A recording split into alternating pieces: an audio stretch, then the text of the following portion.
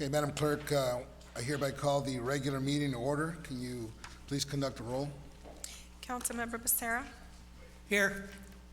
Councilmember Mendoza. Here. Councilmember Peñalosa. Present. Councilmember Sarmiento. Here. Councilmember Solorio. Here. Mayor Pro Tem Villegas. Here. Mayor Pulido.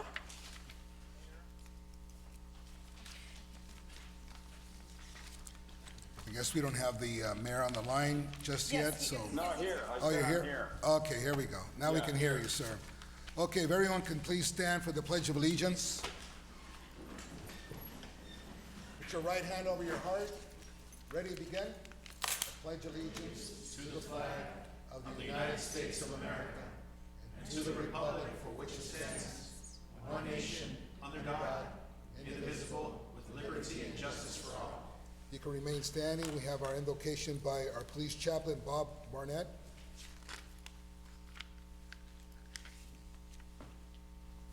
Lord, it's a real privilege to, in a sense, be together this night and be in agreement, Lord, throughout our whole city.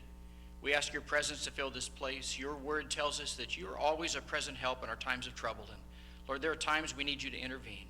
And Lord, I'm not afraid to ask that you would cause this virus to diminish, that you would bring back our economy, that you would anoint our leadership here, Lord, for all the decisions they have to make. You would guard and protect them and bless our city. And Lord, I would also pray that you would guard and protect our first responders, our policemen, our firemen, Lord God, as they're out and working in the community. And Lord, we thank you for our people.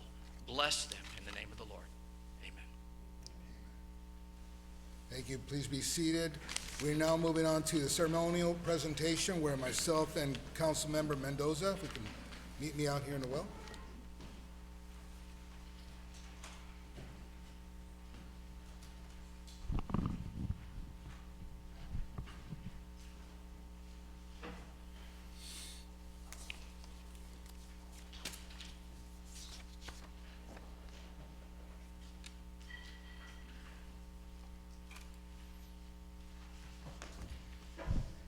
Good evening, everyone watching us online and on Channel 3.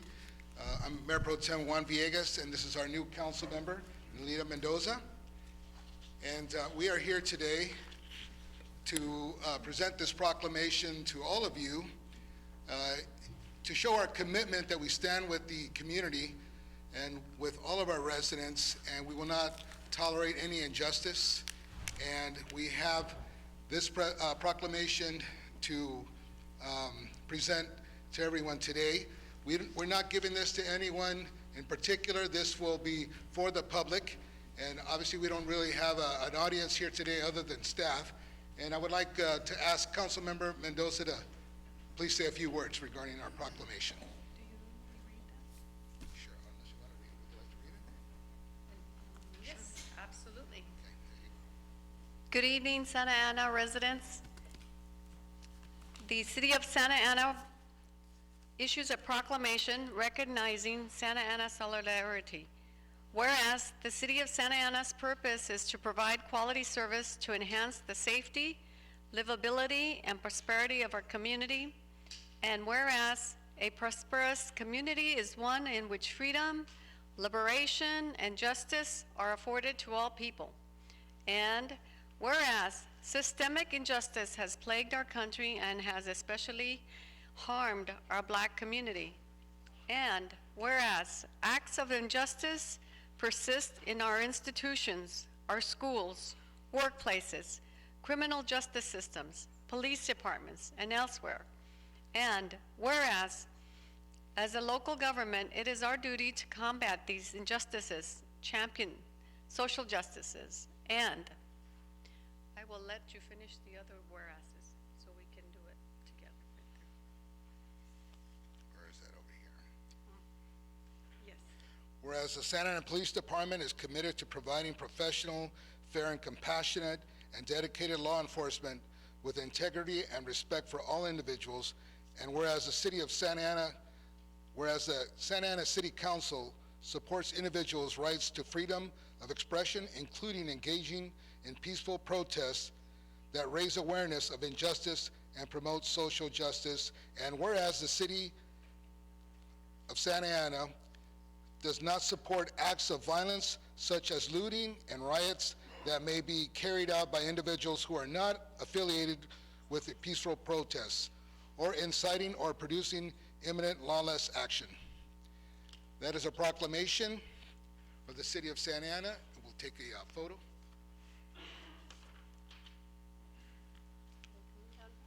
Would the council like to join us, please?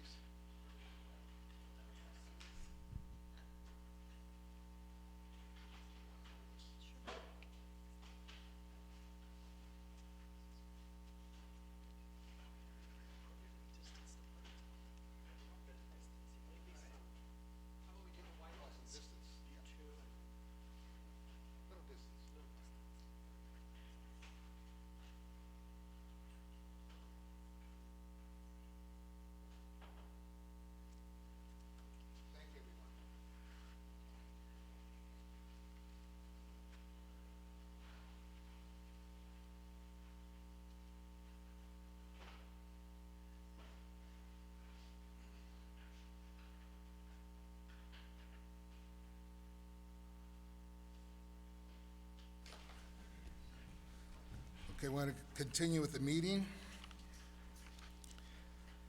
Madam City Attorney, do we have anything to report out of closed session? Mayor, council members, members of the public, we had several closed session items this evening, but we do not have any reportable action. Thank you very much. Are any of the council members would like to pull an item and let the clerk know? Yes, Mr. Mayor Pro Tem, this is Councilmember Penaloza, and I would like to pull item 29A.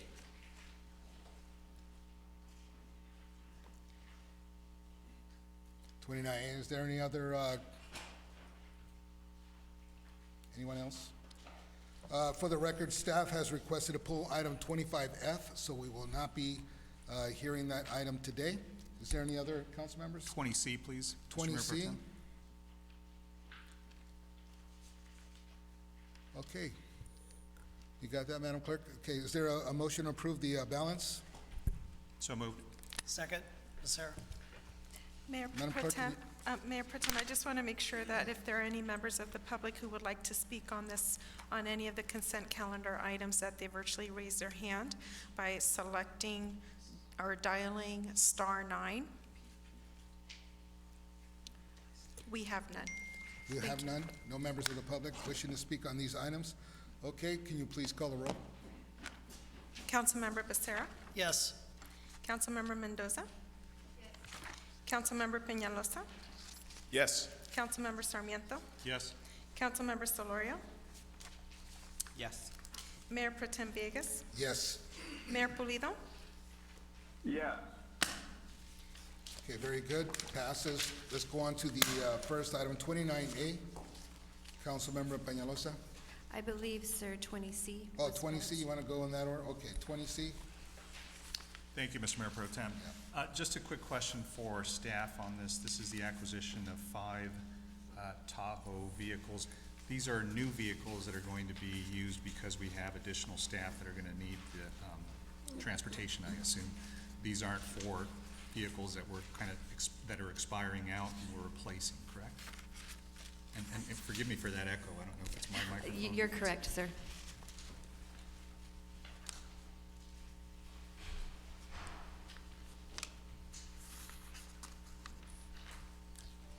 Oh, I wasn't sure if, I didn't, Oh, no, you're correct, sir. okay. So because we have some additional staff that do need to have these, from what I understand, we're going from 53 to 64 vehicles. Does that make Sir, and sense? I would like to ask the chief of police to come out and he can explain the purchase of the vehicles. And he also talk about the funding source that we're using to purchase those. That'd be great. Thanks, chief.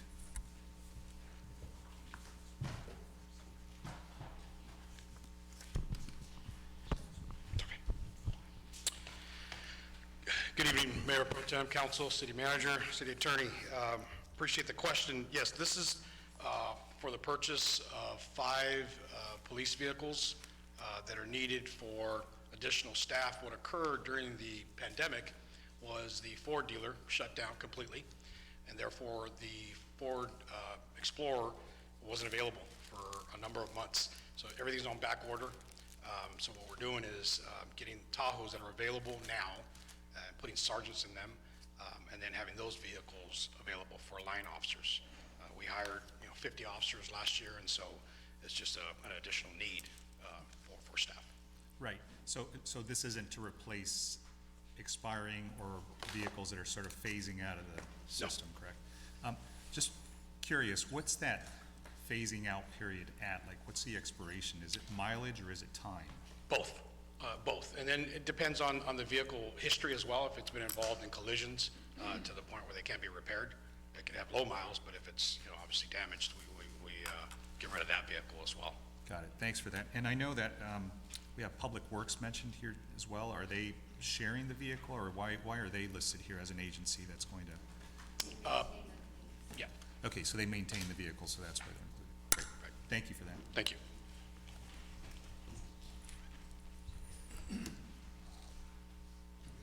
I'll go ahead and move the item. Is there a second? Second? Second by Mendoza. Do we have can we have the roll, please? I'm sorry, Mayor Pro Tem, who motioned? Sarmiento. Oh, thank you. Councilmember Becerra? Yes. Councilmember Mendoza? Yes. Councilmember Peñalosa? Yes. Councilmember Sarmiento? Yes. Councilmember Solorio? Yes. Mayor Pro Tem Villegas? Yes. Mayor Pulido? Yeah. 7-0. Good, motion passes. Next item is 29A. Councilmember Peñalosa. Thank you, Mr. Mayor Pro Tem. I pulled 29A, which is to award a purchase order in the amount of $311,000 to Toller Manufacturing for bus stop trash containers and benches. And the reason I pulled this is because I just had a couple of questions to our Public Works Director or City Manager, whoever could answer these, in regards to the design of these bus shelters and what exactly we're buying. I know there was a bench mock-up in the exhibit of the staff report, but not an actual picture of what these benches will look like. The reason I'm asking is because the ones we currently have, which is the ones with aluminum kind of backing with the little pictures in them, and the small, to me, those are really ugly and problematic in the fact that the trash cans, we see them constantly flipped over throughout the city.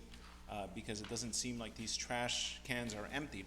So I had a couple questions, Mr. Nabil Saba, and the first one is the final design we're left with as shown in the contractor's quote. Is that final? Are we going to be presented with any potential modifications to that? I believe there is potential for modification, but we selected this design that was attached to the report. The color can be changed. We selected kind of charcoal black with the city Santa Ana on it. That's the design on the bench. And before we did this, I actually drove other cities like Anaheim, Buena Park, Cypress, Fullerton, and all of these cities do use the same vendor. We've used the same vendor. They're very reputable, and we selected design. Typically, what we do is we go to ETAC for their feedback. But because of COVID-19, we haven't been able to meet. And because of the funding, we would lose the funding because it's general fund come July 1st. So we have accelerated this purchase, and this is the design what we picked. So is that the reason why it also didn't go through the formal bidding process because of? Yes. Okay. Because we were rushed for time. Got it. And is there a map available identifying the bus shelters in the city that this will replace? I know it's about 150 bus shelters, but do we know where they're going? It will replace some, but we have some stops that don't have benches or trash. So we will be doing both. We're looking at the condition of the ones that exist for replacement, but we will also be adding for a bus shelter, bench and a trash can for those that we don't have anything with. Okay. And have we identified and considered the removal of problem bus shelters? And I'm talking, ones that are constantly used for encampments, where we constantly see the trash just emptied out and laying there for days. Right off the top of my head, I could, there's Main and Warner by the McDonald's. I know that's a problematic bus shelter. I know that off of Broadway and 3rd, that's a problematic bus shelter. Along Bristol and First, there's some problematic bus shelters that we see, you know, I don't know if we need to increase the amount of times we empty these trash cans out or do constant clearing, but every time I drive by, I just feel that I see just this trash flipped over and trash littered everywhere.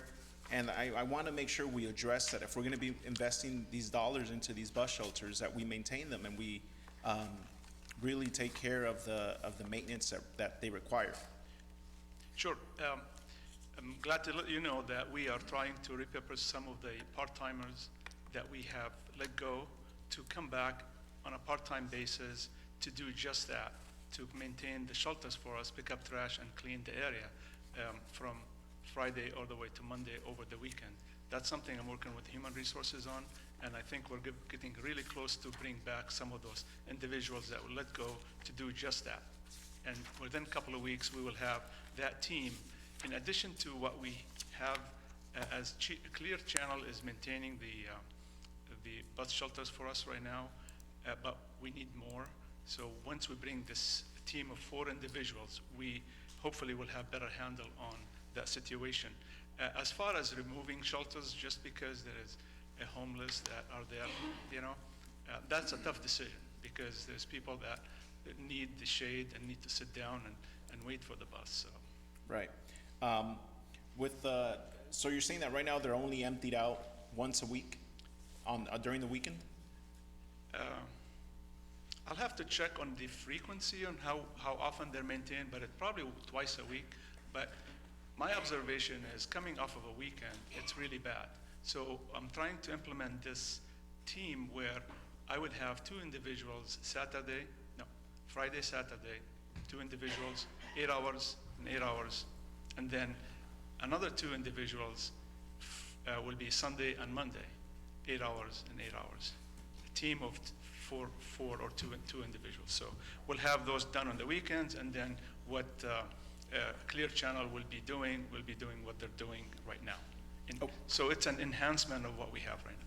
Good. And I just brought that up because of the high use that these bus shelters have.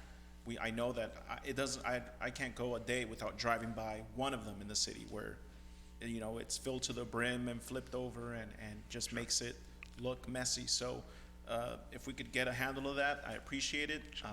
Those are my only questions. With that, I'll move the item for approval. If anyone of my colleagues have questions. Yeah, thank you very much. Councilmember Sarmiento. Thank you, Mr. Mayor Pro Tem. So, Nabil, kind of to the council member's question, I think those were really good questions about where they go, because these are 134 bus benches and 155 trash containers. And so, to me, I'm looking more at the aesthetics and the uniformity of it, right? Sure. So to the extent that we have different areas in the city, let's just use, for example, South Main, where it's a very Art Deco 50s architecture along that street from First to Warner. To the extent that they look uniform is really important, I think, to the just feel and the environment there. So will these be replacing, in other words, will we have one style bench which is new like this one, and then the next stop is going to have a completely different? Well, I'm looking for uniformity and not necessarily just change for the sake of change. So these will be added to some bus stops, but those that are deteriorating and needs to be changed, we will remove those and put the new ones in. I will have to really specifically drive Main Street, which I do, to specifically look at which ones we can replace with the project South Main coming in. We'll look close on what we need to change and to what style. No, and I appreciate you and your staff doing this, obviously, under these circumstances. It's difficult. Under other circumstances, I think, you know, what would have been ideal is that we almost look at a historic feel for a bench and a stop because, or for the, you know, the trash bin, because it really does match the architecture for that area, right? South Main has got some very interesting architecture. Sure. You could say, you know, there's other places in the city like downtown, also very different. And then other parts of town, North Main is a little bit more contemporary, right? So, but the uniformity in each district is something that's important. So I just don't want to, you know, I just don't think it's a good look when you have a really nice looking, you know, stop and then you go to the next stop and it Sure. looks completely different and it's green and it's got a completely different look. then it looks like we have a hodgepodge. So to the extent you can, Sure. make sure that these are introduced consistently We will along do that for sure. districts. And council member, we can follow up with you on where the planned installation would be. So if you have any additional concerns, we can address them at that time. Thank you. Councilmember Mendoza? Thank you, Mayor Pro Tem. And I agree with my colleague, Sarmiento, about having some kind of branding for our benches and our trash cans, so that when we get people coming in, it's immediately noted that there is a pride in our city in having some kind of retro design or whatever it is that the community would like. And perhaps maybe we could have some kind of a committee to take a look at the different options. And that's one thing on this item. The second thing is that I want to know what is going to happen with the old benches and trash cans that are being taken out, because this is a lot of metal, which is worth a lot of money. So did we get a discount when this was, because they're going to recycle this item, right, this material? They would be recycled, yes. Yes, so was there a credit given to us in the proposal? The installation of these benches will be done by a different contractor, and the provisions for when we do the change is the old one will be brought back to the yard where it will be recycled, not necessarily credit. Today, we're purchasing them, and we're not getting credit for the ones that we're returning or taking back. So they will be recycled, but there is no credit for what we're returning back in Thank that you. fashion. So. Okay. And I forgot to second when I was commenting, so. Now, first and a second, any other comments? Madam Clerk, can you call the roll? Councilmember Becerra? Yes. Councilmember Mendoza? Yes. Councilmember Peñalosa? Yes. Councilmember Sarmiento? Yes. Councilmember Solorio? Yes. Mayor Pro Tem Villegas? Yes. Mayor Pulido? Yeah. 7-0. Very good. Motion passes. We're going to move on to item, if I'm correct, 55C. Is there any public speakers on this item, Madam Clerk? Callers, if you would like to speak on item 55C, dial *9. For the record, please clearly state your name, whether you're in support of or in opposition to this item. You have 3 minutes from the time you're unmuted. Please proceed with your comment. We do have 4 virtual hands raised. Caller, please state your name for the record. You have 3 minutes. This is for item 55C.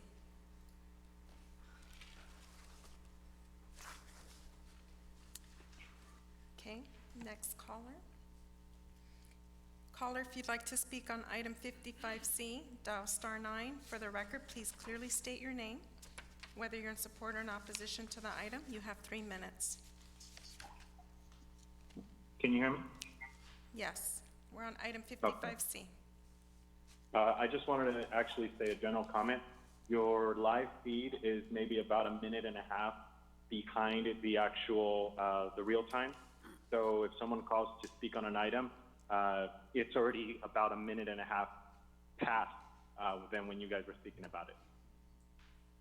Thank you. We'll let our IT team know.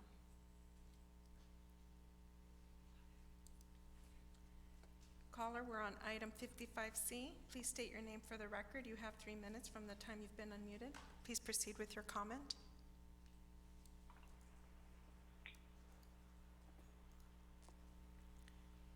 Next caller. Caller, we are on item 55C. Please state your name for the record. You have 3 minutes from the time you've been unmuted. Please proceed with your comment. Hello? Yes, hi, we're on item 55C. Please proceed with your comment. Oh, it was also a general statement about it lagging, but it's because I had a comment earlier about the police cars, but since it was lagging, I wasn't able to go through. I don't know if I could still comment. And that item has been closed. If you've provided your comment by email, we could also receive that for the record. Okay, can I still submit that? She could submit the email, yes. You may submit the email. Okay, thank you. Thank you. there any other colors? No other colors? Okay. Is there any comments from council members regarding this item? Councilmember Becerra? Thank you, Mayor Pro Tem. So I just want to make sure on this particular item, so all we're doing at this point is if we were to approve this item, we are just approving the noticing of it. We're not approving any action as far as the, help me here real quick, it's the Approval of a statement- project. the statement of overriding consideration.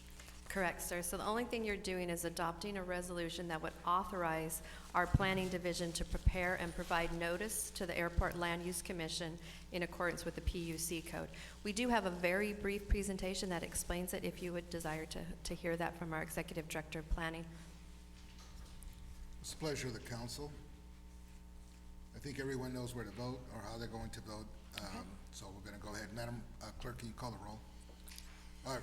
Is there a first and a second on this? Sorry. My mistake. So moved. Second. Very good. Can you call the roll, please, Madam Clerk? Councilmember Becerra, Yes. Councilmember Mendoza, Yes. Councilmember Peñalosa, Yes. Councilmember Sarmiento, Yes. Councilmember Solorio, Mayor Pro Tem Villegas, Yes. Mayor Pulido, yes, Okay, motion passes. We're going to item 60A, which is select and appoint a representative to the Orange County Sanitation District. Is there any nominations from council members? Mr. Mayor Pro Tem, may I? Yes, sir. Thank you. I had initially expressed interest in serving as a rep since I currently serve as the alternate, but I also currently serve as a toll roads rep. So in fairness, I'll defer the position to Councilmember Mendoza. So I'd make a motion to nominate and appoint Councilmember Mendoza to the Sanitation Board and for I to remain as the alternate. Second.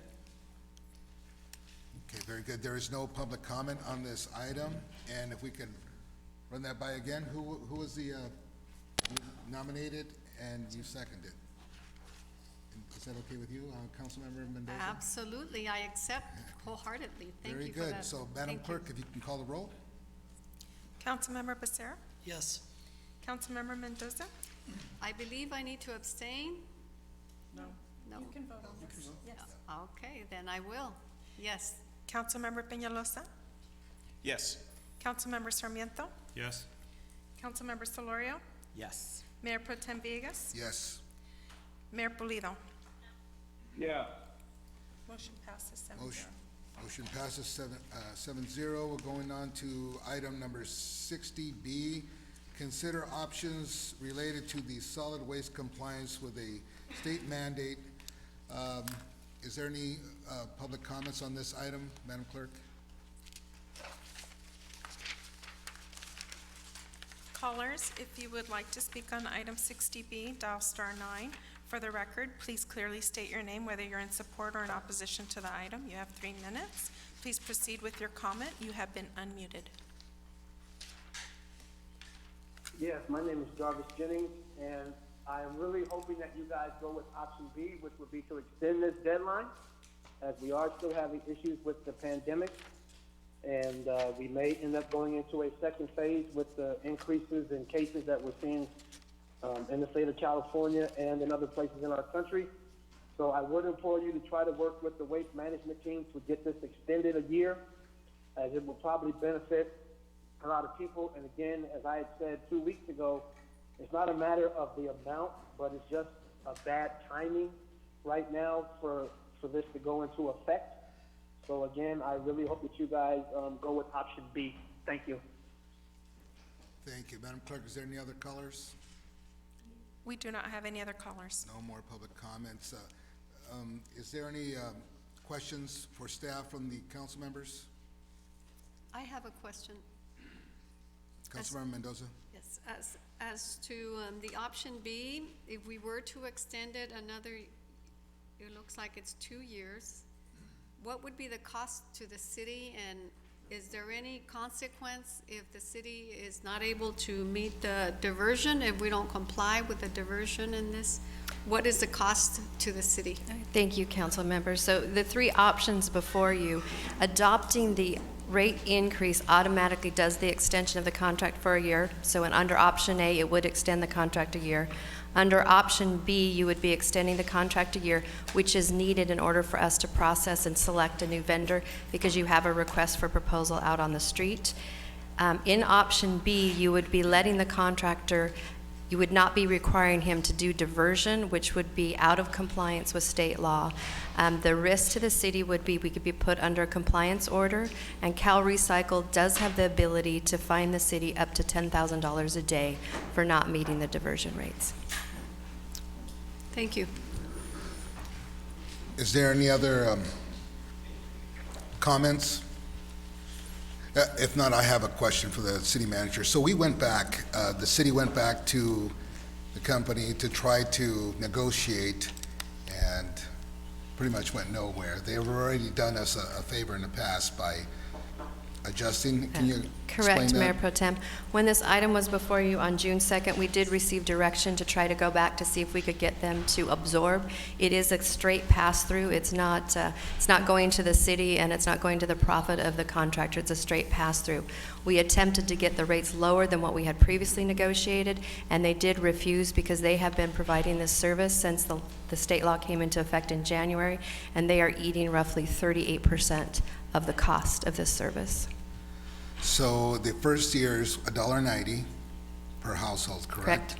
And then the following year, $1.50. $1.50. So it's going to be a total of $3.40. That's the increase. I see. Okay, is there, thank you very much. Is there a motion for any of these options? I make a motion that the city adopt the best fiscal option, which is option A. Is there a second? If not, I'll second it. Madam Clerk, if you could call the roll. Well, I have a question. Question, Yeah. Councilmember? So, I think somebody had mentioned the cost, I guess, that could be assessed if we don't pass this. What is that cost, or what's the amount? You wouldn't know exactly. It's under the guidance of Cal Recycle. They do have the ability to do a compliance order and a hearing and to fine municipalities up to $10,000 a day. I don't know if they necessarily would do that or a lesser amount. They have a lot of discretion at their fines. Right. So it's out there. That's a potential fine or penalty that could be assessed, but realistically, under these conditions, and the fact that there's been relief provided to almost every sector, whether it's tenants, whether it's homeowners, whether it's businesses, that would probably be an extremely punitive step to be taken, which is probably unlikely. And we're going to be going, we already have a RFP that's being circulated and being procured.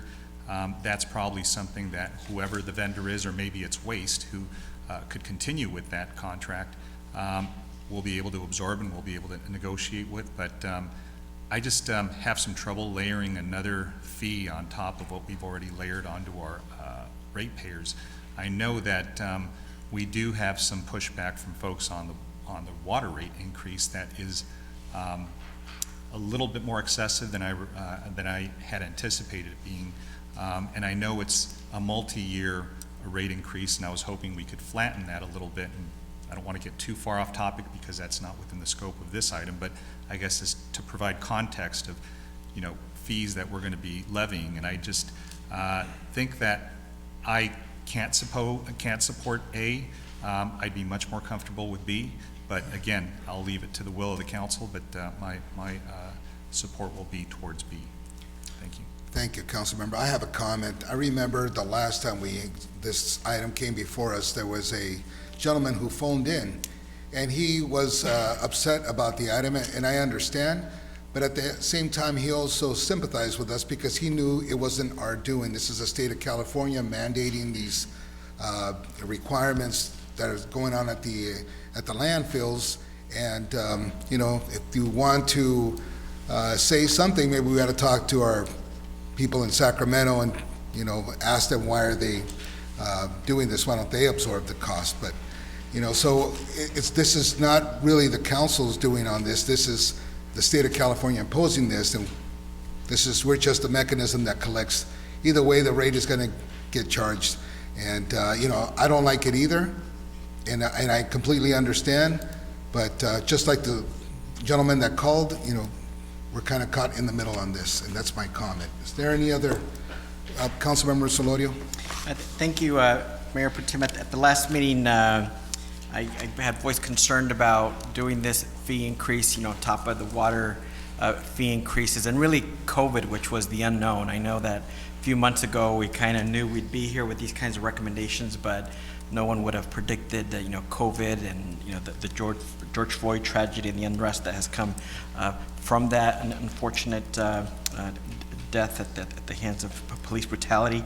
So we are here today, and a lot of people are also out of work. I just can't, in good conscience, vote to increase their fees once again. I like that staff did go back and look at some options, and I know that our city manager and mayor are also talking to other mayors in the state about relief, because potentially some of these statewide policies can be relaxed. It seems to me really by the laying out of B and C that we don't necessarily need to take action tonight, that in fact, if we were to explore B or C, that probably is an action we could take in a couple weeks or a month. The extension option isn't a bad idea, but I would prefer a 6-month extension rather than a full year. We've already extended this item for over a decade, essentially, and I think we do need to bid out. And I increasingly get concerned that our current waste hauler just calls it in from their home state, that very little local presence, and we have some superb local haulers that I think would like an opportunity to serve the community and invest in the community. And I know we don't know exactly who might bid, but I know that there's that kind of interest, and I know this community and others will try and do more local hires and keeping dollars local.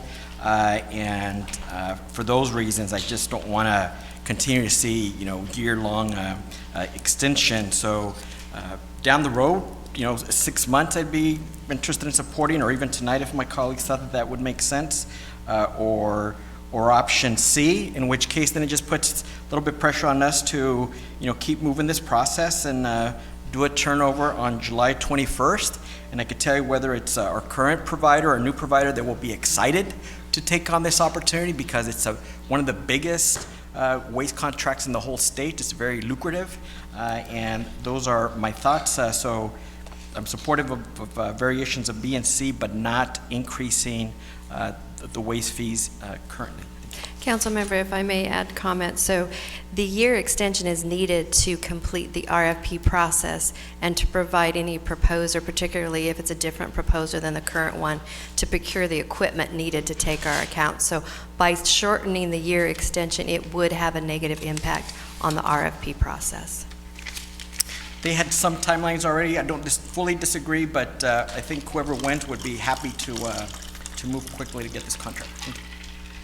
Councilmember Becerra? Thank you, Mayor Pro Tem. So last meeting, I was adamantly opposed to this. I just, for a lot of the reasons that have already been voiced here, the idea of trying to levy another fee on top of all the other fees that we've seen impact our residents, it's hard for me to support it. But, I think I want to applaud our city manager for her attempt to work with Waste Management and for getting them to the point that they're absorbing a lot of the cost for this state mandate. We didn't ask for this. This isn't something that's coming from the council. This is something that's coming from the state. And Madam City Manager, I just want to get a little clarification. So let's just say we blow past this. We say, we're not going to comply. You mentioned penalties. So part of the concern you mentioned was $10,000 a day. So can they retroactively apply that? So let's say, for instance, they don't do anything, they being Cal Recycle, doesn't act for 6 months. In theory, could they come back and assess that retroactively? That's an excellent question. I'm sorry, sir. I don't know the answer as to what their powers are. If they have to put us on notice first before they could implement fines, I don't have the answer for that. So they would put the jurisdiction on notice and then pretty much start running the clock on the fines. I'll defer to see if Christy Kindig, I believe Santa Ana has had a compliance order before. Yes, we were in the compliance unit, but we successfully exited that with much work, much consultant work that needed to provide data. It's an expensive process just to get out of a compliance unit, aside from possible fees. So if you don't mind me asking, so what was the cost to go through that process previously? I'm sure I went through probably 100,000, 200,000 at least. Okay, and how long were we out of compliance at that time? About a year, year and a half. Okay, thank you very much. One more comment. Go ahead, Councilmember Mendoza.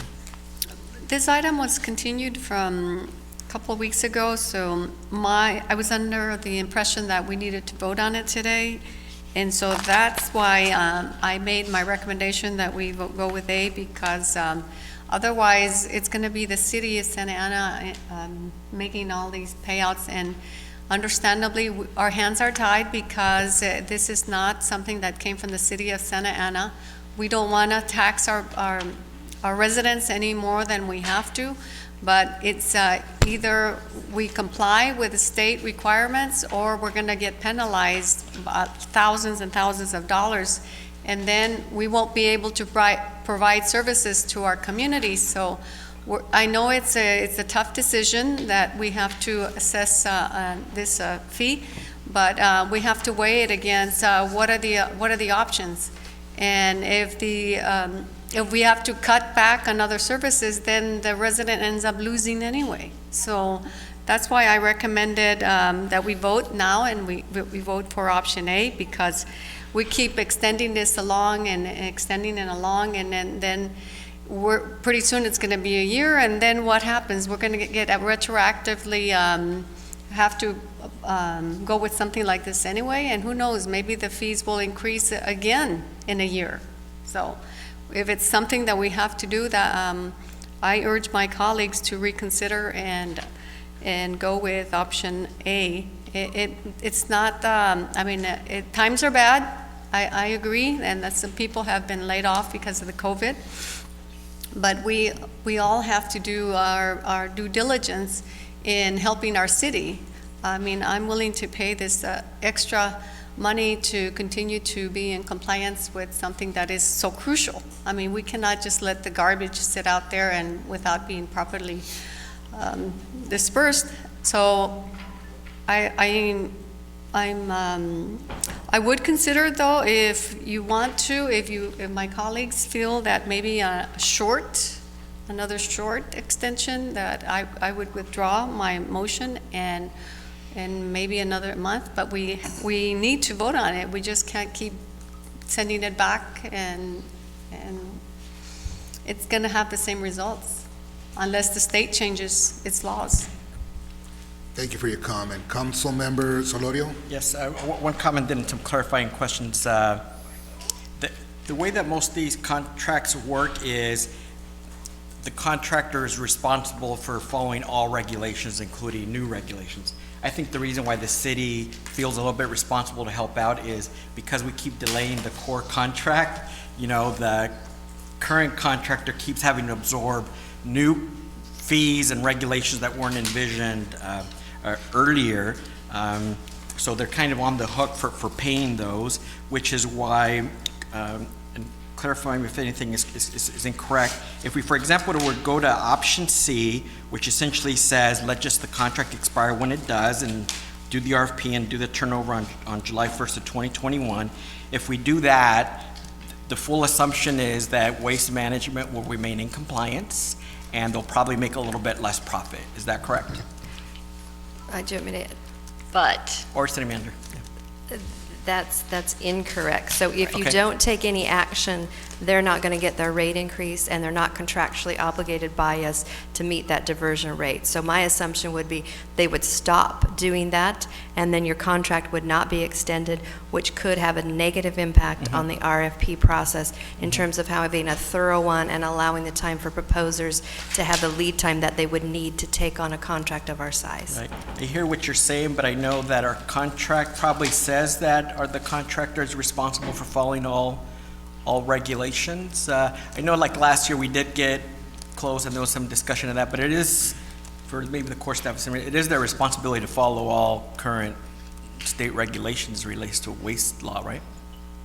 Correct. Yes. And so, for example, like the past few months, they've been absorbing it. Again, I think the city's feeling responsible, saying we want to, share in the cost with them. So really, one option is that we let the current contract phase out and Waste Management keeps absorbing that extra cost as they have been now, and no new fees. That's not to say that it's impossible if that may not occur. So that's option C. On option B, that's the one of extending it out, in which case, maybe explain to us that option. If it gets extended out a year, because Waste Management would allow that, and I guess would be interested, would they meet the regulations under those criteria? Option B. Your action, no. So on option B, the requirement for composting or green waste would be removed, and who would be subject to following the regulations and the fines? Would the penalties, this is also a key point, because sometimes it's both. Who's responsible for following that regulation, and is the fee imposed on the city, or is the fee imposed on the contractor, or both? Your current contract does not have us indemnified, so should the waste hauler not meet the diversion, we are not indemnified by them, so the city would be ultimately responsible. In that case, so for B, is that the assumption that they would not make an effort to be compliant? Because currently, right now, they're compliant and they don't have this extra money. I just don't know at what point they absolutely can no longer afford to.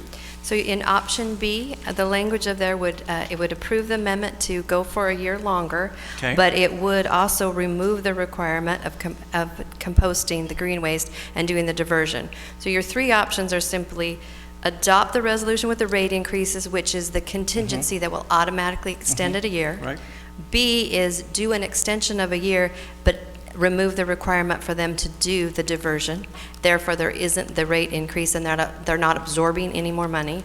And then C is taking no action, which basically lets their contract expire and, in my opinion, interfere with the RFP process. So on option B, you're proposing, even though staff probably thinks that we're going to be fined on a regular basis? Well, our recommendation here, it's an on option by June staff. 2nd was option A. Okay. And So you based have it on on here, the but you're not feedback, recommending it.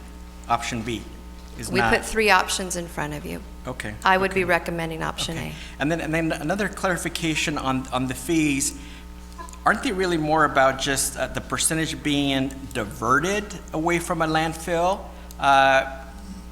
And although the green waste law changes have impacted what those rates are, but isn't it really all about if our diversion rate is high, then we don't really need even worry about this compost issue? I believe that without the composting, we will not be in compliance with our total diversion. Right, I get that point, but the law really is more specific on how much we're diverting. And so if we divert enough, with or without the compost, we wouldn't be subject to a fine. No, this one is specifically in AB 1594. It is absolutely required that you not use the current disposal method, and that we find something that will give us diversion. As a matter of fact, when my annual report is due in August of this year, I must tell them what I'm now doing with that waste that used to be all ADC. Correct, accountability. So I will- So for those reasons, I don't think that it necessarily will occur that we're gonna be fined, because Waste Management has been paying all these fines on their own, and we have not been fined all this calendar year. We're 6 months or so into this. That's not to say that looking forward, we shouldn't try to, be helpful, but long story short, I'd support a shorter extension of B, or maybe even C, but item A, my colleagues, you're more than welcome to support it, but I can't support option A at this time. All right, thank you. So there's no sub-motion. So Mayor Pro Tem? Yes, sir. Go ahead, Mr. Mayor. Yes, thank you very much. Look, this is a complicated one. However, I really don't see the state coming in right now and fining us. I really don't. And I do think, from a timing standpoint, it's just a really, really, really bad time. We have more cases in the city right now than ever in terms of the pandemic. We're almost at 2,000 cases now. People are still struggling to pay their rent, and I know we're trying to open up as a society and business and all, but a lot of people still have a lot of pain out there right now. And it doesn't matter how we explain it to them, an increase is an increase. I think we should engage our lobbyists in Sacramento, our state representatives, both our senator and our assemblyman, and seek a dialogue. I don't know if it's a short extension or what it is, but some type of relief from this, potential situation. Waste Management has been a responsible hauler with us. They've been here for many, many, many years. They've earned and made many millions of dollars, from this contract. I'm sure they would like to preserve the contract. And I just think we need to be more aggressive. So I think it's either B or C. I just don't, I think A, in a way, kind of checks all the boxes, but it just places a tremendous burden on some of our community right now that I just believe the timing doesn't work. So I know there's a motion. I suggest maybe we vote on that. If it fails, maybe we can get an amended motion and go from there. That would be my suggestion, Mr. Mayor Pro Tem. Thank you, Mr. Mayor. So, is there a sub-motion? Well, why don't we vote on this one? Okay, we'll just vote on this. Mayor Pro Madam Tem, Clerk, if I when- might, if we might just want to get the city clerk to review the motion, so everyone has fresh in their head what that motion is. Thank you. So, yeah, Madam so Clerk, what I have City recorded Attorney. as the motion is moved by Councilmember Mendoza, seconded by Mayor Pro Tem Villegas on option A. That is what I have on the table. That's correct. Okay. Very good. Councilmember Becerra? No. Councilmember Mendoza? Yes. Councilmember Peñalosa? No. Councilmember Sarmiento? No. Councilmember Soloria? Mayor Pro Tem Villegas? Yes. Mayor Pulido? No. Motion fails. Motion fails. Thank you very much. We're going to move on to the next item, which Well, is you that? need some direction on this, so what I was gonna suggest is, Okay, you wanna is continue, another go motion to adopt, option B, so that would be my motion. We have a first and a second. Councilmember Clerk? Becerra? Yes. Councilmember Mendoza? For option B? I'm considering. Too, I think it's important to go back to the clarifying question of B, if it means, as some staff is suggesting, that we're gonna get big fines because we don't have immunity, then B, we should not do. If maybe our city attorney can also let us know whether we think that we can work together with Waste so that we don't have to be subject to those fees, I'd be okay with a year extension, but not if it means that we're gonna be not compliant and that the city has to pay all the fees. So I want that clarified. If that's okay, that means then we keep the same rates and the trade-off is just we're giving the existing contractor another year, which I think is fair, but it's not fair if we're gonna be subject to all the fees. Well, I think for the reasons that were discussed this evening, both because of the timing, because of COVID, because of some of the state relief that we've seen, and also as our staff testified this evening, when we have seen enforcement action by the state, they have allowed us to work with them and they have allowed us to work out some solutions. So I think in that year, I can't predict, I don't have a crystal ball, but I do think we would at least be able to put up an administrative defense to the fines that they would file. And then that gives us time to do some of the lobbying that our mayor and city manager have been working on. So with that clarification that we're not liable and on the hook, I do support it. Thank you. That was my hesitation, is that I didn't want the city to be assessed $10,000 a day. So if that is not going to be the case, then I do support the motion. Yes. Continue with the roll. Councilmember Peñalosa? Yes. Councilmember Sarmiento? Yes. Councilmember Soloria? Yes. Mayor Pro Tem Villegas? Yes. Mayor Pulido? Yes. Motion passes 7-0. Okay, very good. Option B passes. Move on to the next item, 65A. Review the proposed charter amendments from the Ad hoc Charter Review Committee and provide direction to staff. So Mayor Pro Tem, we do have an updated presentation on this item. Very good. So Daniel Soto from the City Manager's Office. Good evening, Mayor, Mayor Pro Tem, and City Council members. At the June 2nd, 2020 City Council meeting, the City Manager provided a brief presentation to the City Council which outlined 17 proposed charter amendments along with 5 discussion topic areas for additional charter amendments to be discussed and proposed by the entire City Council. At the meeting, the City Council motioned to continue the item for 2 weeks.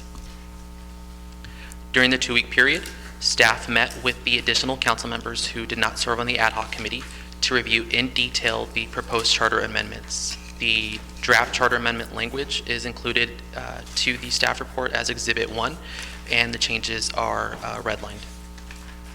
In addition, at the request of a majority of the ad hoc committee, staff shared a Nixle message to the community to seek public input regarding the proposed charter amendments. Over the weekend, the city did receive 6 suggestions from the public. The public was able to submit comments to a web form survey that we submitted online. 5 of the submissions were from residents and 1 was from a non-resident. Generally, we received the following comments to the question, what problem are you trying to solve? The feedback was general, such as fixing typos, addressing influence from employee bargaining groups, and the makeup of the City Council. The second part of the survey was a prompt that says, ideate, share your ideas. Generally, the comments included campaign contribution limits, term limits, City Council makeup, and employee relations. As was presented at the June 2nd City Council meeting, there are some options that the City Council may consider regarding this item. One is to concur with the Ad Hoc Charter Review Committee regarding their proposed charter amendments 1 through 17, or review the proposed charter amendments 1 through 17 and direct staff to prepare revised proposed charter amendments as discussed tonight. Item 2 is to review the proposed charter amendment topics A through E and direct staff to prepare proposed charter amendments as discussed tonight. And item 3 is to direct the city attorney and the clerk of the council to prepare necessary documents to place any of the proposed charter amendments on the ballot for the November 3rd election. If you'd like, I'm available for questions, and I can walk you through the proposed charter amendments one more time, in addition to the 5 topic areas. Thank you. Any questions or comments from council members? Councilmember Solorio? Just an initial question, just to get this started. I know we had talked in our ad hoc committee that I'm on also, so I don't know if we were able to do it at the tail end of that or maybe as part of this process, but most of these items don't really cost the city money to implement. Some of them I think do cost money or staffing. Has the city manager or the budget office had any time to review which items might cost money, and if we were to do all this from a cost and staffing standpoint, what that would be? And if we haven't done it now, we could do it later on. That would be the only thing that would inform me, because again, given COVID and budget and everything else, I do have some concern about items that may be expensive or too much staff. I think a lot of the staff-oriented recommendations are really just simple streamlining that will make government work better. So I don't have too many issues or questions with those. And a lot of those are also saying rather than putting something in the charter to take that concept and do year-to-year changes if needed via ordinance or resolution by the council. So maybe a response to that question, then my colleagues I'm sure have other questions. Thank you, Councilmember Solorio. While some of the proposed charter amendments may have a fiscal impact, I have not had an opportunity to evaluate the fiscal impact. I would need to conduct that analysis and return to the City Council with that information. Okay, thank you. Councilmember Sarah. Thank you, Mayor Pro Tem. Daniel, thank you for the presentation. Job well done.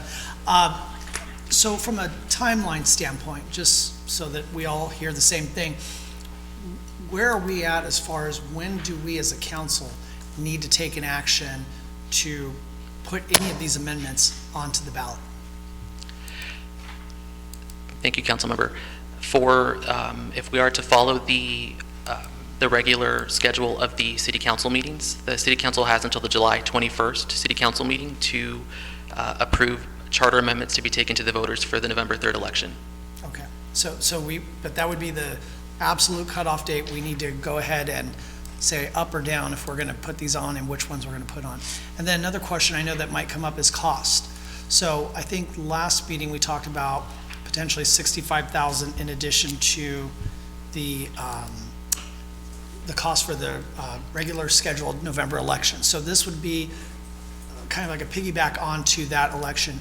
And we're not really, it's not that we're paying 65 for each of these items. So we're not seeing some astronomical cost. It would really be more of a one-time, correct? Okay. Yeah, so if the charter question comes in as one ballot measure, then it's just the 65,000 as one question for each question, essentially. Okay. Perfect, thank you. Mr. Mayor Pro Tem, may I? Go ahead, Councilmember Peñalosa. Thank you, sir. And thank you, Councilmember Becerra, for bringing that up, because I figured that the question of cost would come up, or the question of any potential administrative costs that this would cause if we were to implement these charter amendments, which I know would be minor. But I don't want to dwell too much on that cost, and I don't see it as being a costly thing to the city, because I see it as an investment into our city to promote good governance, equity, and transparency in our local government, which to me is worth every penny. And if we're able to consolidate a lot of these 17 proposed charter amendments into, let's say, 3 ballot questions, yeah, that does entail a cost to each one, but the savings in just good governance throughout the next 3 decades is, again, worth every penny, and to me seen as an investment. So thank you, Daniel, for that additional presentation. I'm glad that outreach was done, even though it was minor. But these are important things that we need to consider in regards to our city charter, and for the public that's listening and hasn't really had a chance to go through the amendment charters. You know, I'm talking, when I say good governance, I'm talking lifetime bans for elected officials, code of ethics, policy and procedures, require additional campaign contribution disclosures to increase transparency, and replace all gender-specific language with gender-neutral terms. I don't see as any of those having any additional cost, aside from an additional form that the clerk's office has to, request when candidates are running for office or developers are going through the planning process. I think it's minor, and I think it's just gonna really make our entire system more transparent and efficient in the long run, which is, more than we could ever ask for. So those are my comments. Thank you. I have a comment. Councilmember Sarmiento, go ahead. Yeah, thank you, Mr. Mayor Pro Tem. I know I said no and then I said yes, so yeah, that happens every once in a while, but I'll keep it brief. The only comment I would make is that, number one, I want to thank the ad hoc members that took the time, because it's going through a charter review and just reading the charter. I'm sure that was real exciting for you guys, and I know it probably kept you guys up at night. But I know it's challenging because a lot of our language and a lot of our provisions are very dated. So having to go through that, you can almost go through an entire revise.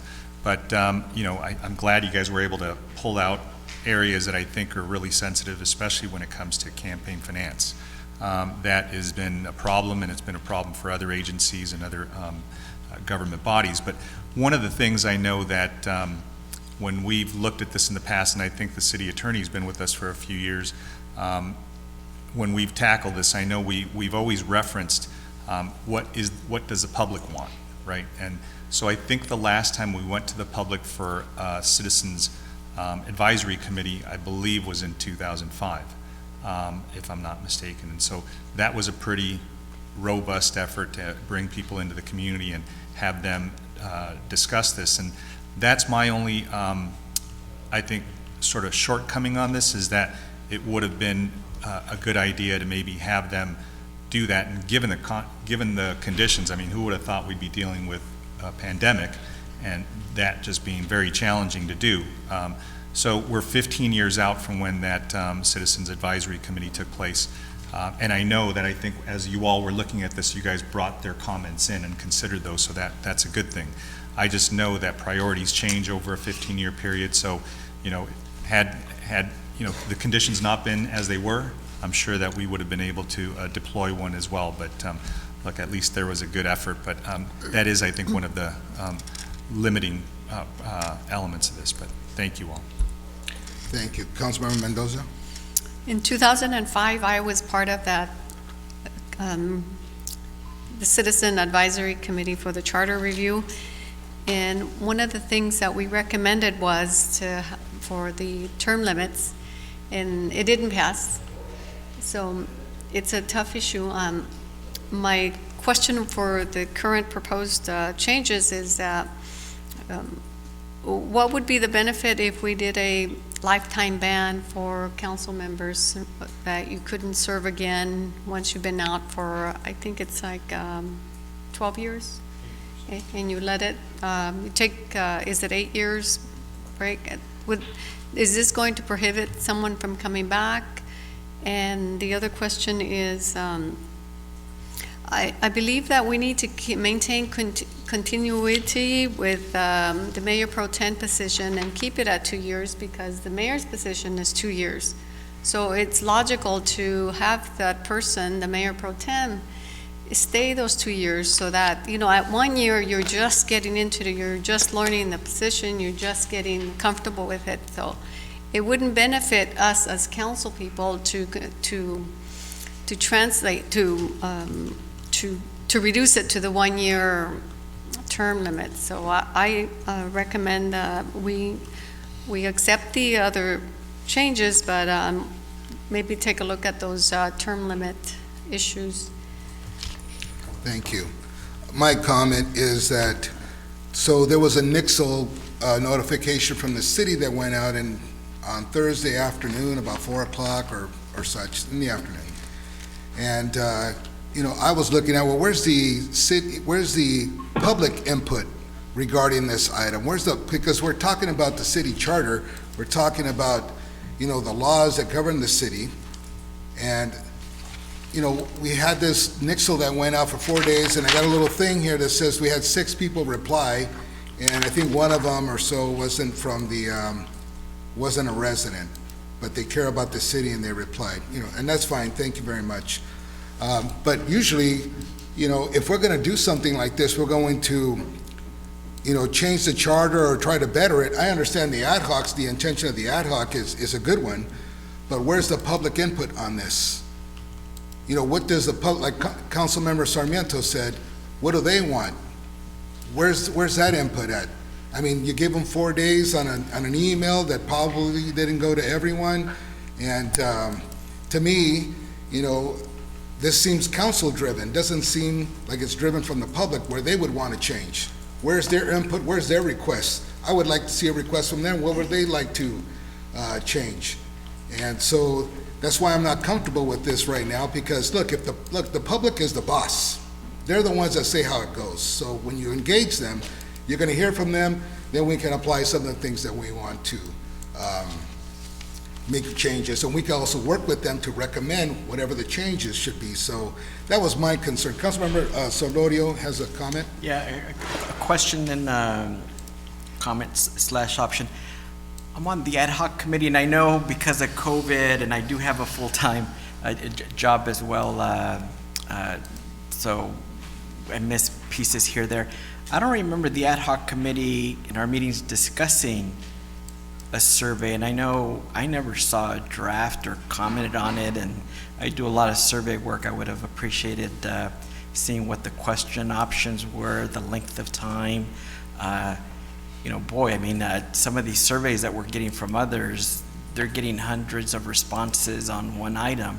This is something we've worked on collectively for 2-3 months, I think, and it would be nice to get more outreach. I don't want to see all this work go to waste. I mean, one option might be that we divide it in half and we consider all the administrative stuff that were the staff-led things that are efficiencies, and then maybe separately we can consider other items that are new reforms, good reforms, but that might be one way to think about it. But can staff speak a little bit to the survey of how many questions were there? Where were all the responses? Was it discussed in the meeting? Were we emailed something and I just missed it? Or can you talk a little bit more about that? And I don't know if there's additional results other than this question, but yeah, I just see one where I guess we did a Nixle survey and we asked them who they are, but other than that, I don't see what they commented. Thank you, Councilmember Solorio. In mid-March, I created a web page on our city website, and on the web page, I embedded a web form hosted by Google, which has a two-part survey. The first asked folks what their suggestions, or I apologize, what problem are you trying to solve as it relates to the charter? And the second question was ideate, share your ideas. It was a free form response from the public to submit their general comments, and it was set up as a prototype. And if I recall correctly, I shared the prototype with the ad hoc committee members via email the same day that the webpage was created in mid-March. But so we never really reviewed it or approved it, or? The survey was not discussed during the ad hoc committee meetings. Well, that's unfortunate because, I mean, here it's front and center, one of the first things, and it's just limited information. Again, that's not to say that we shouldn't do survey. I believe in it, but I think it needs to be robust, transparent, methodology needs to be good, and then, maybe not a representative sample on something like this because we're getting broad-based, but, 20 is the norm, and anything beneath that is problematic. And again, maybe one thought is just to divide it up administrative versus the other type of options. Thank you. If I may make a suggestion, Councilmember, what we can do is we can go back and we can try to do some estimated cost associated with them. We can organize them in the groupings that you had mentioned and bring it back to you at the very next meeting and get further direction, and you would still have one more meeting to take final action on it. And I think the related question, which is an important one that we didn't really have time to go into an ad hoc, is of the grouping. So I don't think this needs to be 17 questions on the ballot. I think it could be maybe 2 or 3, so that reduces costs, but I don't know that we've done that intellectual legal thinking of how many questions are we talking about, and so I think it's part of the costing out thing if we could figure out what the natural groupings would be. Thank you. Okay, great. And so I just wanted to finish my comment. I called on you because, you were kind of anxious to speak up, and thank you, Councilmember Solorio, for that. And again, there's 6 people that contacted, there were 6 responses that we got. I don't even know if it's the same person, or who knows. But, it was a little disappointing to see that there wasn't a process out there where we're asking, because we're asking for the public to change the charter of all things. I mean, you gotta really get out there and talk to them. I understand the conditions. That's why I questioned this thing from the beginning, because the COVID environment right now is kind of, is this really necessary at the moment? By the way, I could support all the, the cleanup language on the he, she, and city clerk, and all that language. I get that, and that's the good intention, and I understand we want to clean it up. But at the same time, all the other things, they look like they're council-driven. And I understand, the intention of the council with good heart and goodwill, but I haven't seen anything from the public that they want to put on here. That's what bothers me. So, anyway, I'm going to hold for right now. Councilmember Becerra. Thank you, Mayor Pro Tem. Couple things. When we're talking about public input, I'd like to ask the city clerk. So on item 60B, where we talked about increasing curbside cart refuse rates, how many comments did we get today? Did we get 20, 30, 50 today? Or at least since the last meeting? I assume it was a landslide of comments, right? And just to be clear, Councilmember, on your question, are you asking by e-comment how many emails we received? I'm saying or how on many? 60B, the item that we had already discussed here, not to open up the item, just for sake of discussion on this item. How many comments How many callers called in? How many comments came in on this one? Because what was before us 2 weeks ago was one proposal. This here had 60B and it had options A or B or C. So that means the community saw these three options between, what, Thursday and today? Right, yeah. How many? No, so we received some emails. How many? Let me get a quick look. Yeah, I'm asking her. We did receive quite a few on the 60B item. So between Thursday and today? We received another 2 on 60B. And then on this particular item. No, I'm just, it's fine. Yeah, So what I'm trying to, that's the all. point It I'm was trying to just an make. additional 2. Well, what I'm trying to make the point of is, we didn't receive a landslide of comments, but we still went ahead and took a vote. And the reality is, a lot of the items on our agendas, we don't have Google surveys. I mean, we don't have Google surveys on purchasing trucks and all these other items, but you know what? We were elected to come up here and represent our community and make big decisions. That's what we were elected to do on behalf of our community. When we talk about council-driven items as far as charter amendments, these don't come, or at least I can speak for myself, and I'll let my colleagues that were on the ad hoc speak to it as well, but these weren't items that we looked at as just holistically what can be done, well, not holistically, myopically be done. I think these were items that we looked at as what could improve the function of city government. Now, we don't get to ultimately decide that. Who gets to decide that are the voters. So these are proposals. And if we're wrong and we're misguided and we're going in the wrong direction, the voters will inform us. So I don't think that, we should try to say, well, the community didn't provide enough input at the very beginning, therefore don't put them out there. I think that, in addition to a lot of the cleanup items that are in here, whether it's the gender neutral language and just other efficiencies that we can implement into the charter, I think it's important that we put it out there. To just say that, well, we didn't get enough comments on the front end, don't do it, I think that kind of cuts it short. Our ad hoc met 11 times. And why do I bring that up? Because there was a lot of thought put into it. We had a very robust discussions. In fact, it was so robust, out of all the items that are before us today, there's 17 items that we had some pretty good consensus on, and 5 that we wanted to bring back to the council for more discussion. One thing I'd like to ask my colleagues to entertain as we further discuss this is, I think we've already talked about from the city manager's suggestion that, maybe we group these up or we kind of, look at the cost, et cetera. But the fact that we've got 17 that at least 3 of the 7 of us seem pretty comfortable with, I would like to, at some point, maybe we just methodically go through them. I mean, we gotta, at some point, and maybe it's not this meeting, maybe it's the next meeting, but just go through them. If there's any hiccups or concerns, I know one of my colleagues already brought up the Mayor Pro Tem item. Maybe there's something that might need to be amended there. But as far as the other 5 items, I think we'll have a lengthier discussion, and I think it's important that we really seriously think about how we're going to approach it, and I'd ask staff to guide us maybe at our next meeting. And if we do continue this to our next meeting, what that would mean is this would be the 3rd meeting, the 3rd opportunity for the community to provide input. And I think that is way more than what we typically have afforded on some of the items that directly impact them day in and day out, rate increases, et cetera. So those are my comments. Thank you. Mr. Mayor, do you have any comments? Thank you, Councilmember Becerra. Mr. Mayor Pro Tem, I've been waiting. Mr. Mayor? Take the committee member, then I'll speak. Okay. Any other comments? Yeah. Councilmember Peñalosa. Thank you, Mr. Mayor Pro Tem. And I just wanted to also address some of the, and thank you, Councilmember Becerra, for some clarifications. And I wanted to address some of the comments that were already made. Councilmember Mendoza, you asked what benefit does a lifetime ban have? Well, the benefit is that we take out career politicians. Just to put into perspective, the people running for mayor in this November's election, and yourself actually, first appeared on the ballot when I was in junior high. Secondly, that's the intent from this, to be honest, is to keep career politicians out of office, and this is what that's gonna do.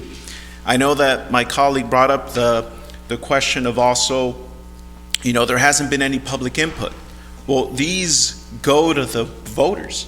This is gonna be on the November ballot for the public to vote on.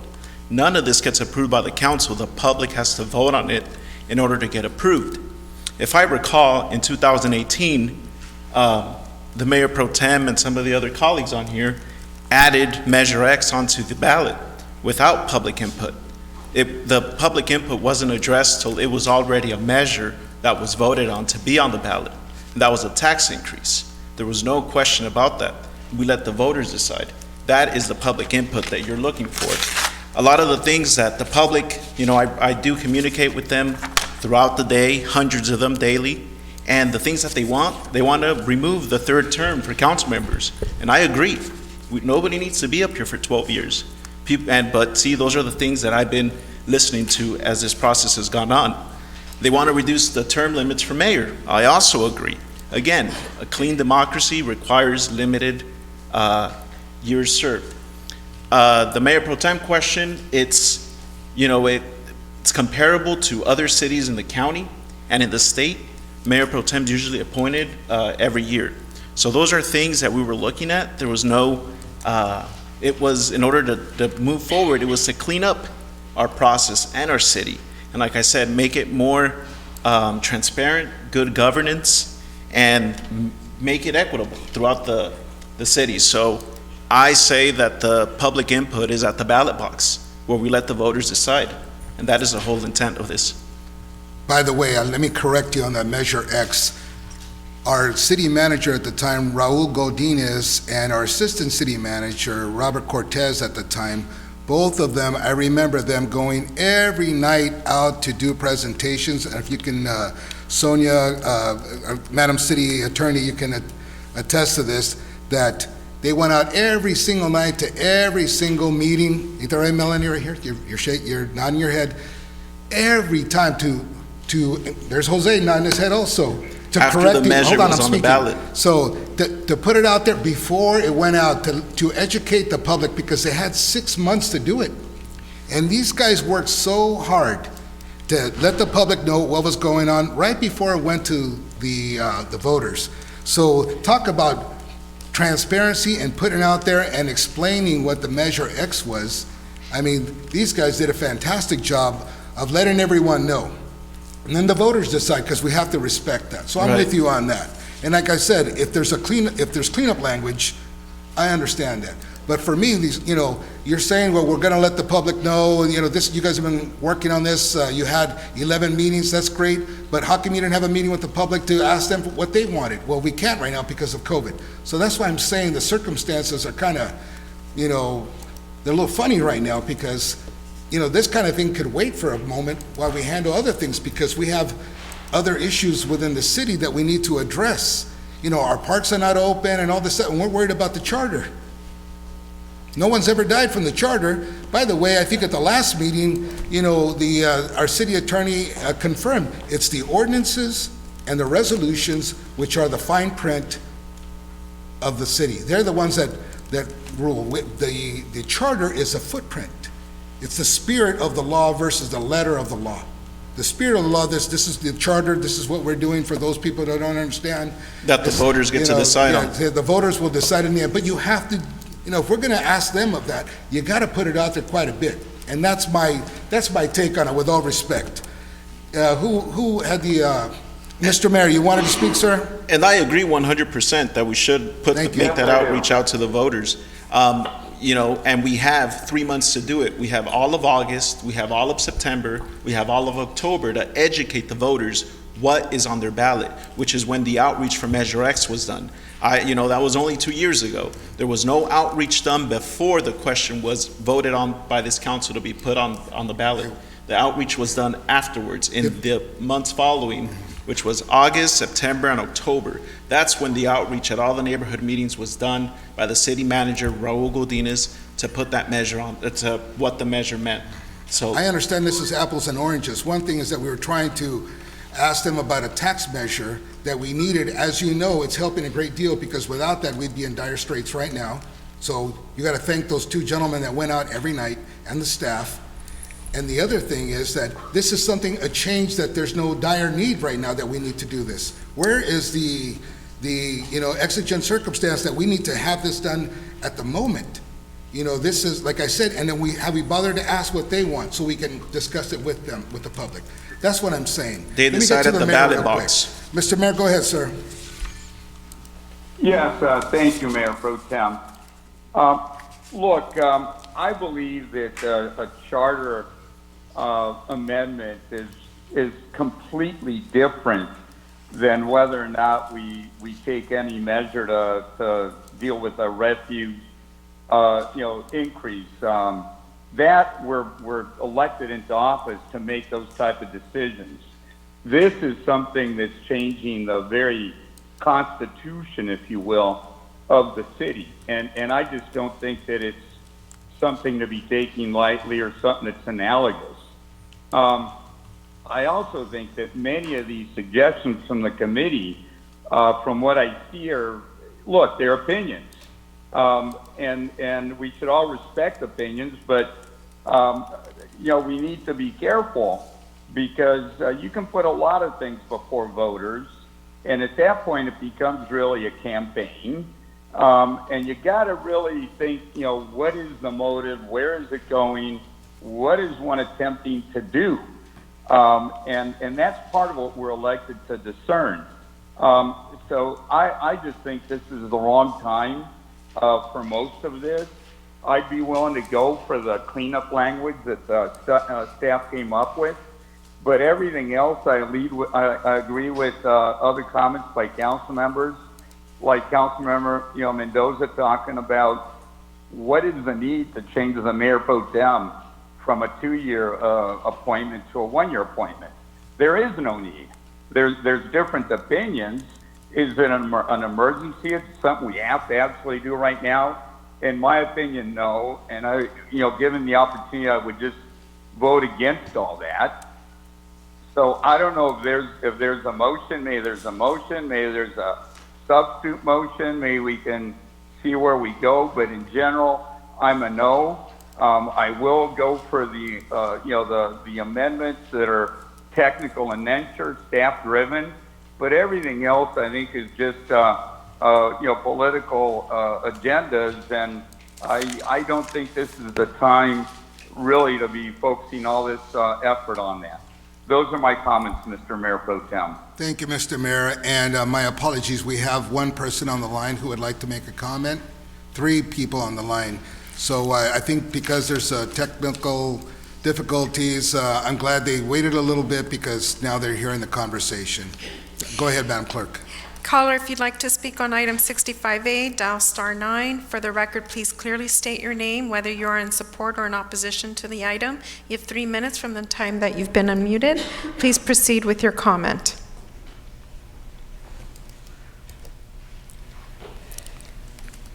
Caller, if you want to speak on item 65A, you may proceed. No, I'm on hold to talk to 65B. Okay, thank you. We'll put you on hold till that item. Caller, if you'd like to speak on item 65A, you've been unmuted. Please proceed with your comment.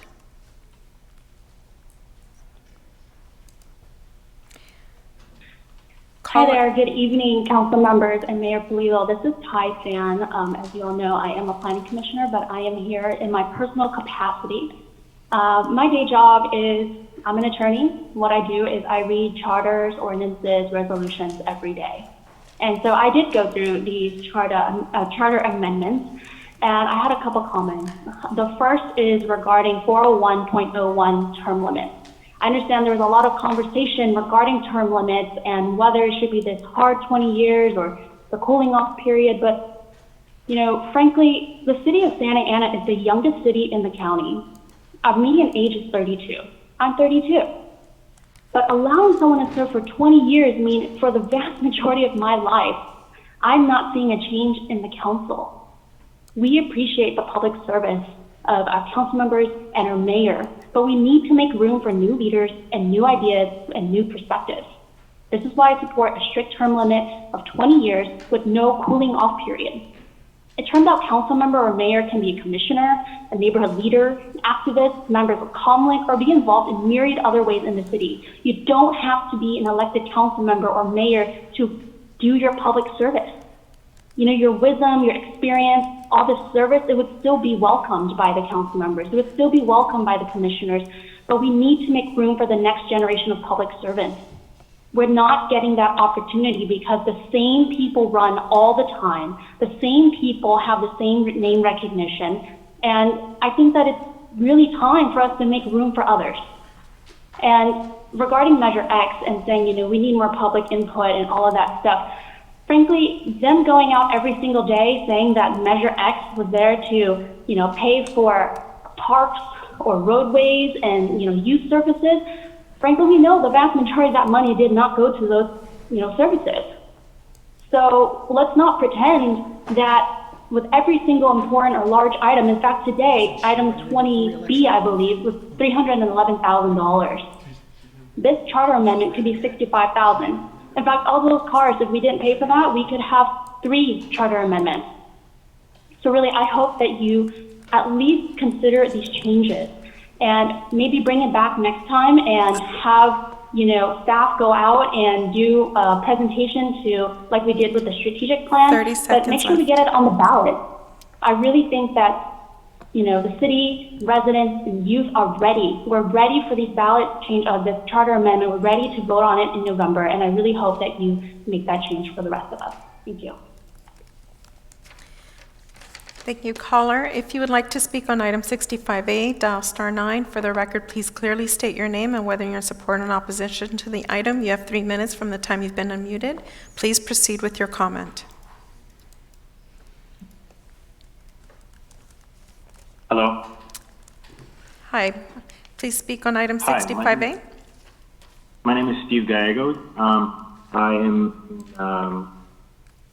do actually want to essentially vote yes, or however you guys are doing this, for that charter review, because to be quite honest with you, what Villegas is saying right now, to me it sounds like gaslighting, especially when you're saying that it's council driven, but if you actually see what the council changes are, it's essentially saying, there are going to be term limits for elected officials. And in reality, it's almost like if Phil Becerra or David Peñalosa, they're shooting themselves in the feet because, essentially their term limits are now reduced to 2.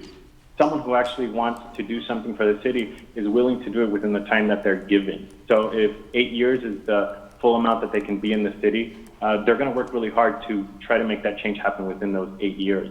If you want to be a career politician, unfortunately, the reason why you don't see all these people answering these calls to surveys and whatnot is because there's pretty much a lack of confidence within the government.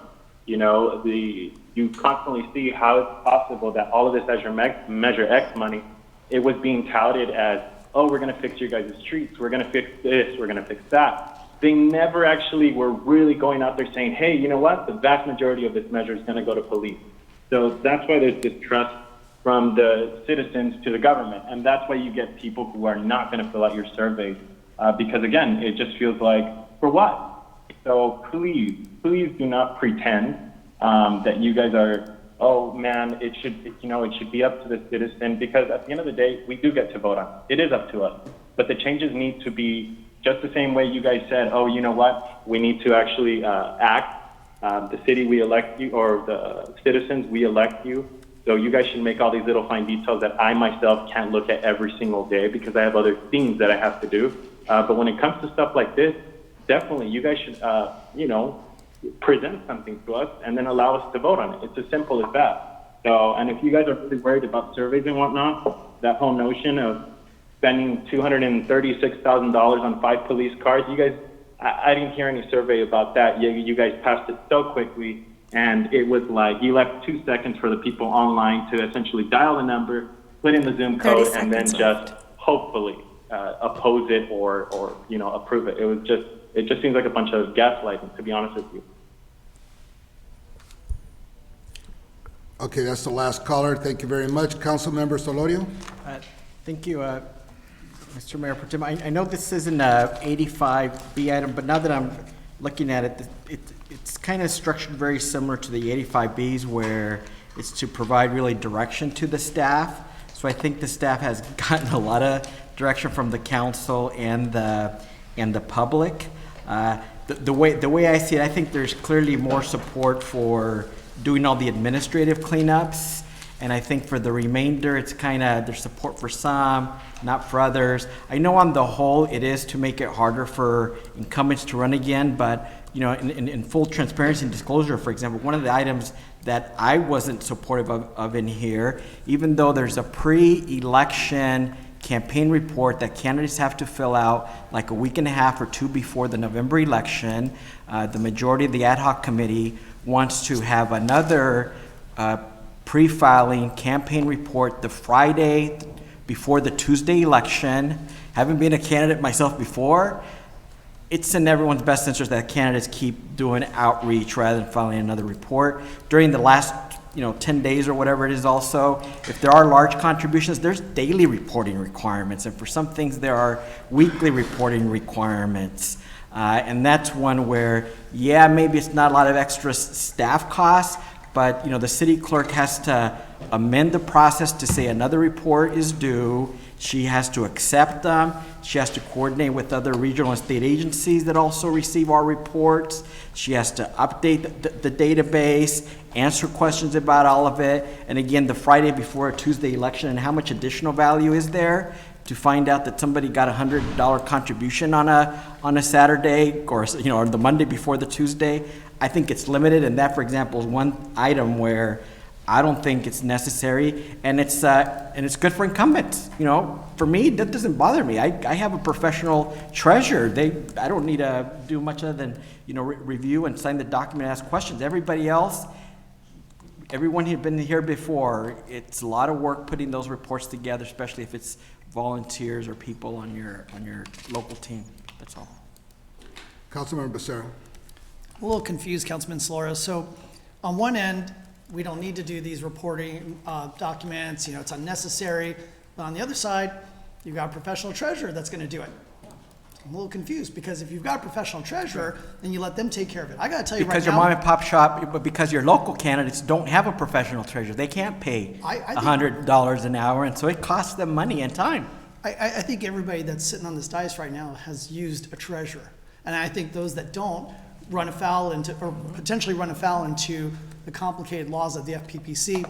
What we've discussed in our ad hoc was simply adding one more disclosure closer to the election. Right. And The Friday before. And I think that additional sunshine on the process is not a bad thing. And in fact, I'd be willing to let the voters decide if it's a bad thing, to be very honest with you.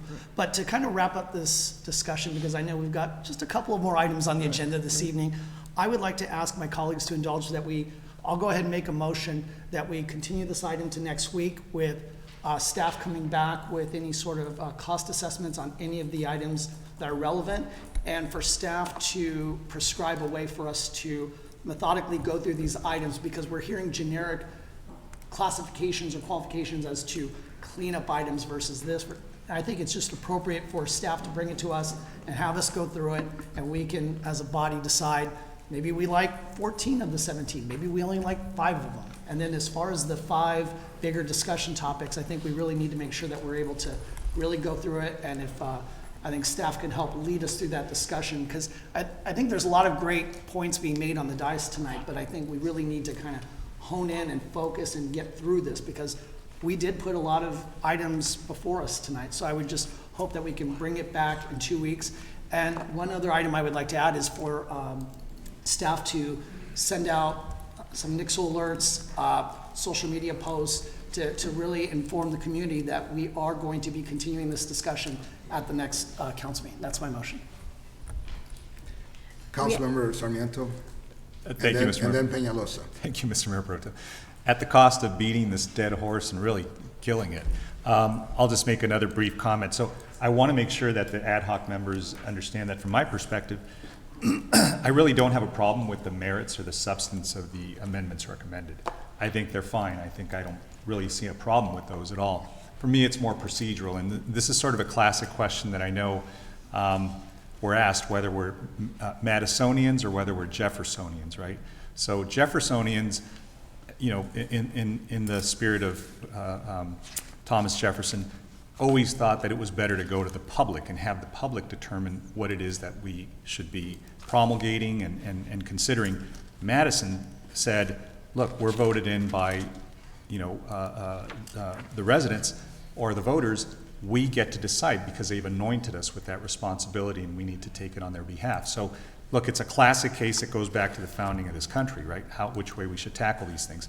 I think that there's been a lot of work placed into this.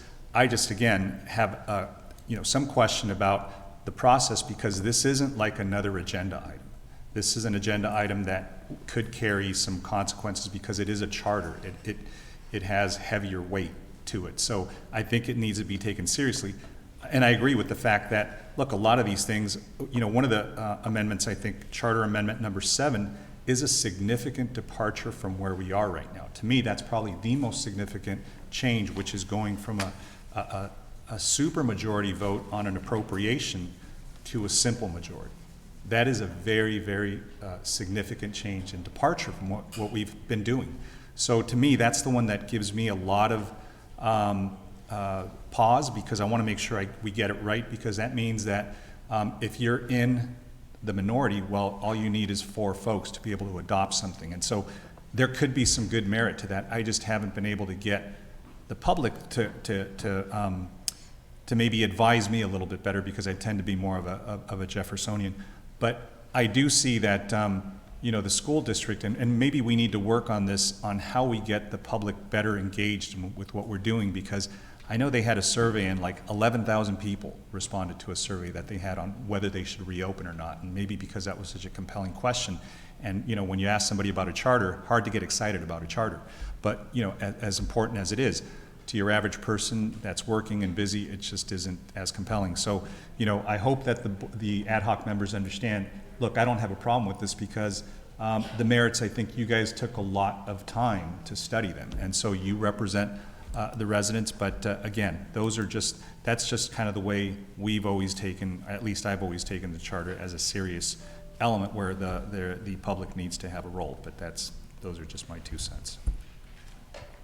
I'm just Mayor Pro Tem. I just wanted to remind the City Council that the recommended action on the staff report is just to give staff direction. Doesn't require a formal vote. I think staff has carefully been taking notes, as I have been taking notes as well. We have a sense of what you want to do, and if your direction is to bring it back, then staff will bring it back to you. Did you get the Jeffersonian and Madisonian notes for sure? We'll add that to the charter. Councilmember Peñalosa.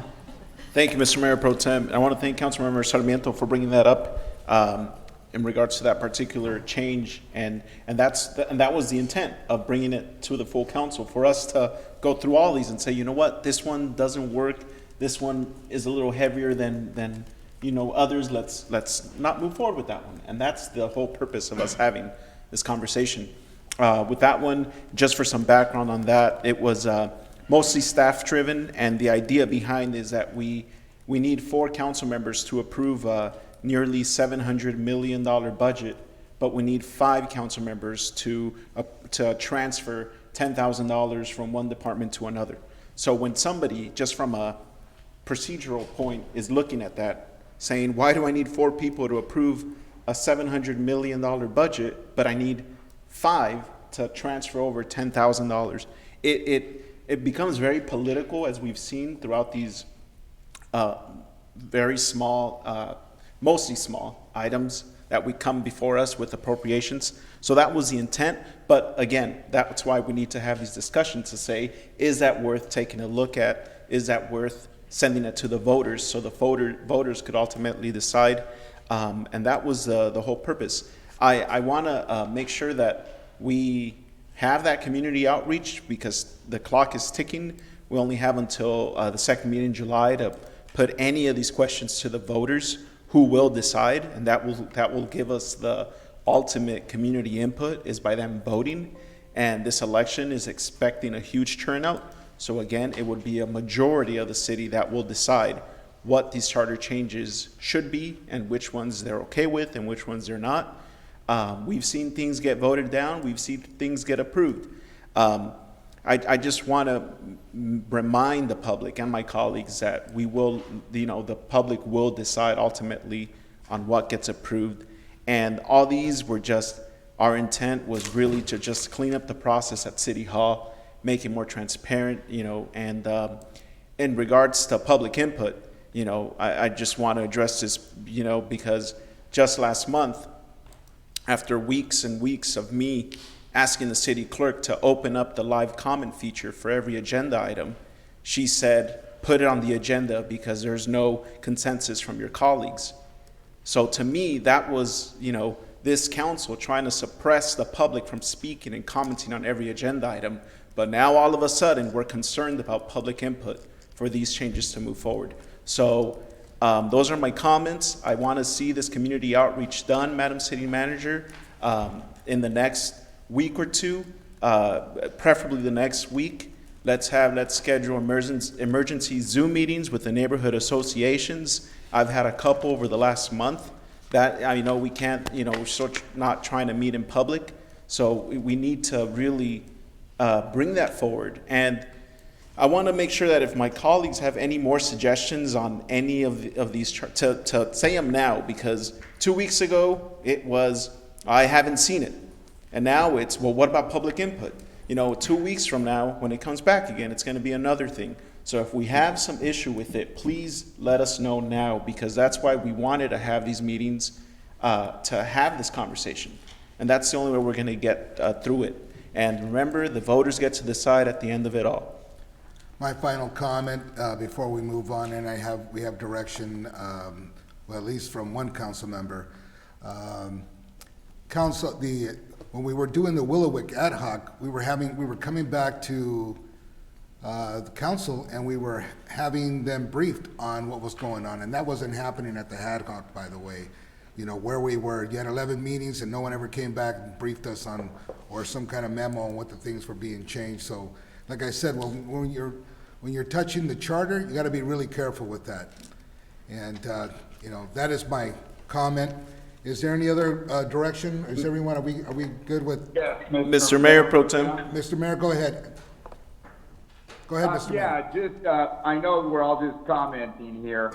I just want to reiterate my input, which is I believe we ought to focus on the technical improvements, and that's it. Everything else is going to cost money. It's all political in nature. I'm, certainly not a vote that's saying go out there and do 100 surveys. I do believe in Jeffersonian democracy, and I believe we're elected to make these decisions. And, city has run well for 150 years. We don't need a whole bunch of political makeovers. Thank you. Thank you, Mr. Mayor.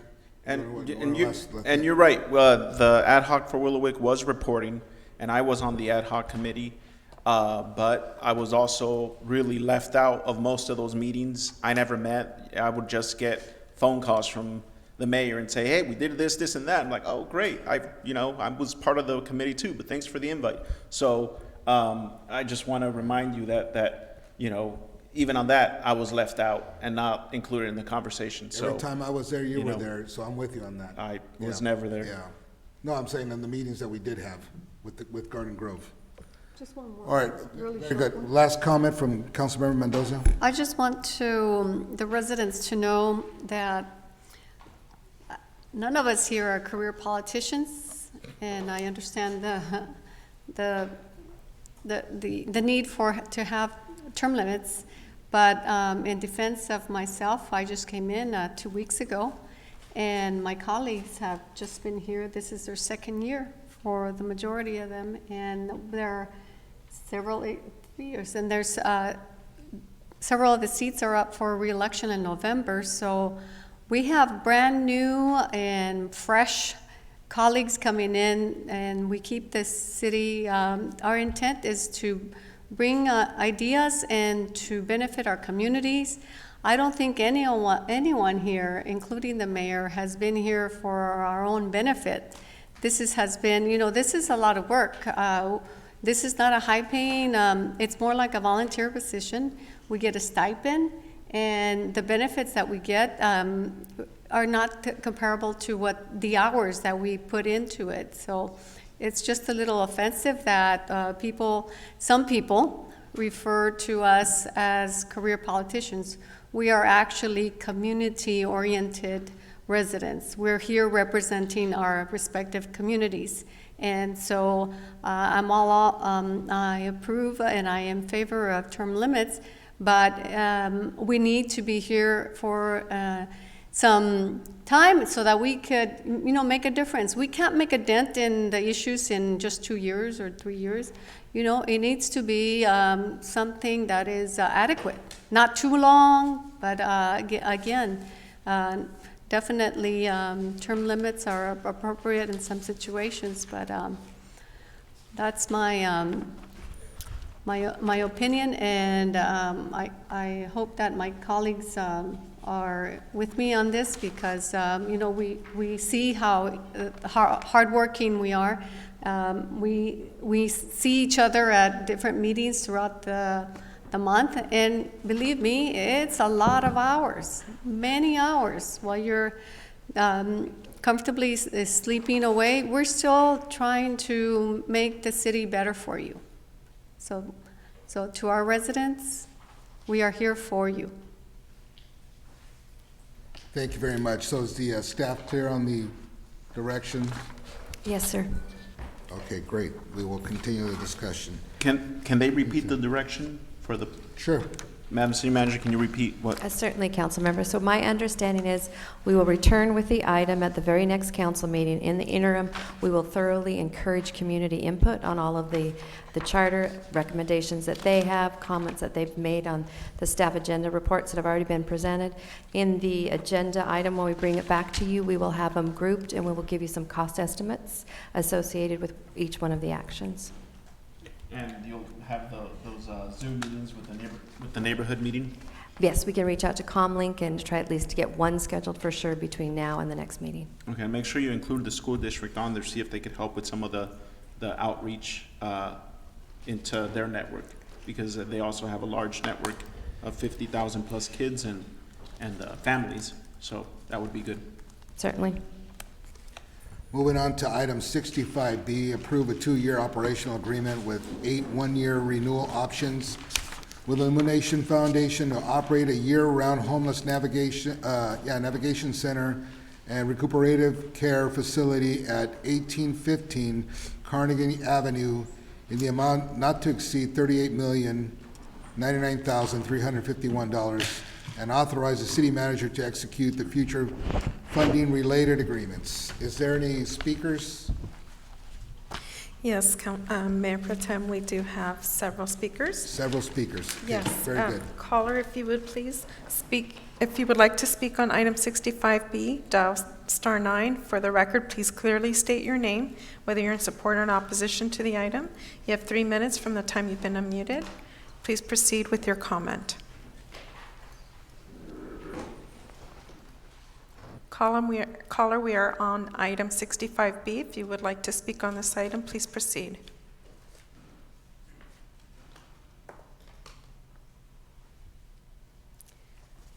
Okay, we'll go to the next caller. Caller, if you would like to speak on item 65B, please state your name for the record and whether you're in support or opposition to the item. You have 3 minutes from the time you've been unmuted. Please proceed with your comment. Hi, I just have a general comment that you guys are talking about public input, and I submitted something as a mechanical engineer about material specification for 29A, and you guys didn't. So if you submitted it by email, I think your call dropped. But if you submitted any of your comments by email, that is posted on the city's website, and the council members have also received that.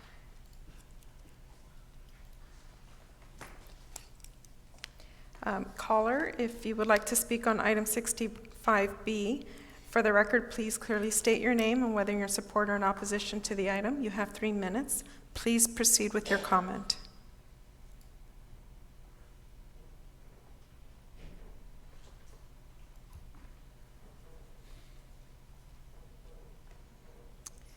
Okay, we have no other callers?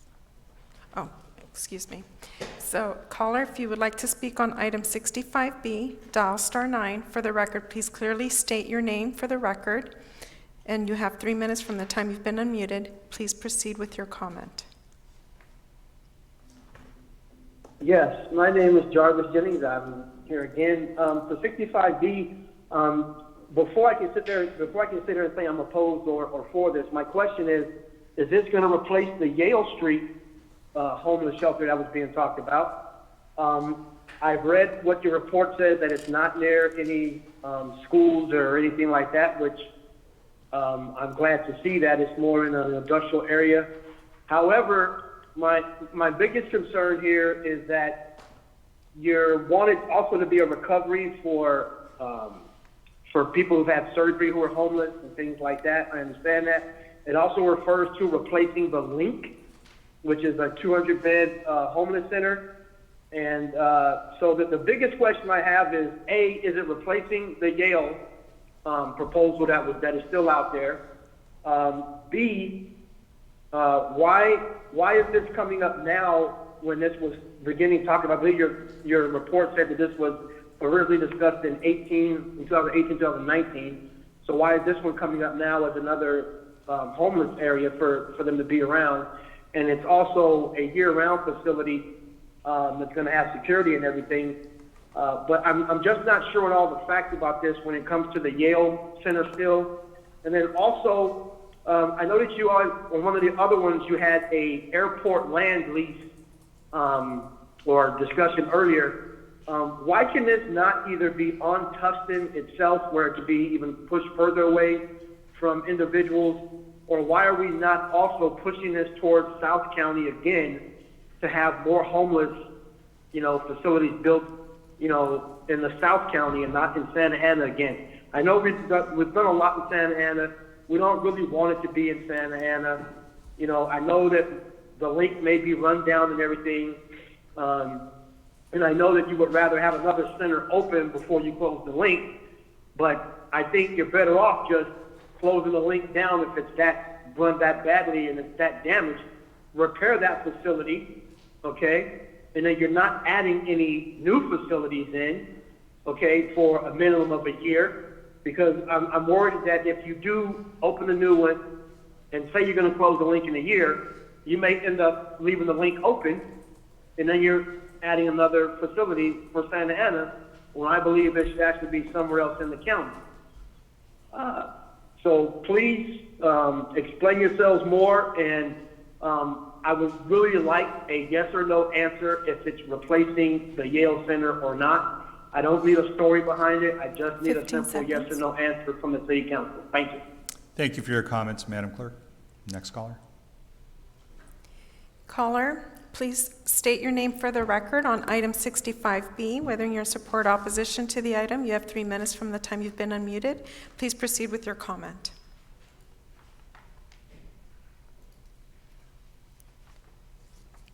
Caller, we are on item 65B. If you would like to proceed with your comment, you have 3 minutes.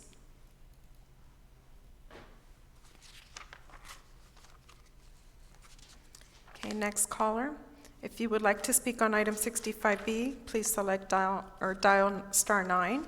You have 3 minutes. Please clearly state your name for the record. Please proceed with your comment. Hello? Yes, we're on item 65B. Yes, thank you. I'm a resident of Anaheim, first of all, and I am familiar with Illumination Foundation. And so I just wanted to share with council, please don't make the same mistakes Anaheim has done. I'm a homeless advocate. I have helped homeless individuals sue Illumination Foundation because of how they're being treated, because of property destruction. I've been in contact with many of the residents that are in Illumination Foundation, and they're complaining about either getting uncooked, like almost raw chicken, or they're not getting enough food. The point is, please do some vetting. I know that they're arguably the nation's largest. I know that they've got, Judge Carter's support. I know that they've got quote unquote a name, but they have no oversight. And when you get down into the weeds, you find out that they're not doing what good city councils are paying millions and millions of dollars to have them do. They're not doing their job. If the city council's goal is to make homelessness indivisible, then I guess you could put them anywhere. But if the city council's goal is to help people in need that are suffering from abject poverty and living on the streets, then please do more vetting. I think there's other entities that could do a far better job. There's so much more I could say, but the bottom line is, if you're going to approve this, then demand some oversight, whether you provide the oversight or whether the public is involved in providing the oversight. Because the public is the one that's giving you the tax money to do this, they really should have a say in the oversight of how their job is being done. And right now, they're closed doors, and people are dying, people are harmed by it. Even with the COVID-19 and Operation Room Key, they still haven't filled those rooms. 15 seconds left. So again, please do some more due diligence and some more vetting. Thank you. Caller, if you would like to speak on item 65B, dial *9. For the record, please clearly state your name, whether you're in support or in opposition to the item. You have 3 minutes from the time you've been unmuted. Please proceed with your comment. Hello? Yes. My name is Selena Gallegos, and I want to call about the topic because I feel like for the longest time, Santa Ana has become an essential dumping ground for homeless and all, and there hasn't been much resolution to it except for let's build another shelter, let's build, let's push them out this way or whatnot. And the issue is that a lot of these homeless were released from county jail for drug charges and petty things when they said that the prisons and the jails were getting too overpopulated, right?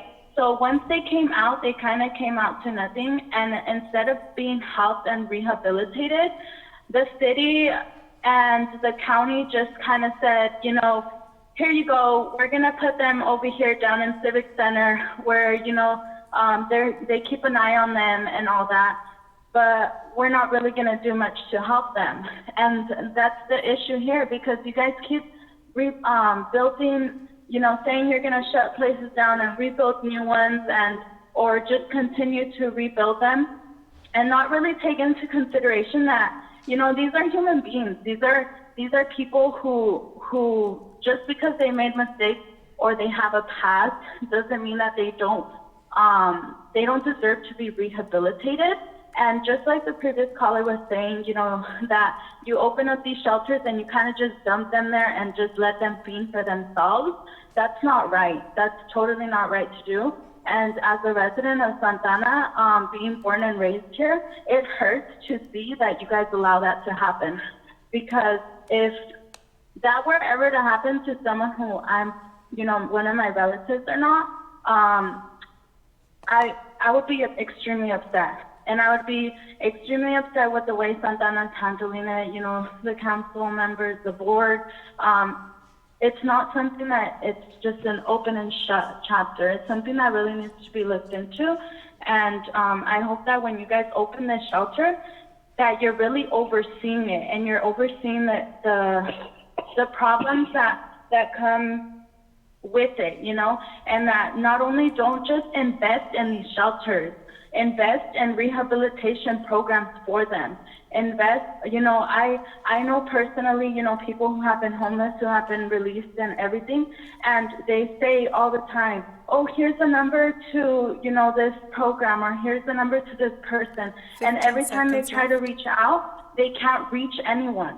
They can't reach out to a person, or they say, oh, you know what, you don't meet the qualifications because this, and that. When they were already previously told by, people in Orange County that are working the offices, they've already been told that they were going to get help, and there hasn't been help. And the only thing that I keep hearing is that you guys just Caller, your want to time build is these up. new shelters. Thank you, thank you. Is there any more speakers? Yes, We have one more? Yes.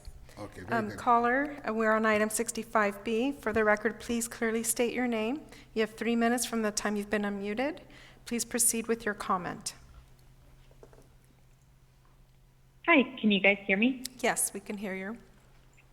Okay, this is Michelle. I just wanted to make a statement. I don't know if you guys have looked into the money that is provided to Orange County through MHSA. They're taking about, I think, a little over $250 million. And if everyone's going to leave this as Santa Ana's problem, I think that we should get a bigger portion of the money so that we can handle all of the homeless and mental health issues.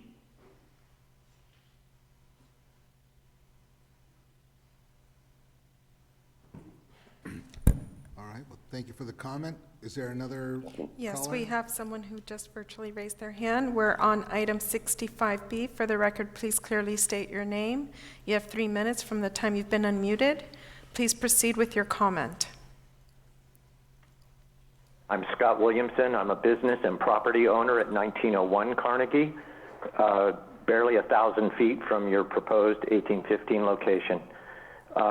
Currently, I'm opposed in that in your previous measure, you kept talking about community outreach, and obviously after viewing your presentation, this has been in the planning for some time, and yet I've just become aware of it. I've been there for 35 years at the same location. I've been involved with city council meetings, with city planning commission meetings, and yet I received no notification and only just became aware of this proposal by having missed a meeting on Wednesday at the location.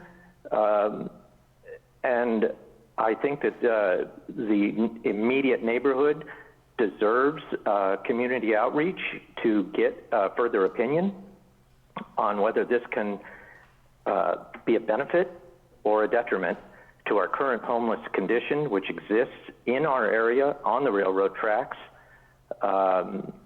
The current link facility at the Rico property, Red Hill Warner, is in operation, and yet there's still homeless all over the railroad tracks and around the Motel 6 property just around the corner.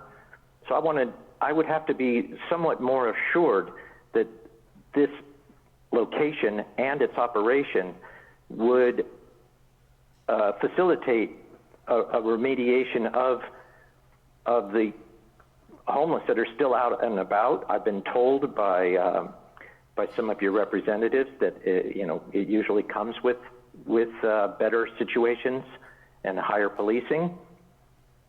Also, in line item number 3 from recommended actions, determined that this project would be exempt from environmental conditions, that this location at 1815 is sitting right on top of a current groundwater contamination remediation that's in process now, and I'm curious as to why that would then be held exempt.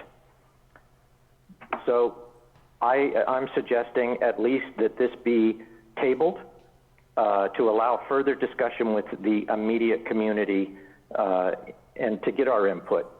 I really, right now, I would have to stand opposed unless I could be convinced otherwise.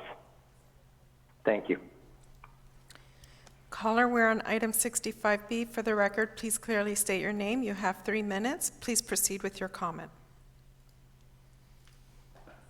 Hi, my name is Lucy Solorzano. I'm a longtime resident here at Santa Ana.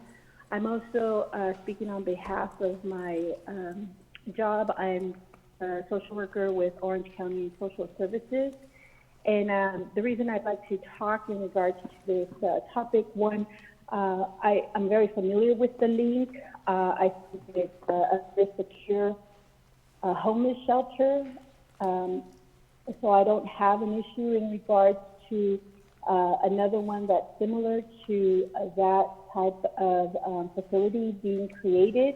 I know that our city is mandated to create a 200 trusted shelter for our city. I do oppose the Yale shelter, as I have mentioned in the past, because I think we just, like many callers have mentioned, become a dumping ground for the County of Orange. Many of our career politicians have allowed that to happen with making deals in regards to just creating shelters in regards to that. But the reason why I'm calling is because I want to make sure that monies that were set aside for youth, there's an 8% budgetary set aside for youth to be a part of the homeless shelter agency or dynamic. And so I want to make sure that Santa Ana is making sure that they're utilizing 8% of the monies that they're receiving from the state, from the Homeless Housing Assistance and Prevention Program, that they're setting aside. So I would love to know that 8%, and that's just the minimum, that's not the cap, that is being set aside for youth homelessness. Also, in regards to that, I really want to say thank you to the HUD, the Santa Ana HUD, because we were recipients of the foster care independence HUD housing vouchers. We were able to house 25 of our current and former foster youth under that program. So I want to say thank you to the City of Santa Ana for reaching out to that, getting that grant that provided us that opportunity to provide those 25 former and current foster youth HUD housing for the next 3 years. So I want to just make sure that 8% continues to go to our youth set aside so that they can be serviced. As well as just one last comment, I would love to see the Orangewood Foundation become a referring party to that to the shelters as well. I know that there Caller, are your time is referring agencies, so I would love for the Orangewood Foundation to be one of those referring parties. Thank you very much for your time. Caller, we're on item 65B. Please state your name for the record. You have 3 minutes. Please proceed with your comment.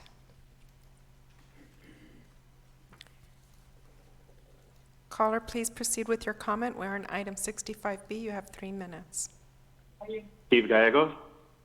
I wanted to talk about this whole notion about the homeless kind of situation that we're dealing with.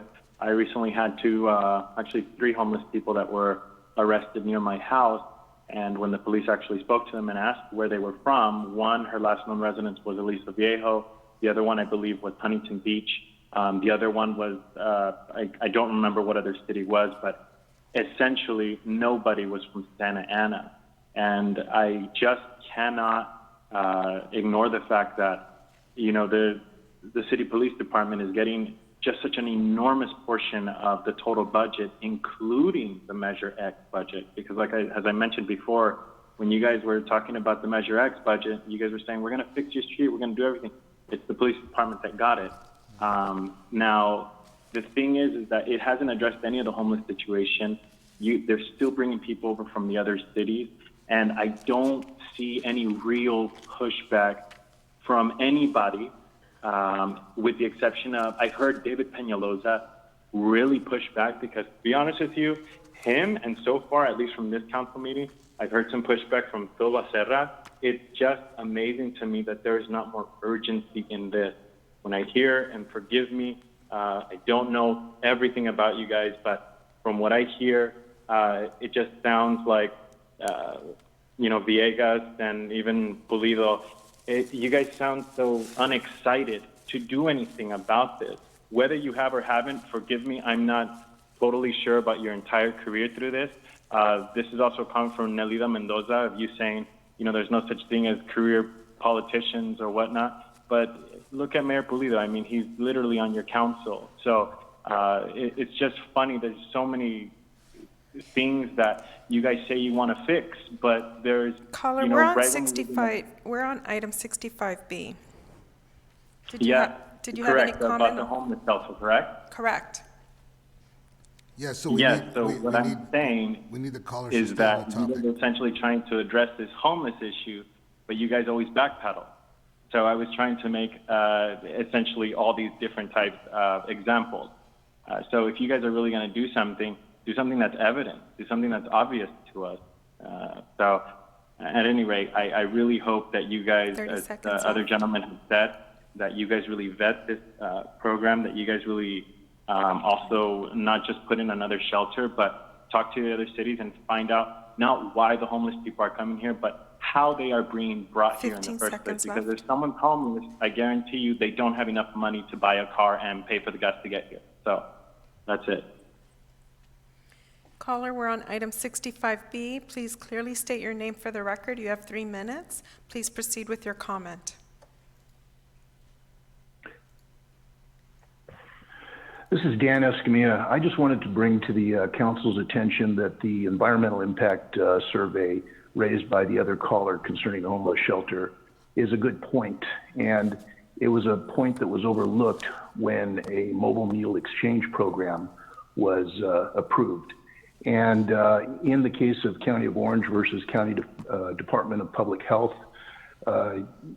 Superior Court of San Diego case number 37-2018-0039176, there was a ruling that the mobile needle exchange program was illegally approved based on the failure to follow the CEQA guidelines. And I just want to caution the council that before $38 million is spent on a contract, that they ought to determine whether a CEQA review is appropriate to protect that groundwater issue by the that's on the site of the proposed homeless shelter. That concludes my comments on this issue. Caller, we're on item 65B. Please clearly state your name for the record. You have 3 minutes. Please proceed with your comment. My name's Guadalupe Miranda. I live in Santa Ana. I've been here for 30 years. I don't approve of the shelter that just came up, which is the new one that's coming up, 1815 Carajine Avenue in Santa Ana. We haven't even finished dealing with the one on Yale Street, which I don't want that either for my kids. So can we ask South County to step in and help out? Like Irvine, Mission Viejo, Aliso Viejo, Rancho Santa Margarita, South County, because everything is in Santa Ana. And every day there's more homeless from South County. That's it. Thank you, caller. We're on item 65B. Please clearly state your name for the record. You have 3 minutes. Please proceed with your comment. Hi, can you hear me? Yes, we can hear you. Please proceed with your comment. I'm calling from Ward 3, and I would like to say that I also don't agree, and I support everyone else's comments about the shelter being built in Santa Ana, definitely because it doesn't seem like enough time has been given to vet it, but specifically towards all the comments leaning towards location, and that it really should be in a city like Huntington Beach or Aliso Viejo, or any city that really isn't as densely populated right now. I think like the general idea behind that is it doesn't make sense to keep putting more people in such densely populated areas where there aren't services to help them, like everybody's been saying, health-wise.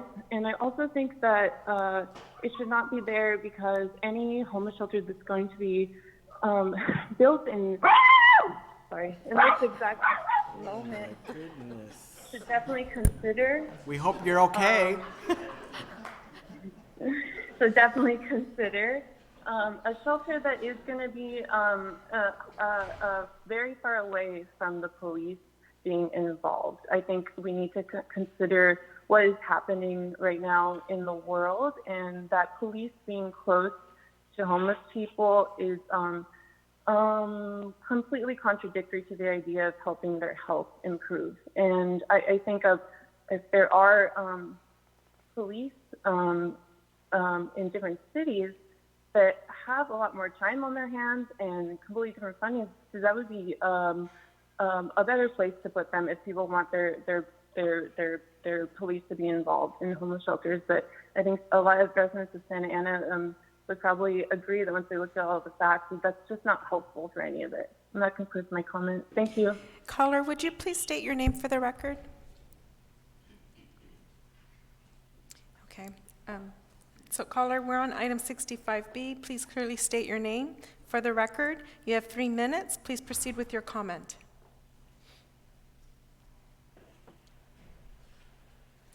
Caller, we're on item 65B. Please clearly state your name for the record. Please proceed with your comment.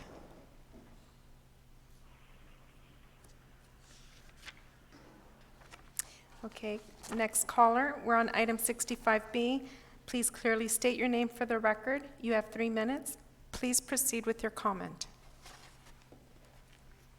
Soy María Guadalupe Miranda y tengo 30 años viviendo aquí y pienso que ya no queremos más casas de indigentes aquí porque ya hay bastantes. ¿Por qué no los pasan para Irvine o a otro lado? Gracias. Caller, please state your name for the record. You have 3 minutes. Please proceed with your comment. Madam Clerk, I know our translator isn't here real time. Maybe he's on the way, but just quickly, I think that last lady mentioned why don't other cities shelter their homeless? Hello? Why does Santa Ana need to do the bulk of the heavy lifting on it? Hello? Yes, caller, please state your name for the record. You have 3 minutes. Please proceed with your comment. Oh, this is me, right? Just to clarify. We're on item Hello? 65B. It says I'm unmuted. Am I unmuted? You are unmuted. Okay, sorry about that. Thank you.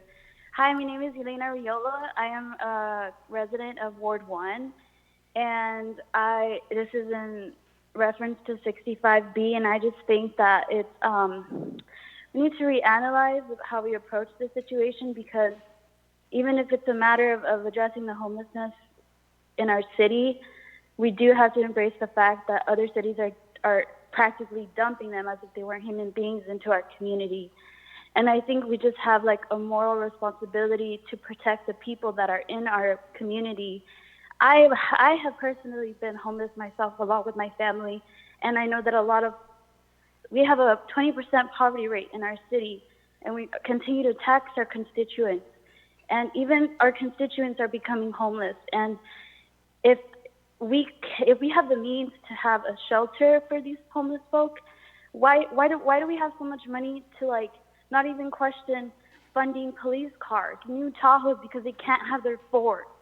And I just think that it's really ignorant. And these people are human beings, and I see them get harassed by the police right behind my backyard in the train tracks. I live on Orange and Adams Street, and it's very sad. These people, they're my mom's friends. They're people that I know, and they just want to get better. They want to get rehabilitated from their drug addictions. They want to go back to live with their families. And I just think that if we have the means to do it, then we should participate. And I'm sorry for everybody in the community who doesn't want them in their backyard, but you know what? They're in all of ours, and if we can help them, then we should. Thank you. That was all. Again, this is Elena Riola from Ward 1. Thank you. Thank you. And then we have our translator who's going to translate for the previous comment. My name is Maria Guadalupe Miranda, and I've lived in Santa Ana for over 30 years, and we do not need any more homeless shelters in Santa Ana. Thank you very much. Is there any other callers, Madam Clerk? We do not have any other comments. Seeing that there's no more callers, we have a staff presentation. We do, Mayor Pro Tem. We have a staff presentation from Executive Director Stephen Mendoza, and we are also joined tonight by a representative from Illumination Foundation, Paul Leone, and in the audience we also have a rep from Colony Asset Management, so they are available to answer any questions as well. And I will ask you, Steve, to the extent that you can, answer some of the questions that came through in the public comment. Certainly will. Thank you very much, Mr. Mayor and Council. Tonight I'm introducing the Santa Ana Homeless Navigation and Recuperative Care Center. It is part of a settlement with OC Catholic Workers case. As you know, we were required to have a 200-bed shelter that is scalable up to 250 beds. Right now, for consideration tonight, it's 200 beds. But these beds would replace 200 existing beds around the corner at the Link, which is on the corner of Red Hill and Warner. As we all can remember, the Link was designed to be a temporary shelter to solve a temporary need, and it was constructed as such. To remain compliant with the settlement, the city sought a partner for a permanent shelter via an RFP process. Again, the Link shelter is around the corner at 2320 Red Hill. It's been very successful, as we know, and as the data has shown on our dashboard that we post on our website. Over 70 people have virtually graduated from the Link shelter into permanent supportive housing. The Link has dedicated office meeting spaces and offers amazing services. It's, again, designed as a 2-year shelter, and it closes mid-October unless extended for a small overlap period with the new shelter. The permanent shelter RFP, we received 2 proposals. The first proposal was spread out among 3 different locations. The second proposal had all beds within a single industrial building within the existing SB2 zoning, which is the zoning in our city that allows for homeless shelters. Illumination Foundation's proposal tonight is for 150 beds of shelter beds and then 50 recuperative beds funded by Cal Optima. It'll be for individuals, couples, and children, transitional aged youth, and special needs population who are homeless in the city of Santa Ana. It also has the scalability at a later date of going up to 250 beds. That, again, is not in today's contract, but just to inform the City Council that it is scalable up to the 250 beds. It's on a 1.7-acre site, an industrial area at 1815 Carnegie, as been stated earlier today, near the intersections of the 55 freeway, Warner, Red Hill, and Dyer. The cost for the proposal will be $4,591,000 for tenant improvements, structural work, and startup costs, and then $3,155,367 a year, but that will graduate at 1.5% per year for the annual cost. There's no residential within a half mile of the location. Again, the length of stay goal for this facility is 120 days or fewer. Like I said before, we've had a great graduation success at the Link, and we hope to continue that under Illumination Foundation. It has comprehensive support services, and again, is a referral only with managed access in and out. They will have intake, case management, housing navigation, behavioral health, employment services, and medical care coordination.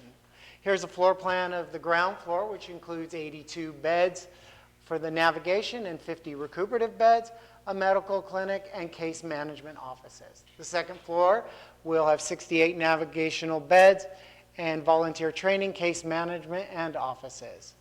Illumination Foundation's budget is their proposal split into 2 different segments.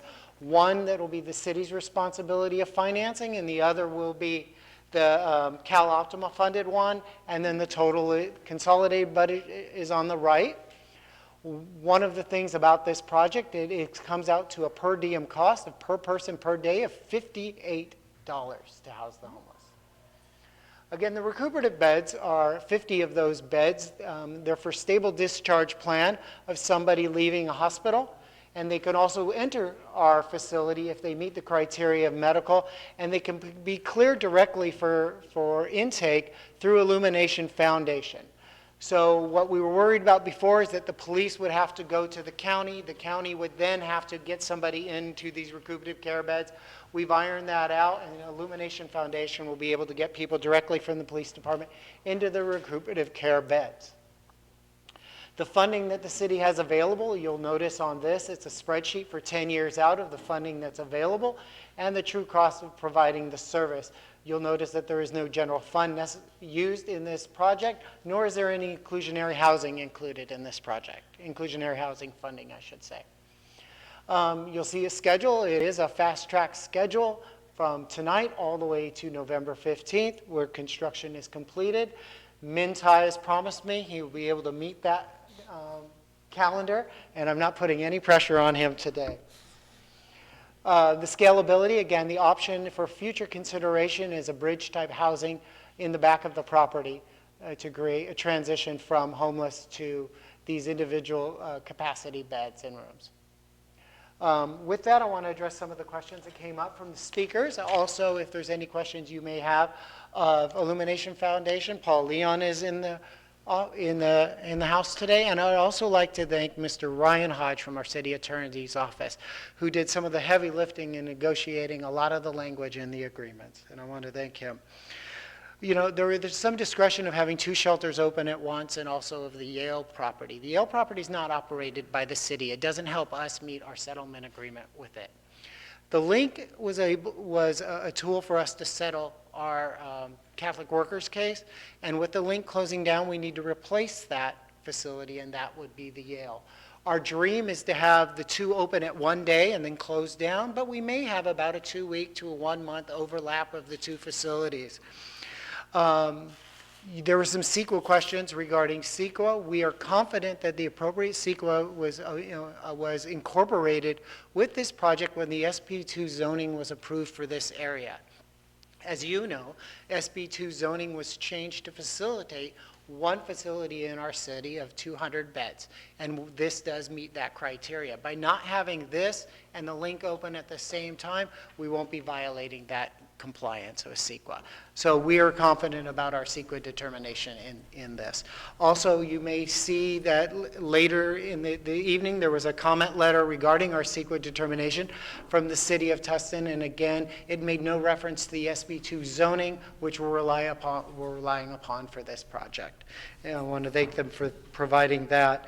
Some of the other calls were the city's a dumping ground, and the city is doing a very good job. We've contracted with various services, not just police, but we also have CityNet in our streets to assist us in managing our homeless population and getting them admitted into our current shelter, and then graduating them from the shelter into the permanent supportive housing. Lately, we've been graduating them into the county's hotel program due to the COVID situation. With that, I think that is pretty much it about the public. There will be future public outreach done by Illumination Foundation. I want to make that very clear, that we did one initial meeting with the industrial property owners, and last week on Wednesday, some of you were there. We had 4 attendees come to get more information about the facility.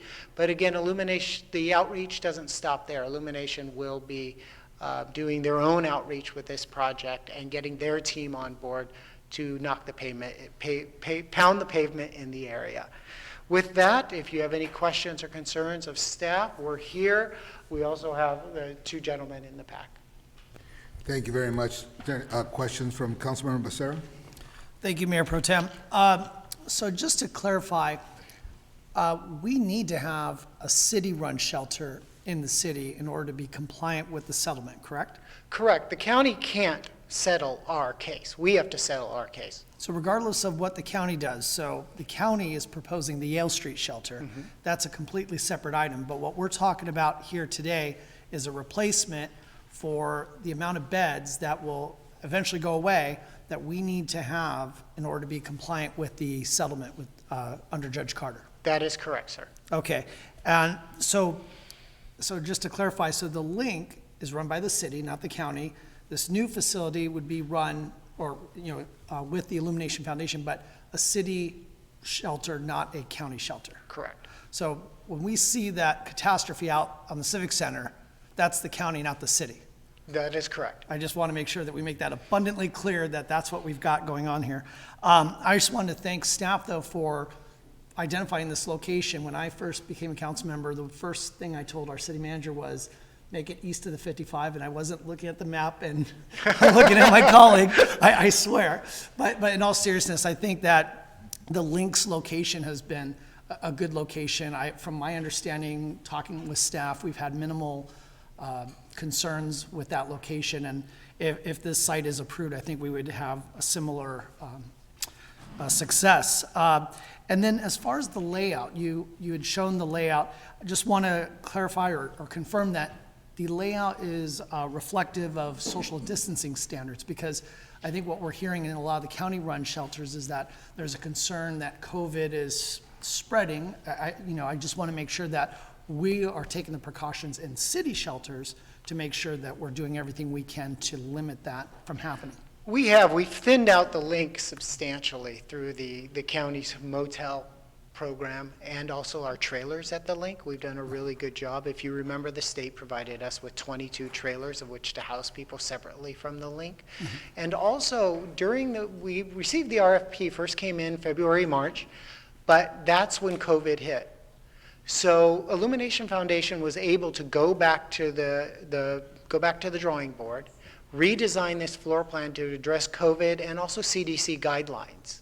Of course, the cost went up a bit, but you'll see these floor plans do reflect that social distancing. So they were able to accommodate what we need for social distancing and still help us be compliant with the settlement under Judge Carter. Correct. Great. Thank you very much. You're welcome.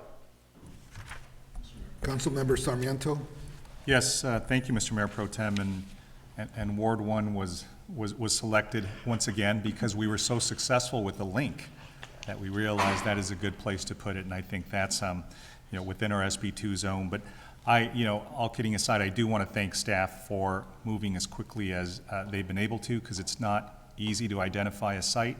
I want to thank Mr. Terramina and Mr. Leon as well for being here and for them working so closely with our staff, because we really are compelled to do this. This really isn't a choice. We are parties to a lawsuit that is overseen by Federal District Court Judge Carter that is very familiar with conditions here in Santa Ana. So really this is sort of the result of also a Ninth Circuit case called Jones, right, which prevents cities from being able to control their homeless population, not enforce anti-camping laws, without having beds available to house folks. So in other words, if we have homeless people out on the street in Santa Ana and they need help, we can't do anything for them or with them unless we have shelter beds. So by us having not only the temporary site, but now a permanent site, we will be able to go ahead and address the homeless problem that a lot of our city is facing, but also provide services and help these folks transition into a better way of life. And that's where, Wednesday when we went to the site, and I think I was joined with by Councilmember Mendoza and I think Councilmember Solorio as well.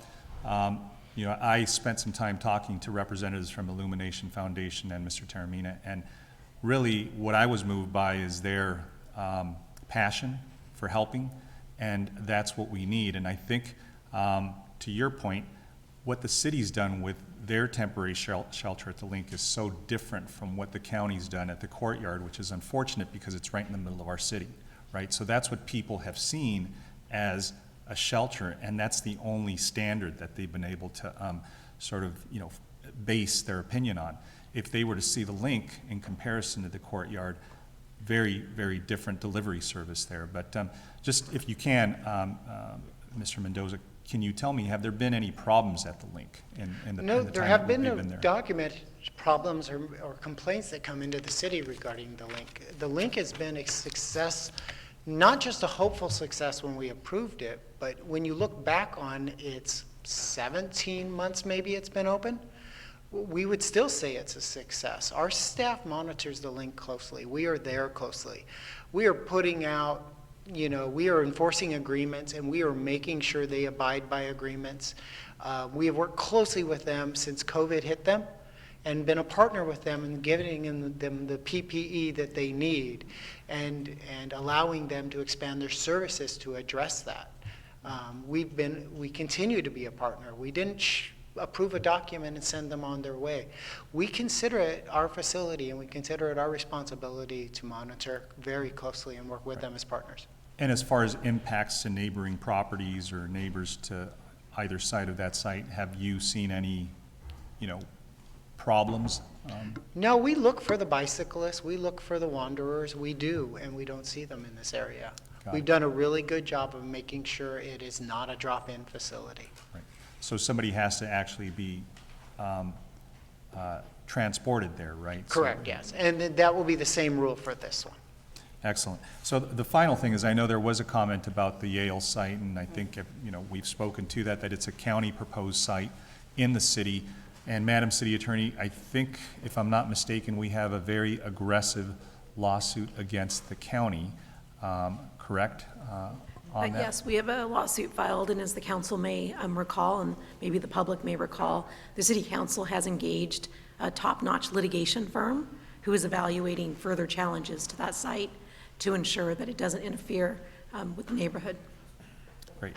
So, I think very different from the experiences that we've had at the courtyard, and hopefully this will be more an extension of what we've seen at the Link, as opposed to what we see across the street at the courtyard. So again, thank you to staff, and thank you to all involved, and to Mr. Taramina and to Mr. Leon.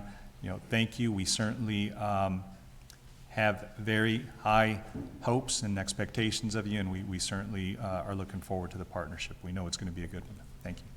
Councilmember Peñalosa, followed by Councilmember Solorio. Thank you, Mr. Mayor Pro Tem. Before I comment on that side, I just want to go back to what the city attorney just mentioned. You said that the aggressive lawsuit that we have towards the county is to assure that the Yale site doesn't affect the nearby neighborhoods. I was hoping that it was to just completely shut down the Yale site and stop it from even opening its doors. Can you clarify to that? Yes, and Councilmember, as you may recall, that is one of the items that law firm is looking at and evaluating, and has spoken to the council about the measures it plans to take to make that not happen. Okay, thank you. Just needed to clarify. And in regards to the Carnegie site, I'm very familiar with the work the Illumination Foundation does. I volunteered at their Children's Resource Center a couple years ago for a couple of years, and know the impact that they have in not just addressing people already that are homeless, but stopping people from becoming homeless, and helping in their education and outreach efforts to keeping, curbing that, and not allowing people to become homeless, which is a great thing that they already do. So very happy that they're involved. And I just wanted to address some of the comments that were also mentioned by the speakers. I have to agree, we are the dumping side of the county, and it's unfortunate that the county takes advantage of Santa Ana, and because we see it every day. And someone asked as well, how do the number of homeless individuals that appear in our city that are from cities like Aliso Viejo and Mission Viejo and San Clemente, how do they end up here? And it's simple. They're arrested in South Orange County by the Sheriff's Department and brought to the Orange County Jail in Santa Ana for minor offenses, and they're released a couple hours later or the next day into Santa Ana streets. And that's the cycle that we've seen daily, and I've tried to personally stop it. I don't know how we can block it from happening. How can we address that? I know they've changed their hours, but the problem is that they're still being released onto our streets. And that's the loophole that South County and other more affluent cities have in the county that keep, arresting individuals and having them released onto our streets. So that's why we see more and more every day, regardless of how many more shelters we build. With the enforcing of our anti-camping laws, I wanted to, because I know it's a department-wide effort that involves CDA, Public Works, the police department. I wanted to not just you, Executive Director Mendoza, but also hear from the Chief of Police and the Executive Director of Public Works, and hear their commitment to their staff and how they're going to be able to help in addressing and enforcing the anti-camping laws and making sure that those cleanup efforts are out there, and the outreach from various departments, and how you're going to work collaboratively to address the situation to really get a control of this, if that's possible. It's a little bit off topic, council member, but we certainly can ask him. I would say just the chief of police as opposed to Public Works as well. And you do have a budget presentation, which each one of the department heads is going to talk about, and many of those departments do have goals and highlights in that area as well. Okay, thank you. That's fine. One last question before. So I know that this was part of a settlement that we all agreed to with the lawsuit where we were being sued. Our settlement was to open up our city-owned shelter. I know that other cities also had similar settlements. I'm not exactly sure who settled and who hasn't, but it just still feels that Santa Ana is the only one that is quick to settle and build a shelter, while I don't hear it's crickets from every other city, aside from the centrally localized cities, to open up additional shelters. Can you talk a little bit about that, Madam City Manager or Executive Director Mendoza, on why we're not seeing these shelters open in other cities? Certainly, Council Member. I do know that when you talked about North and Central, you're referring to the service planning areas that the County of Orange divided our county into. And both in the Central and in the North, there has been substantial additions of homeless shelters. Anaheim, Buena Park, Placentia, Stanton. So there is other cities that are doing as much as Santa Ana is. In regards to South County, as to why there's not shelters being built there, I really can't speak to that, but that definitely is something that in the litigation, that is a matter that we're looking into as to the fair distribution of that under the county's control. Thank you, Madam City Manager. And for the public listening, you could thank Lisa Bartlett for that. So please email the Board of Supervisors and hold them accountable to holding their cities and their respective districts accountable down at the county, because this is a problem that we see daily in Santa Ana, and they take advantage of us, they continue dumping, and it's problematic because we have a community that suffers. So with that said, those are my comments, and that's it, Mr. Mayor Pro Tem. Councilmember Solorio. Thank you, Mayor Pro Tem, and thank you to the staff, City Manager Ridge, and Director Mendoza. I know you spent many months on this, and I think the product is good. And I know at the end you gave us some options too for, if the relation doesn't work out, how can they or we, change courses. And I think you did very well there. I think this story overall is a positive story, but I do have a little bit of a homework assignment and exercises for our staff, fairly consistent with what I think Councilmember Peñalosa was talking about. The positive story is we try to do things right on this one. We did an RFP. We had some bids. Staff vetted them, negotiated to do something that was workable, made improvements to both sides. We're going to be receiving some federal and state and other funds to pay for much of this. So that's positive. As Councilmember Sarmiento was saying and others, almost no issues of real concern at the current link. And this place is, very close to it, so I feel very good about that. I know there were some comments about, we're not using Measure X for streets, that we're using Measure X for, police work and other work. As Councilmember Mayor Pro Tem Villegas well remembers, if folks believe that, which I don't necessarily do, it's actually good, because if you go back and look at that measure, it said to do things to reduce 911 response times, to improve public safety, and a variety of other things, including homeless services. Not that that all needs to be done by police work either, but if folks think that Measure X dollars are going in those areas, I think that would be on point with what the voters approved. In addition to it being part of the settlement with the judge, I think it was important for us to have that shelter, because based on the federal law that Councilmember Sarmiento mentioned and that the judge would tell us, was if we didn't have our own shelter, we couldn't do enforcement. We couldn't enforce our anti-camping laws. And that's where my homework assignment is to our city manager and the departments that report to her. In this case, most notably the police department and public works. But we have a lot of homeless in town because our city lets them be in town.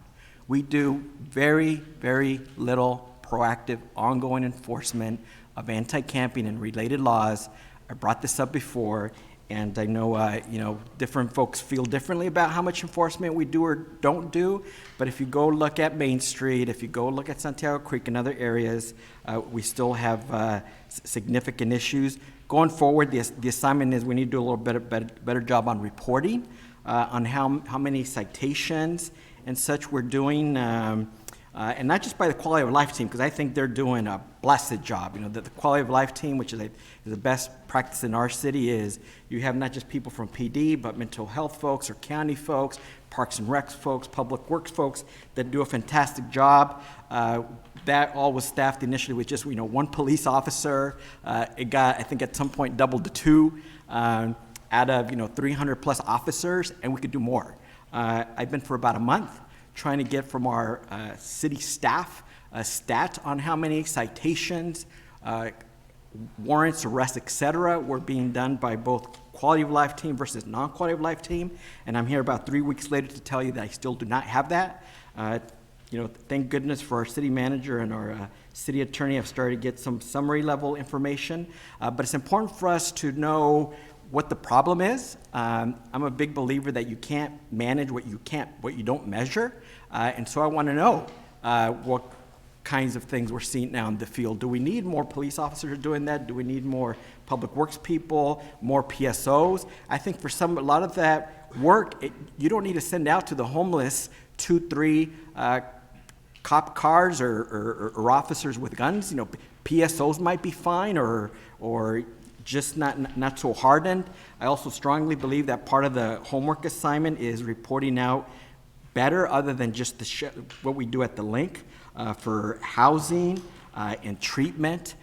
We want these folks off the streets, not just because we don't want to see them, but because we really do care about their lives. We care about their humanity. And at the end of the day, it's about housing and treatment. For the link, they do an outstanding job. There's a real-time dashboard that even for the county, or they say, oh, it's too hard to do that data. It's right there. And I think our police department and other agencies can do that.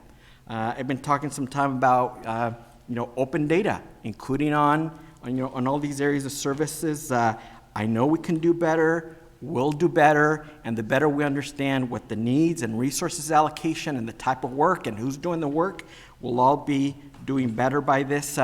But I'll close with this thing, that it makes no sense for us to be spending millions and millions of dollars for a shelter if one of the biggest reasons why we agreed to that was so we could enforce our anti-camping laws, our panhandling laws, etc.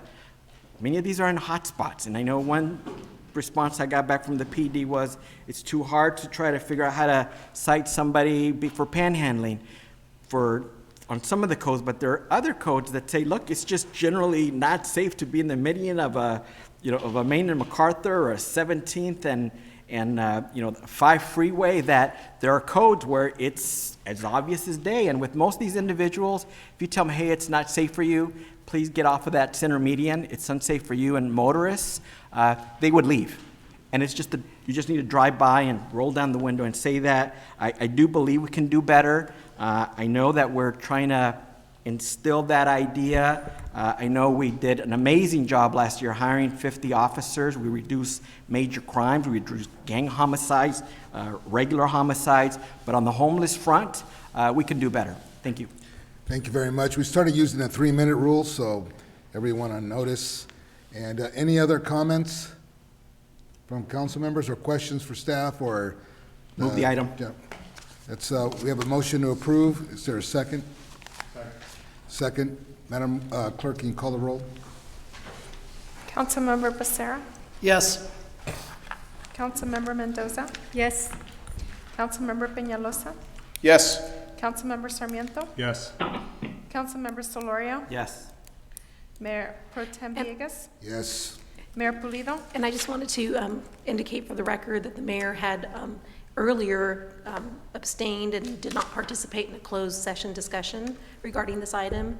He has stated a conflict due to campaign contributions involving, I believe, the property owner, and he did not participate in this discussion tonight. Very good. So the mayor abstains and motion passes. Madam Clerk, what item are we 75, on? we're at the public hearing 75A1. 75A1, this is the time and place to open a public hearing to consider ordinance, to adopt the fiscal year 2021 budget. And, God, let's see here. to approve the changes to the city basic classification and compensation plan, adopt a 5-year strategic plan and a 7-year capital improvement plan. Is there a staff available for that? Absolutely, Mayor Pro Tem. So this item, as you mentioned, is to introduce the ordinance for the adoption of the upcoming fiscal year budget and the related actions. And we have a presentation with our finance director kicking it off with the general information, and then you'll have the opportunity to hear from each one of your operating departments on their individual budgets, along with their highlights of what they've accomplished the current fiscal year and some of the goals they hope to achieve in the upcoming year. Catherine? Thank you. Good evening, Mayor and Council.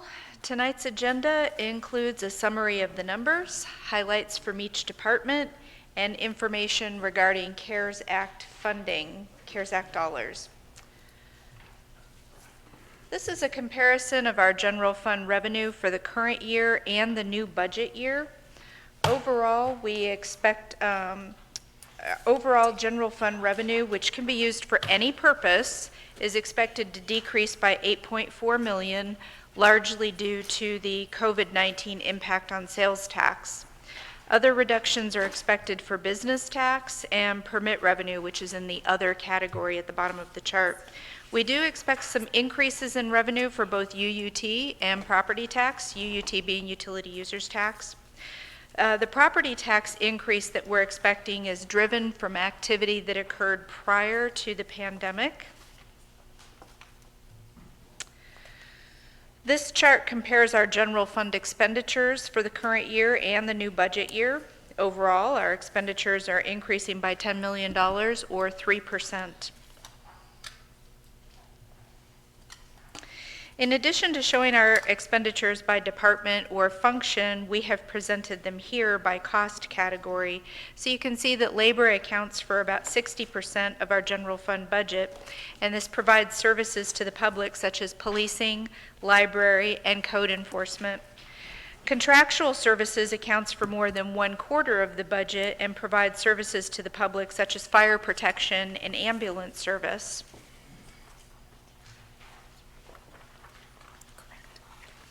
If we look at the budget for all funds, we see that the general fund accounts for nearly half of the budget.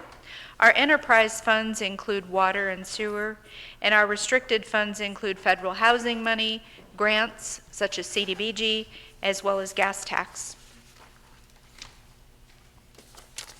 So for this part of the presentation, we're going to hand it off to each department so they can briefly present some highlights.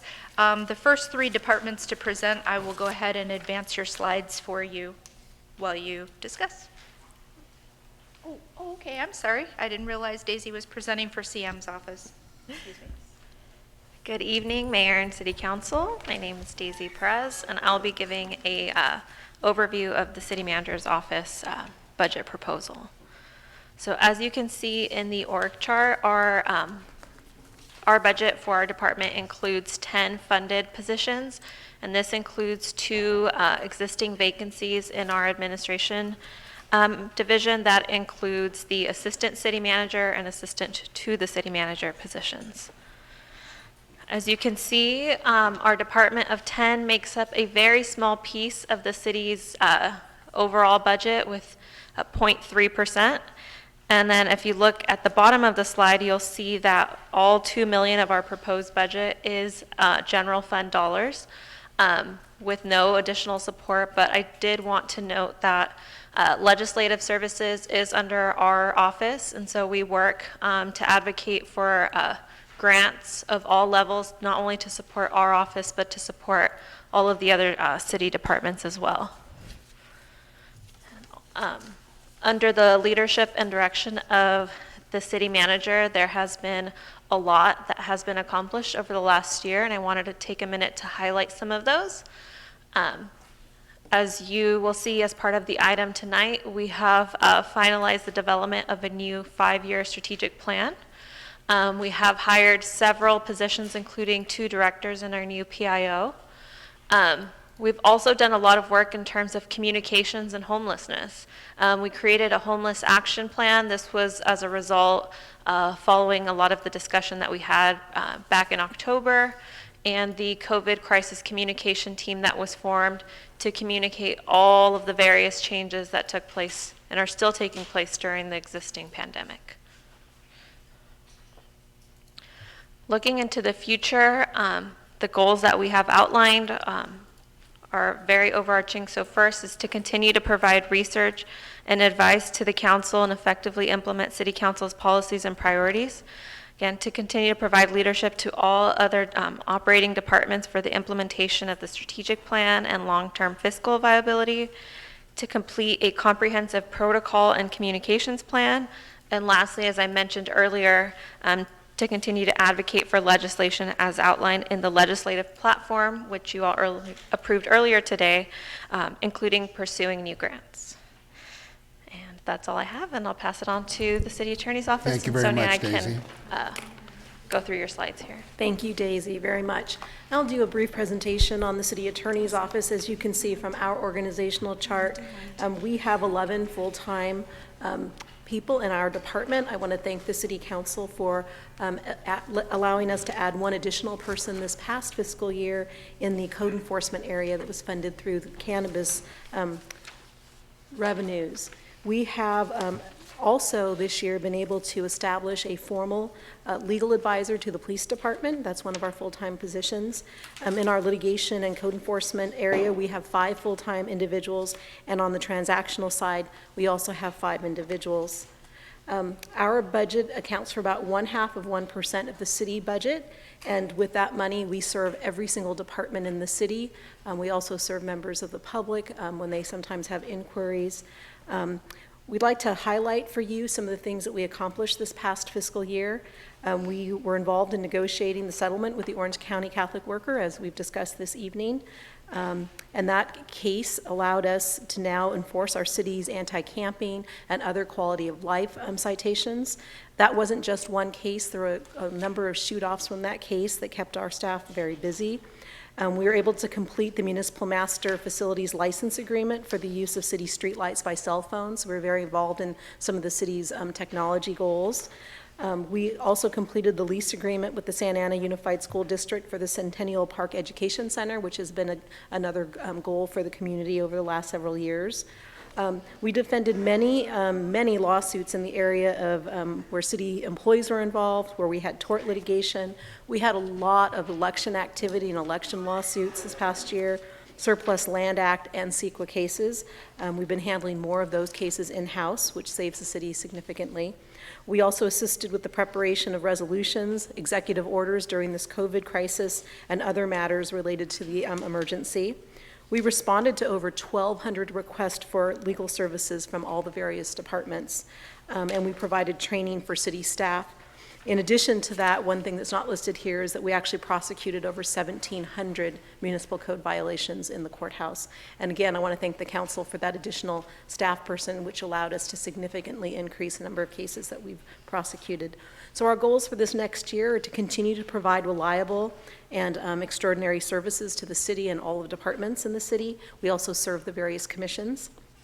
We want to provide an assessment regarding the areas of potential modernization of the Santa Ana Municipal Code.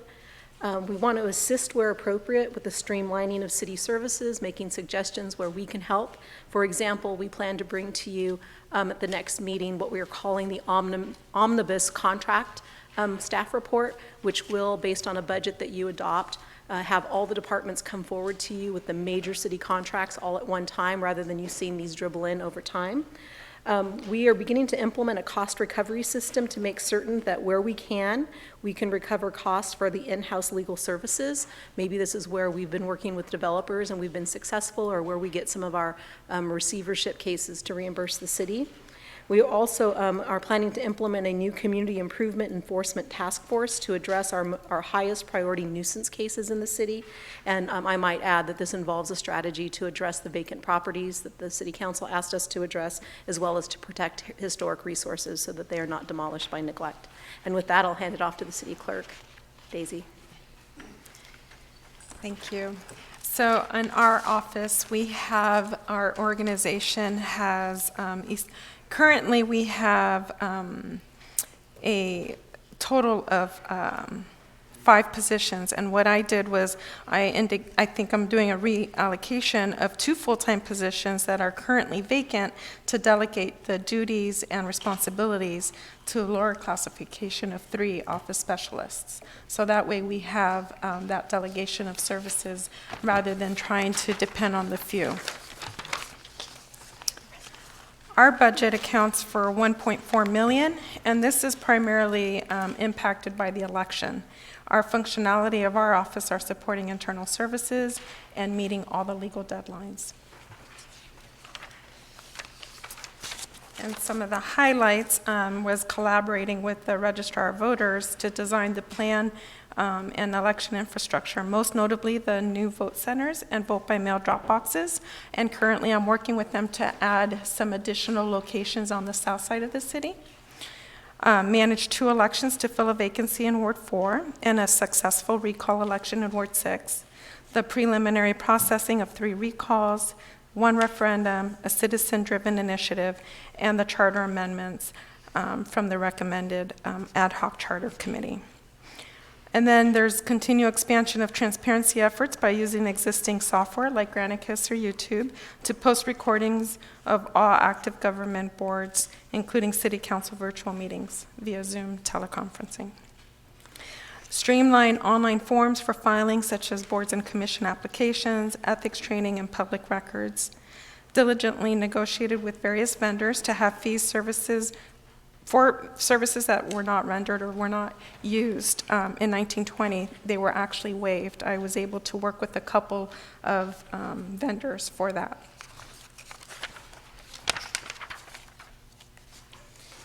And then our goals is, with hopes of not having a high volume of election activity, I intend to integrate an innovative agenda management system and software modules to mitigate adverse workload impacts associated with the legislative processes and public comments, implement the digital voting system in the council chamber, which the council has been loudly crying for, update the conflict of interest code, and with the biennial conflict of interest code required by FPPC and the campaign committees as required by law, update and digitize citywide records, and work with the city attorney and staff to revise the proposed board and commission ordinance, which was removed from the charter in 2018 as section 901.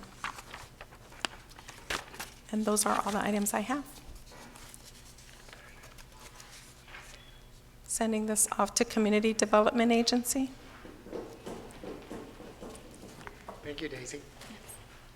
Thank you, City Council, for the opportunity to speak to you about what we have the opportunity to do. We get to do some really cool things. This is our organizational chart of the employees that we have, and they're operating their administrative arm, economic development, homeless services, and housing.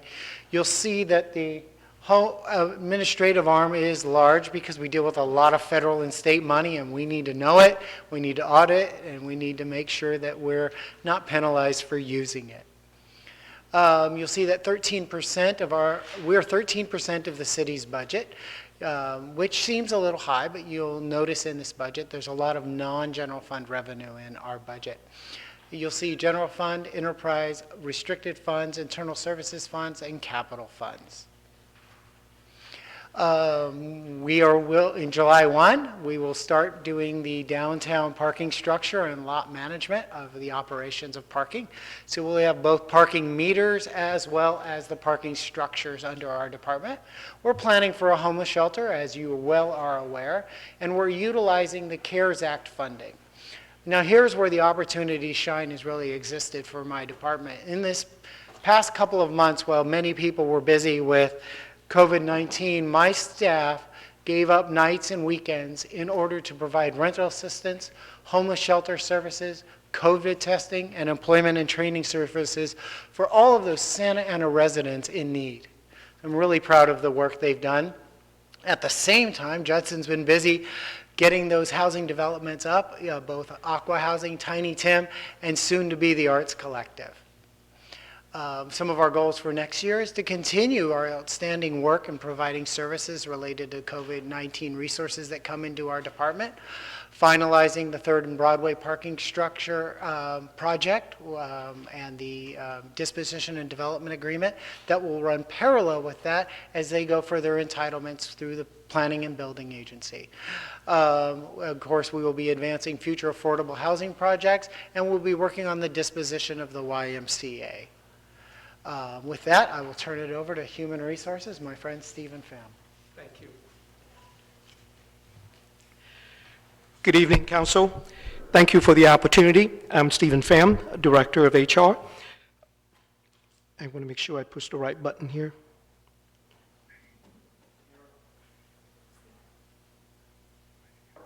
Oops. Okay, here we go. The HR department has 24 full-time positions and 3 part-time employees. We are responsible for all internal services, similar to the city attorney's office, finance, and IT. Our job is to support our staff from within. We have 3 divisions. One is HR operations, where we conduct all recruitment and training. We have benefits and compensation, which we administer a great deal of programs internally, and we have a risk management division. Our budget is about 7% of the citywide budget, but our general fund budget is only about 1%. The majority of our budget is in internal service fund, which consists of risk management and benefits administration.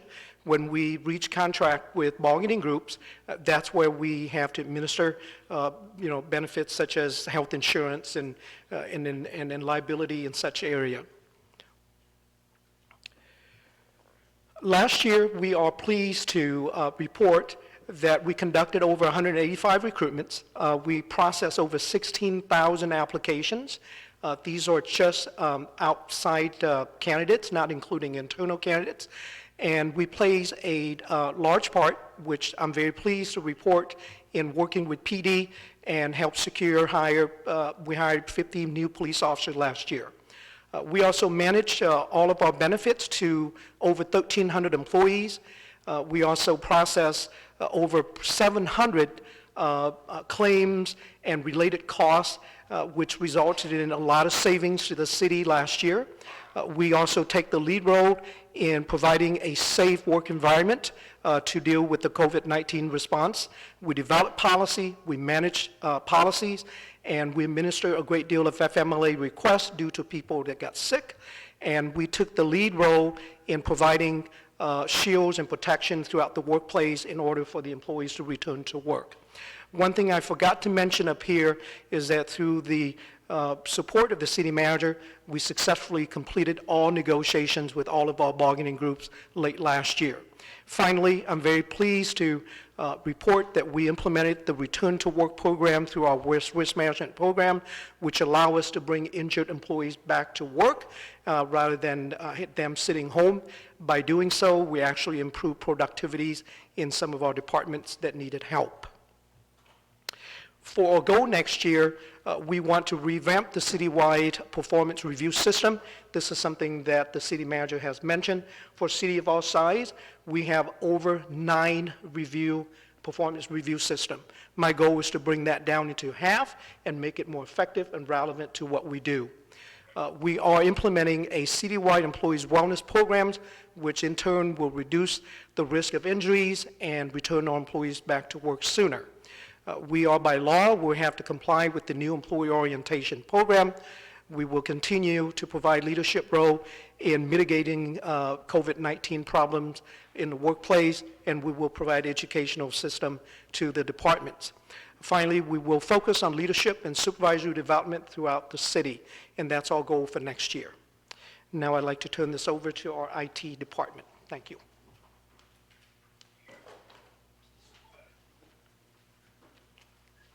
Good evening, Council. Jack Chula, Information Technology Director. The Information Technology Department consists of 2 divisions, infrastructure and applications, in addition to the myself and my 2 admin staff. The infrastructure division is broken up into two sections: network and data center and telecom, and tech support, which is the help desk and desktop. Applications is broken up into three sections: enterprise systems, specialized systems, and GIS systems. We have a total of 24 FTE and 7 consultants, and right now we have 4 vacancies that are not backfilled. Our citywide budget is just 2%, and it's all consists of internal service funds. Highlights, in addition to what's up there, our current year highlights include launching the new Santa Ana, My Santa Ana mobile app, upgrading the HR payroll system with the Financial Management Department, implementing a new budgeting system with the Financial Management Department, replacing all of our networking equipment and increasing our networking internal speed by 1,000%, and increasing our network bandwidth by 400% and reducing cost by 66%. These items up here are one-time items that are included in the proposed budget in the coming year that are coming out of the fund balance from the IT department. One is to replace the antiquated land management system that we have, or get that project started, I should say, because it'll be about a 2 to 3 year project. Upgrading the data center backup systems, implementing a timekeeping system, additional cybersecurity protection, and doing infrastructure upgrades.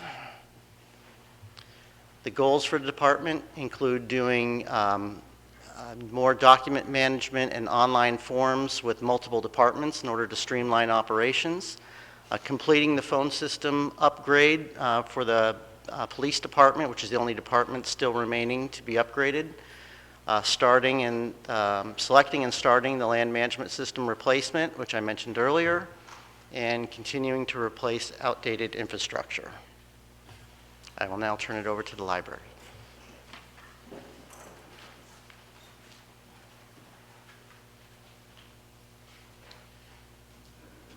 Okay, good evening, members of the City Council. My name is Brian Sternberg. The Library Services Department essentially has 4 divisions that serve people of all ages. That is adult services, young adult services or teens, youth services, and technology and support services. We also have a small administration department that consists of myself and a proposed library operations manager for fiscal year 2021. We do have 3 vacancies that are librarians and 1 senior librarian.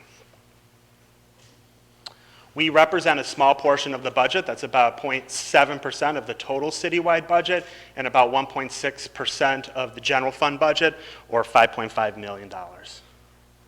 So the Library Services Department is really focused on, in this coming fiscal year, access and service, bringing services out to our community and thinking about how technology can really facilitate that process. That's really important for me and the department. So how are we doing that? Well, we have a new bookmobile that has already been designed, and a requisition has been approved, and it should launch next fiscal year, 2021, and that's really going to focus on, again, technology that will focus on our educational needs and kind of bridging that gap, because we only have 2 facilities that serve the community, our main library and our New Hope building. So the bookmobile will really be able to bring our services to the neighborhoods, to schools, and to seniors and those who really need it.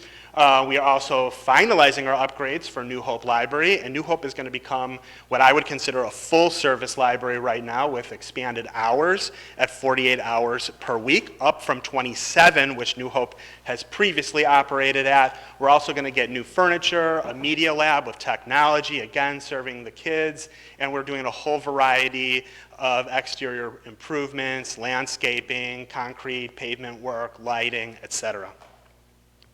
So what are our goals for next year? Well, we want to expand the wireless hotspots. We have a need for that in the community. So I am looking to do that, doubling. We have 120 wireless hotspots now that we have available to check out through our curbside services at the library. And we are going to try to add an additional 120 for next year, looking at potentially some SEPA-compliant hotspots for the kids as well that offers a little bit of filtering. We also want to increase the library's innovative virtual program offerings, offer more streaming programs using Zoom, YouTube videos. We want to explore new ways for technology to improve patron experiences like wireless printing in the library, scanning services. And we also want to implement a free virtual high school diploma program that will allow adult residents to earn a high school diploma to improve their career opportunities. So we received a small grant from that from the California State Library, and we will be offering 6 scholarships for people. And so that is it for the library. I would like to turn it over to Executive Director Rudloff for Parks and Recreation. Madams, really quick, we're going to, I was trying to understand the process. We're going to have opportunity to ask questions of each one after everything's done, right? Yes, sir. Okay. Thank you.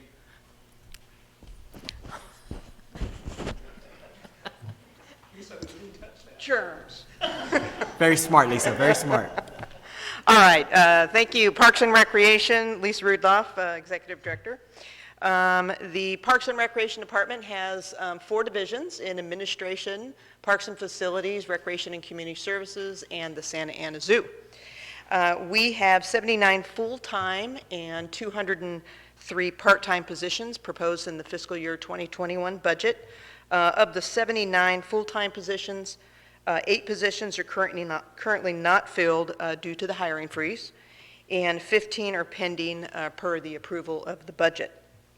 There are currently 45 part-time positions that are filled right now of the 203, and we anticipate hiring, once COVID is lifted, the restrictions are lifted, we anticipate hiring the others for our programming and things of that nature. Our budget is about $36.3 million. The majority of that is in general fund, and that's for our salaries, primarily for our salaries and contracts. Highlights coming for this year is that we were awarded over $6.8 million of grant funding, and this is through the Proposition 68, where we received $5.2 million, and the State Coastal Conservancy, where we received about $1.4 million. We also have a new contract services for maintenance and parks that includes landscaping for ball diamonds, pest control and fertilization. I know that doesn't sound great and fun, but we really want our parks to be clean and safe, and we want to maintain them. The budget has been cut in previous years, so we're very proud of our efforts to maintain our parks and facilities this year. Our park safety and security is also going to be continue to be a goal. We have included in the budget still the Park Patrol Program, which we have 7 officers that patrol 7 days a week from 6 a.m. to midnight. And then we also have our park ambassadors that are 7 days a week at various different times. We also have turned on all of our security lights in our parks, and we're keeping those on from dusk till dawn. We also have some cameras at some parks, and then we're also going to be renovating or replacing restrooms and making them safer, putting them in locations that are not hidden. This year we're also going to be creating a roadmap for our parks and our open space and trails. Our city has never had this before, so we're very excited to analyze comprehensively all of our facilities, all of our parks, all of our trails, and get the input from the community, and then come back and have a plan, a 10-year plan. And lastly, we are evaluating service delivery and financial management to enhance and/or sustain services short and long term. We're basically doing a study with our Recreation and Community Services Department that analyzes all of our programs and activities and any kind of services that might be duplicated in the community. We're about 70% completed on that, and we will be coming back to the council with a report in the future. Some of our goals for the year include park renovation and construction of new parks. So those grants that we received, we'll be building 2 parks at Standard and McFadden and Rayton Myrtle. We'll also be renovating Santiago Park with the money received from the Coastal Conservancy. We also are going to be approaching the project that at the zoo, the Santa Ana Zoo Amazon Edge River Otter Habitat Project. We're also going to be installing security lighting and upgrades at Morrison Park and Sandpoint Park. We're going to be starting on the PE Bike Trail Lighting Phase 2, and that will be, that's from Edinger to Warner. We're going to be finishing up our renovation of the Southwest and the Santa Ana Senior Centers. We're really going inside, cleaning those up, putting in new furniture for the seniors, and that should be done sometime this summer. We're going to be installing synthetic turf at Santa Anita Park. We're going to be renovating restrooms at Madison, Memorial, Adams, and Campesino Parks. And then we're going to be installing the fitness courts at Delhi, Rosita Memorial, and El Salvador Parks. We really want our parks to be safe, clean, and green. We know that they are very important to this community. We want to make sure that we are providing our community with a safe place and clean, and make sure our amenities are upgraded and really a place for them to go and utilize and enjoy. So we're going to be focusing on that. We're also going to be focusing on Park Patrol Security Program, Park Ambassador Program, and then we're also going to be proposing a Park Host Program. Next month I'll be coming back with a pilot Park Host Program and explaining that. We're also going to be implementing a Parks Master Plan. That's in the budget, the proposed budget. This is our 10-year master plan that we will be ready to go out with an RFP in July once this is approved. And then lastly, we're completing our recreational services and financial sustainability analysis, blah, blah, blah. That is a evaluation of our entire department. It's going to come back with a roadmap, just like with the general plan, like our strategic plan, and it will guide us in our recreation and community services. And now I'd like to turn it over to planning and building.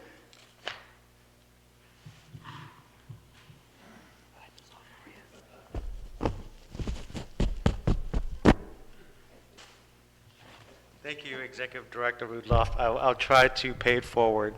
Good evening, City Council, Mayor Pro Tem. I'm glad to be representing the Planning and Building Agency. My name is Min Tai, Executive Director.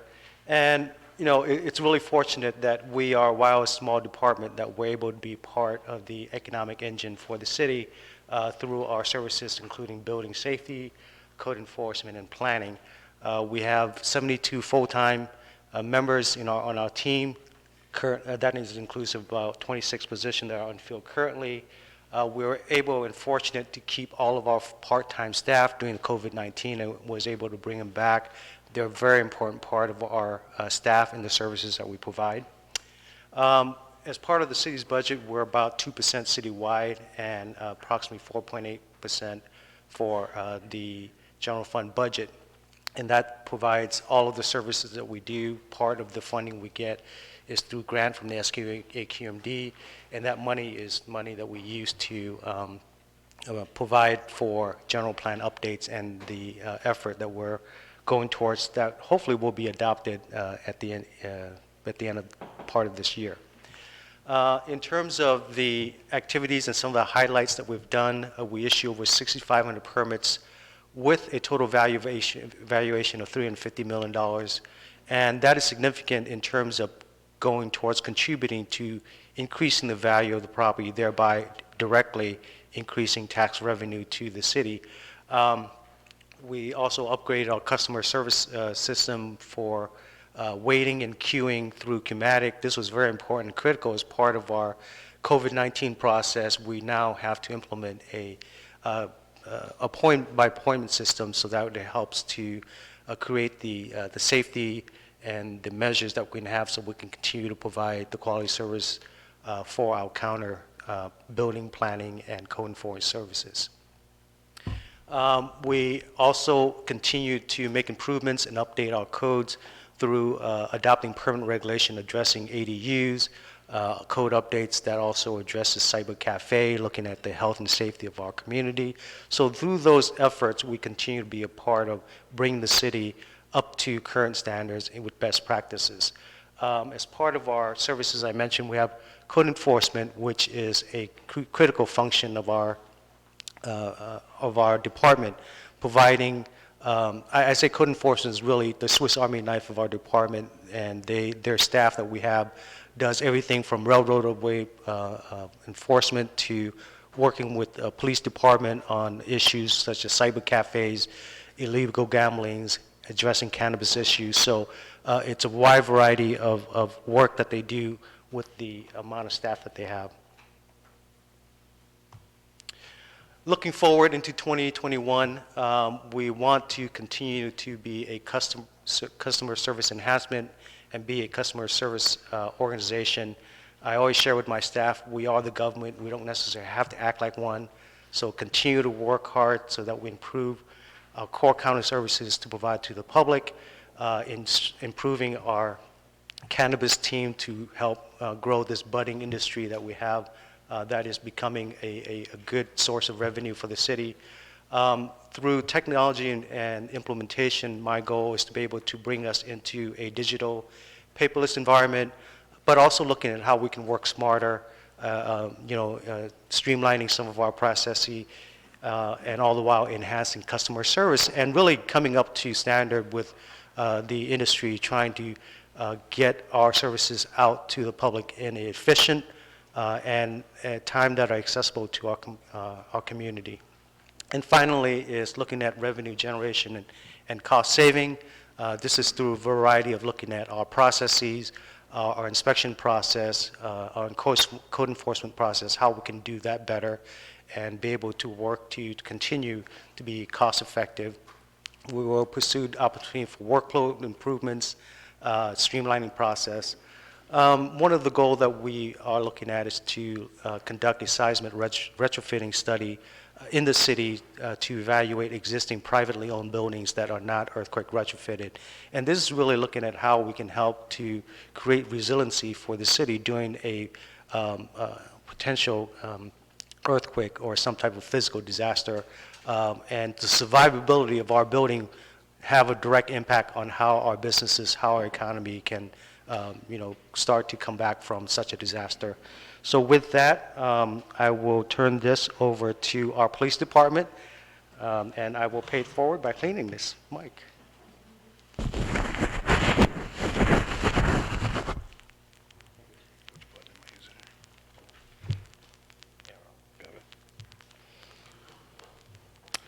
Okay, good evening, City Council, City Manager, and everyone listening at home. I'm going to provide an overview of your police department. We have, here's the org chart up there on the screen. We have 620 full-time employees. We are divided into 5 different areas or bureaus of the police department. My office, the Administration Bureau, which oversees hiring, workman's comp, training. The Investigations Bureau has oversight of all criminal investigations. The Field Operations Bureau is frontline policing. That essentially is everyone in a uniform capacity supporting frontline policing. The Jail Bureau oversees our jail division. And so we make up 20% of the city-wide budget.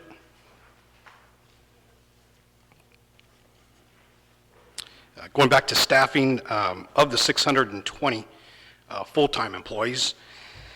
384 are sworn police officers. That is what we are authorized. Currently, yes, 366 of which are funded.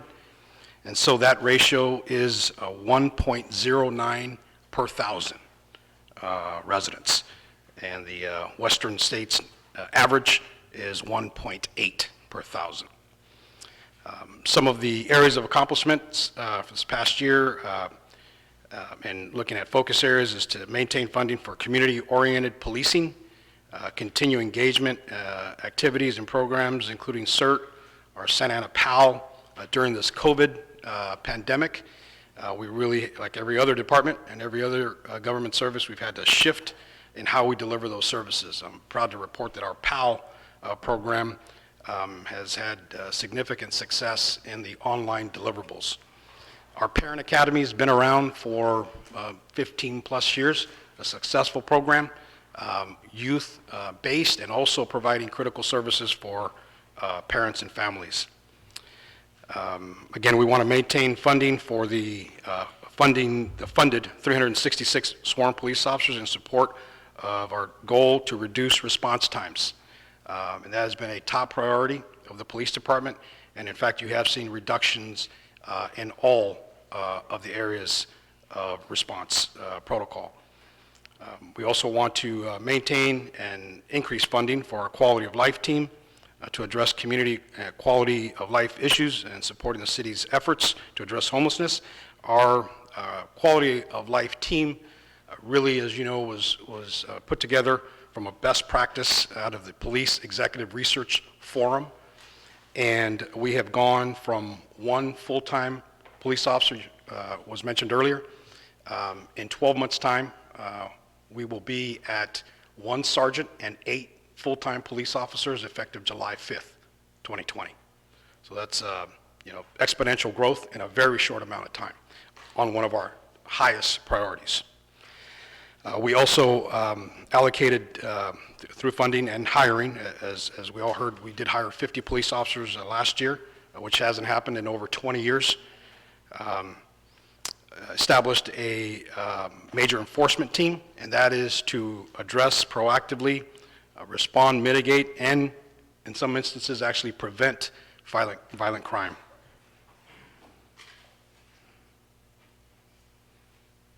Before I get into areas for this next fiscal year, we also provided previously a 2019 year-end in review for this council and for the public, and is posted on our police department website. We concentrated efforts on social media, imprint. We are the leader in municipal policing in Orange County when it comes to social media imprint. We also, at the request and working collaboratively with members of the council and community members, prioritized de-escalation training. To date, we have a state-of-the-art platform on simulation training for decision-making for officers and our personnel. We also continue to focus on transparency. If you look at our website today, you'll find data on use of force incidents, complaints, and also the officer-involved shooting and in custody death protocol. That is forward-facing on our website, first in Orange County to do that. With that, for this next year, we want to continue to focus on increasing public safety, increase our community engagement with a finite focus on transparency, operational excellence, efficiency, and then once again, training. You see that again. Part of that platform is to look at current incidents that occur and then fold those into our training platform. So what occurred in Minneapolis, although we're very clear as to what occurred there, fast forward to what recently occurred in Atlanta, a very different scenario, but how does that fold into our training? Because we want to look to de-escalate incidents and also learn moving forward. And then recruiting, branding, and succession planning, that's been a focus of ours. Our priorities are based from a 5-year police department specific strategic plan. And that was put together and put in place in 2019 with input by the community, by you, by folks that make up the police department, and so that's our operating platform. One other item I want to share is Vice Operations. Again, not only supported by the hiring from last year, but also looking at resources outside of the police department, task forces. Many of those positions were reallocated back into the police department to support various areas. This is one of those areas. We had, I think, we were down to about 2 full-time assets in Vice. Today, we're at 1 sergeant and 6 detectives full-time. And with that, I will turn it over to Public Works. Mr. Nabil. Thank you.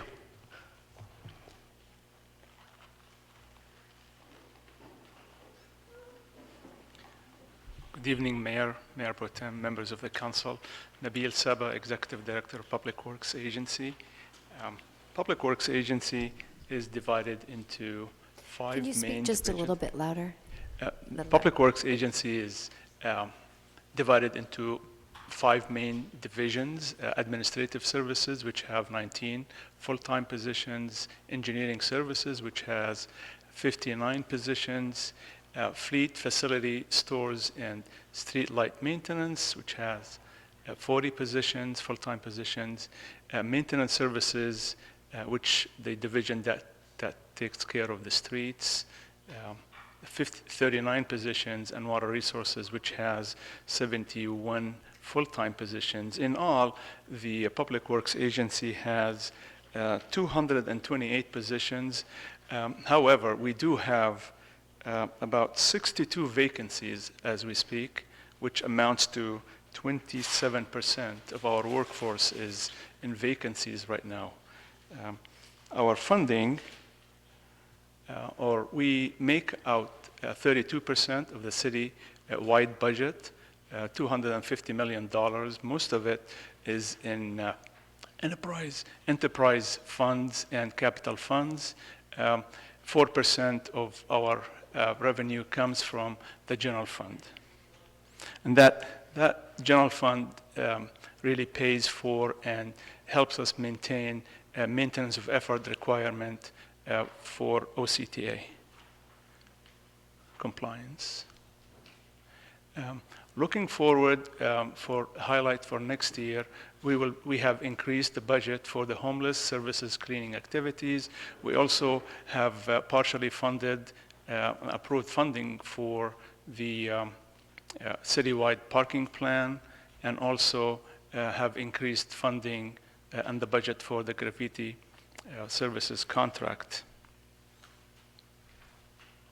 Our goals for next year is really to spend down 75% of the CIP, CDBG expenditures down to draw down and meet the MOE requirement by March 2021. We are implementing a citywide concrete sidewalk replacement program. We will be conducting an assessment of all city facilities to determine condition and all required work and repairs for all these facilities. We have also, will be designing and constructing a new CNG station at the city yard, and we will be awarding a AMI infrastructure contract and begin the installation of the smart meters, the first 1,000 of them next year. In addition, we plan to drill our first groundwater well, first in 20 years, I want to say, at the Washington site. We also plan to apply for maximum request of the for grants for active transportation programs, highway safety improvement programs, and also the bicycle corridor improvement programs, trying to maximize our grants so we can do more street work. And that concludes my presentation. I'll turn it to Finance Management Services. Okay, thank you. So we provide the core finance services for the city, including budget. We have 62 full-time staff and 21 part-time staff, and of our 62 full-time staff, we have 6 vacancies that are subject to the hiring freeze. We serve other departments and the public. Our treasury operations are those that you see on the first floor, including utility billing and licensing. My department accounts for only 1% of the city budget, with most of that coming from the general fund. In addition to the core finance services that we provide financial information to other departments, the city council, and the public. We help the city maintain its accountability to the public, and we seek opportunities to modernize and save money. Our goals for the current year include working with Jack's department to implement a timekeeping system, upgrade our utility billing system so that we can accommodate AMI, and then presenting you, the City Council, with a cost reduction strategy for the unfunded pension liability. That concludes the departmental section of this presentation. So the next thing that I wanted to touch on was the CARES Act spending plan. The county contract for a $2.9 million CARES allocation to the city is currently being routed for signature. The state legislature has passed the state budget, including a $28.8 million CARES allocation to the city, but the governor has not yet signed it. It's important to remember that CARES money is restricted to COVID-19 expenditures and cannot be used to backfill revenue. So after the state budget is signed, we expect to deliver a proposed spending plan to the City Council, which could include sanitization and testing activities. The table on this slide summarizes our resources for COVID-19 expenses and expected uses. So we're receiving federal FEMA money, the CESF grant for public safety purchases and the EOC, as well as housing and emergency services grant for homeless response to COVID-19, CDBG money for small business grants. We can also use CARES money for small business, and we actually are receiving another small allocation from the county specifically for that purpose of small business grants. So our next steps in this process after tonight's public hearing and answering your questions, if the City Council approves the first reading of the budget ordinance, it will return to you on July 7th for adoption. The city charter requires you to adopt your budget by July 31st. More so than ever, due to our constantly evolving circumstances, staff will closely monitor the budget and propose recommended adjustments to the City Council during this coming fiscal year as the need arises. We do pledge to return to you no later than October after we have the sales tax data for the current quarter that we're in, which runs from April 1st to June 30th. That sales tax data is going to be really important for us to know where we're going with our revenue stream during the upcoming fiscal year. So that includes the staff portion of the presentation. We are happy to answer your questions, and we're available to do so, but from what I understand, we have a member of the Measure X Citizens Oversight Committee that will make a short presentation. Thank you. The Measure X Committee presentation. Hello, Council. This is Chris Leo. I have been selected to present about the Measure X. First of all the members of the committee wanted to thank you for nominating them and for letting them provide service to the residents of Santa Ana. I just wanted to give a brief overview of Measure X, as was earlier mentioned by Councilmember Solorio. Our role pursuant to Measure X, which was adopted by the voters. Measure X was approved to maintain effective 911 response time, retain firefighters and police officers, address homelessness, fix streets, maintain parks, youth, and senior services. We feel a deep sense of duty to the residents and to advocate for the citizens and residents of Santa Ana. We had some concerns going through the process, and we wanted to share those with you. First of all, we weren't able to make any recommendations to the last quarter of last year's budget. So that was a concern. As you all are well aware, without Measure X, expenses exceed revenues for the foreseeable future. Measure X revenue is temporary, even though it's a long sales tax increase. It is temporary. But contractual commitments have been made that are ongoing. 2/3 of Measure X revenue was used to balance last year's budget, just to maintain existing service levels. And ongoing Measure X revenue is largely keeping the status quo, which many of us are concerned about as we move forward. And recurring expenses were added to the city budget after Measure X was approved. Our recommendations are preliminary in nature, and we wanted to share them with you so that you think about those and use those as you go about your decisions on the budget. One-time expenses should be favored above permanent additions to expenses when using Measure X revenue, such as one-time construction fees, construction of parks and other things that can be done and no longer have ongoing expenses. The reserve level should be reassessed, especially in this time of COVID. The city should provide an inventory of needs for each type of service listed in Measure X. The measure was very clear, and we should figure those out. The Oversight Committee should recommend spending priorities in alignment with the needs to identified in Measure X. And I think most of all, we'd like to stress that we are looking at quality of life, whether it's graffiti removal, street repairs. Those type of things are things that the Measure X committee was most focused on.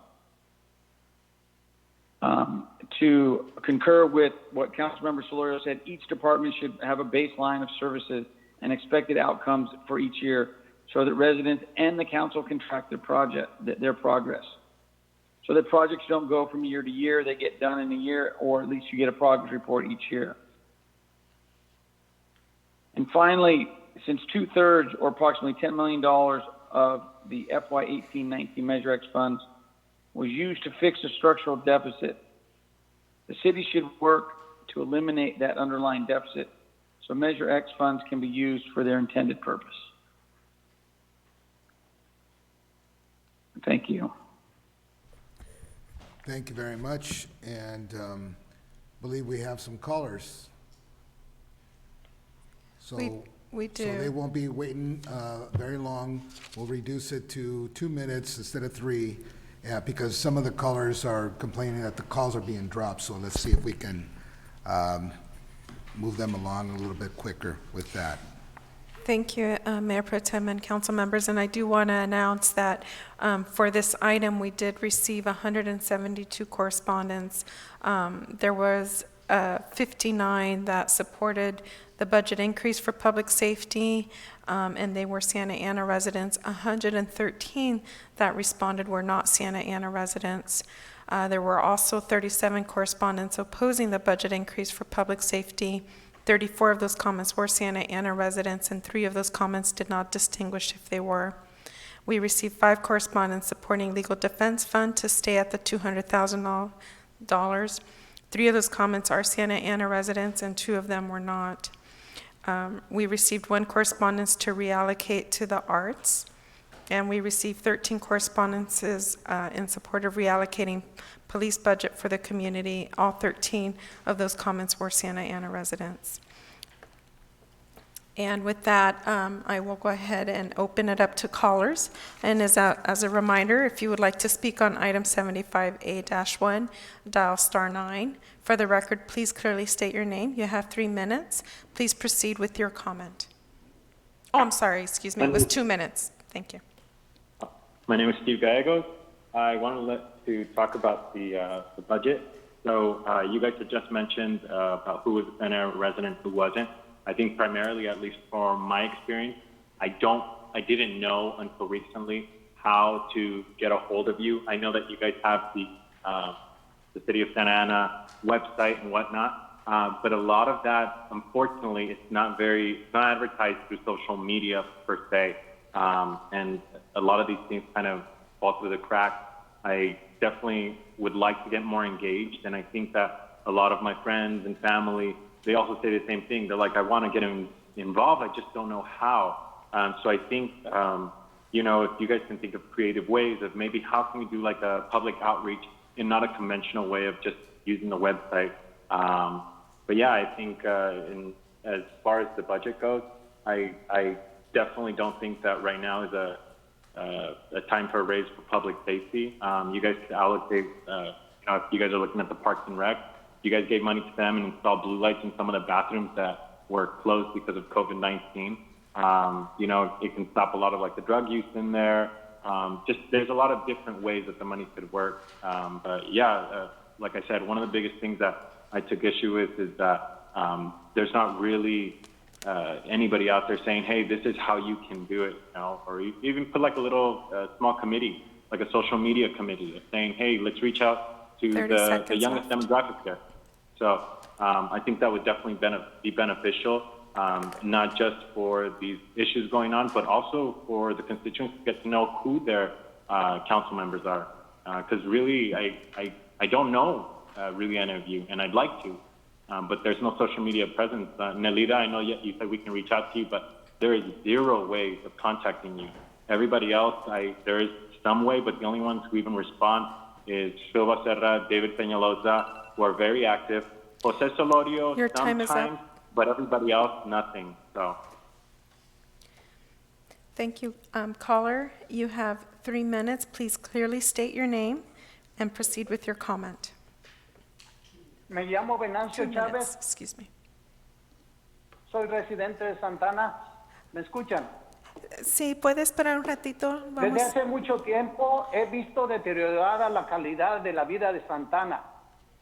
En los últimos 6 años, las personas que deambulan por nuestras calles tienen más prioridad que los residentes y negocios que pagan impuestos en Santana. Sé que esto también es un problema del condado, pero me estoy comunicando con ustedes porque ustedes son mis representantes elegidos. Ayer fui atacado injustamente por un desamparado drogadicto. Me siguió a mi casa y me golpeó sin control. 2 veces llamé al despachador de policía. La primera llamada para advertir en el peligro que me encontraba y la segunda llamada fue cuando ya había sido brutalmente atacado. Cuando el oficial llegó, en lugar de buscar al sospechoso, me investigó a mí primero. Me dijo que no podía hacer nada porque se trataba de un caso de delito menor. Entonces, ¿por qué tenemos policía y que gastamos más de 150 millones en el departamento si no podemos tener protección básica? Hoy están hablando del presupuesto de la policía y quiero pedirle que no le den un aumento a nadie hasta que se restablezca nuestra calidad de vida en Santa Ana.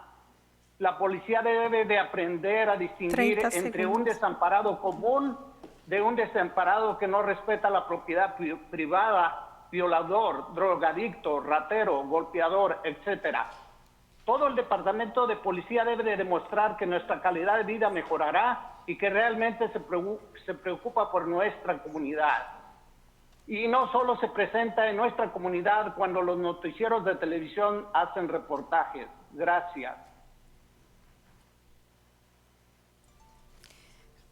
We're having the translator come down and he can speak. Do you want to take the next caller while? Yeah, as a matter of fact, if you can let the gentleman know that, you know, he can contact our chief of police, get his info, and we'll have the chief's office get in contact with him.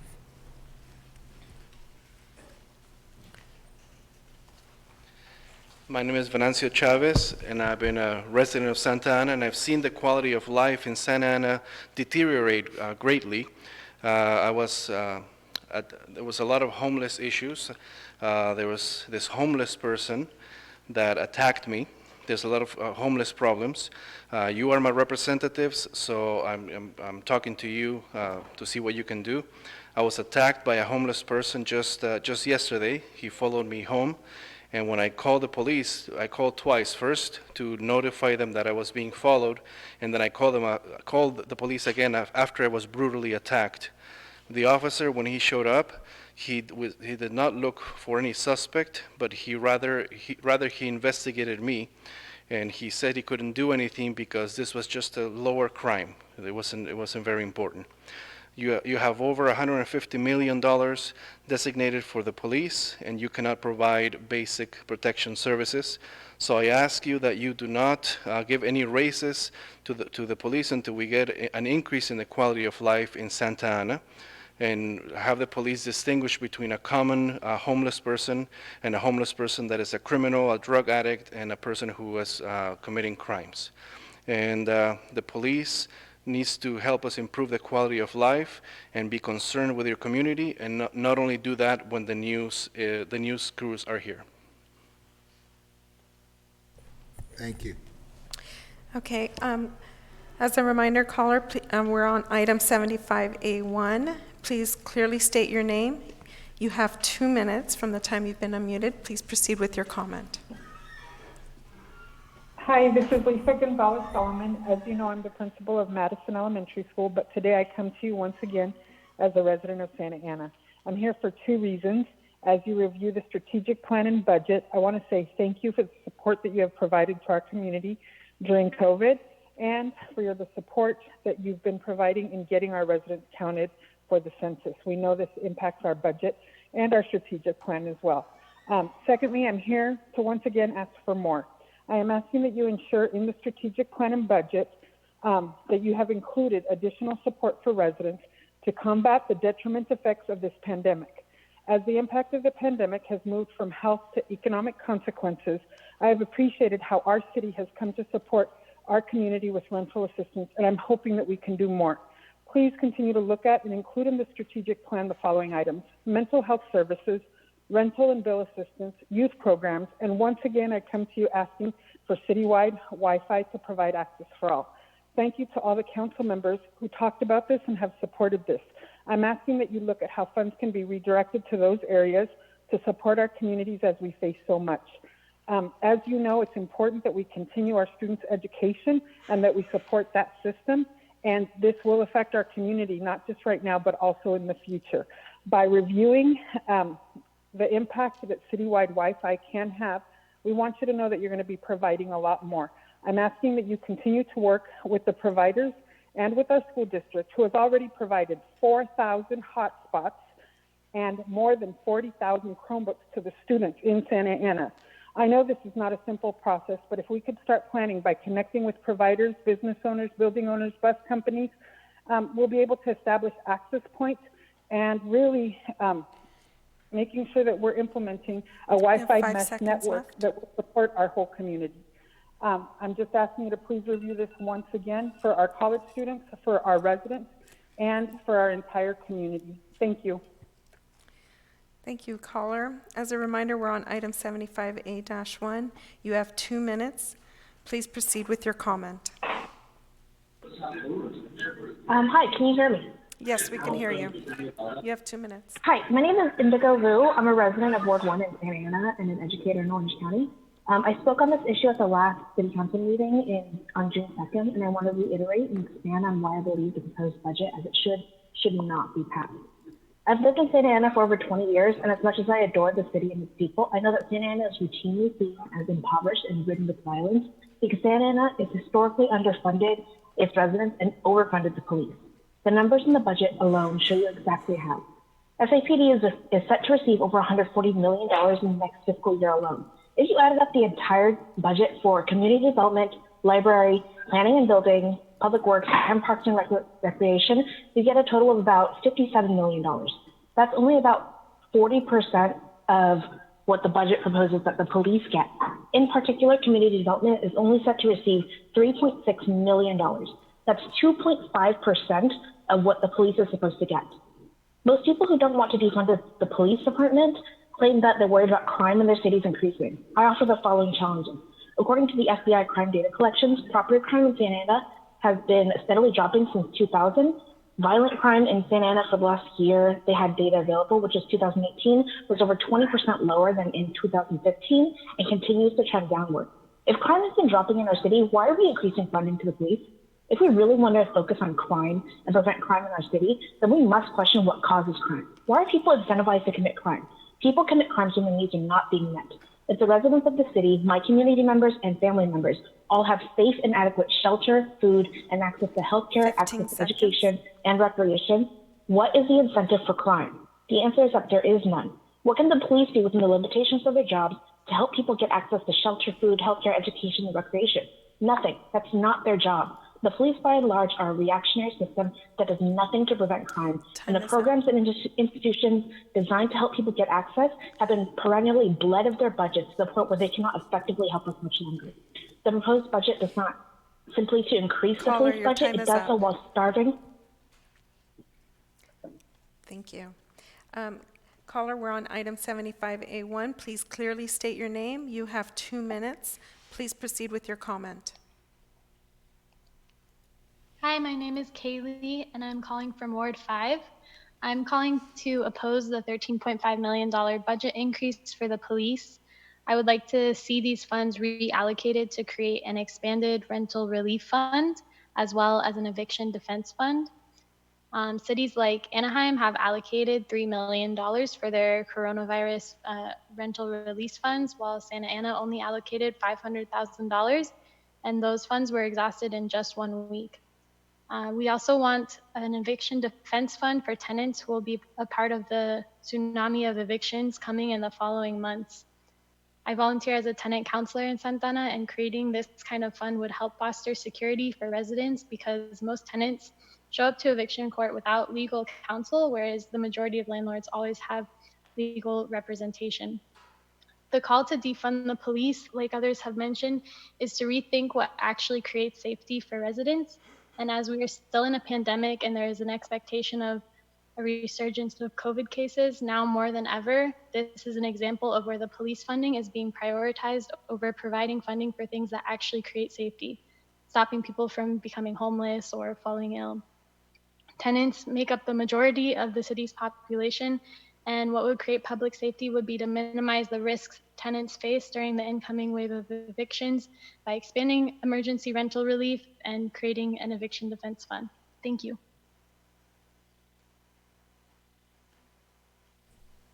Thank you, caller. We're on item 75A-1. You have 2 minutes. Please proceed with your comment.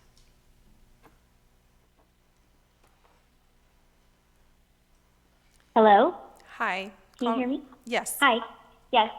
Sorry. My name is Joyce Noche, and I am the Legal Services Director at Immigrant Defenders Law Center, and I'm submitting a public comment in support of the renewal of the Santa Ana Deportation Defense Fund at its current level of $200,000 to continue providing legal representation to Santa Ana residents facing detention and deportation. Since entering into agreement with Santa Ana in October 2017, we have represented 37 Santa Ana residents, in addition to 35 cases of representation for the children of these residents as well. The urgency and the need for representation have escalated due to the COVID-19 pandemic. There are recent reports of ICE transferring detainees out of state with complete disregard to the risk of infection, as well as the first reported death of a person who was detained just south at the Otay Mesa Detention Center, which has the highest number of COVID-19 related cases among ICE detainees. There are ongoing reports of harmful chemicals being used to clean in the Adelanto facility, causing skin and respiratory issues, nosebleeds, and other serious symptoms. We are working with clients and colleagues to bring light to these issues while also trying to obtain release. Current numbers at Adelanto facility are at 3 and are expected to rise as the coronavirus continues to ravage the detention centers. Most recently, we were able to secure the release of a Santa Ana resident, Miguel, who was a long-time green card holder and Santa Ana resident, who suffered for years with undiagnosed schizophrenia and was detained at Adelanto. With the support of his family and our legal team, we were able to secure his release. He's just one example of those who've been able to help with the deportation fund. We are conscious of what is currently taking place in our country and the death and the pain that our Black community members have suffered. And the immigrant community have risen in solidarity to support the Black Lives Matter protests. We stand alongside them. And as we draw closer to a decision by the Supreme Court, Thank you, Your Honor. Thank you. Thank you. Caller, we are on item 75A-1. Please clearly state your name. You have 2 minutes. Please proceed with your comment. Caller, you have 2 minutes. Please proceed with your comment.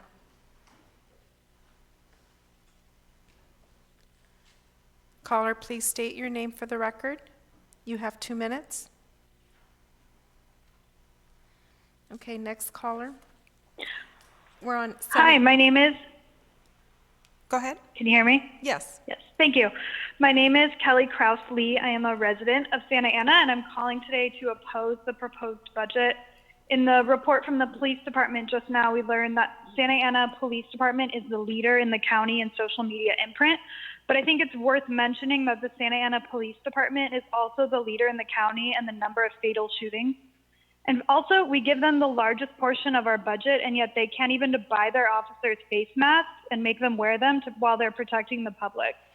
Not only are we facing major losses due to the coronavirus, but the national conversation has shown that we really need more spending on community programming like libraries, parks and rec, and public works, and not the police.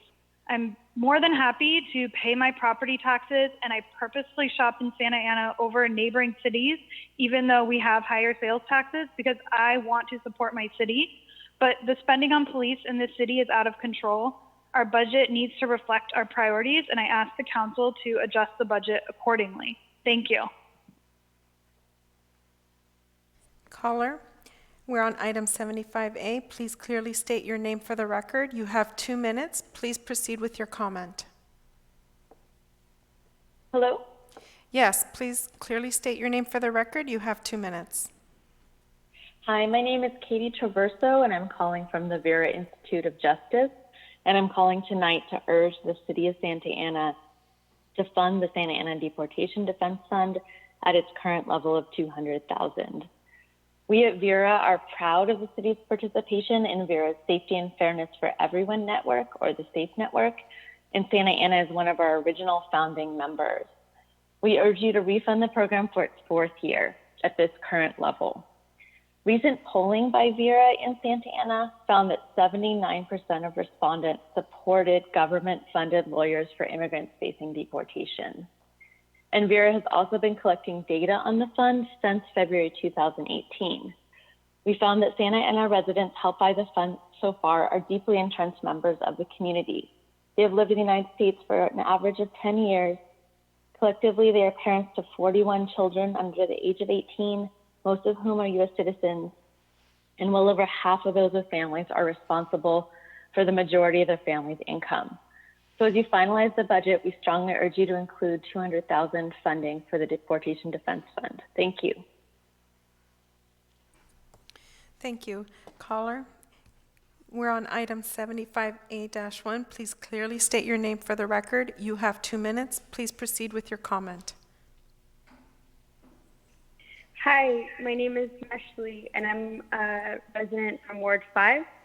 I'm calling in to oppose the 13.5 budget increase request from the police department, and I'd like to call on the council members to instead reallocate that funding, or some of that funding, to go to a larger coronavirus emergency rental relief fund. Previously, only $500,000 were allocated for that fund, and those funds were exhausted within a week's time. And we've seen that other cities such as Anaheim allocated up to $3 million. So we think that Santa Ana could very easily do the same, especially if they're willing to entertain a proposal for a budget increase for the police that already gets the biggest piece of the pie in terms of our city's budget. I'd also like to advocate that the city consider enacting an eviction defense fund that would function much like the Universal Rep Fund, but it would allow tenants to seek legal counsel. We often find it difficult to connect tenants to legal aid because many legal aid services are tied to federal funding, so then there's restrictions on it.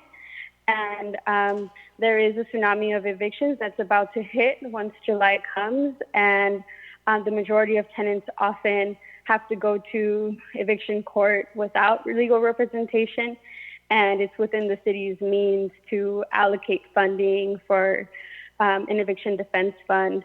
I'd also like to uplift a comment that was made earlier about getting internet access for the city of Santa Ana. I attended the school board meeting last week, and I heard that it would only cost Caller, $9 your million. time is up. Thank you. Caller, we're on item 75A-1. Please clearly state your name. You have 2 minutes. Please proceed with your comment. Hello, can you hear me? Yes. Good evening, Mayor and City Council members. My name is Hilda Ortiz, and I'm speaking on behalf of Latino Health Access on this item to request a revision of the proposed budget to reallocate funds from the Santa Ana Police budget toward our community's well-being instead. As a public health organization, we work every day to improve the social determinants of health, or the conditions in which our community grows and lives in that affect their physical and mental well-being. These include housing, parks, walkable streets, and free programs for youth. Our community's current conditions are a consequence of the lack of investment in their health. A large portion of our community lives in poverty with a per capita income of $19,000 a year, and 63% are spending more than they should on housing and are on the verge of becoming houseless. The need to increase funding in housing, parks, youth programming, and mental health services, amongst others, are very clear. Yet the proposed budget does not reflect those priorities. We've been told year after year there isn't money for this, but we see it in the budget every year. The money's there, but it's being invested in police instead. We see that our city leaders prioritize police salaries over spaces for kids to play or keeping families in homes. There's increasing evidence that policing and surveillance are harmful to physical and mental health, and that decriminalization reduces police contacts and improves overall health.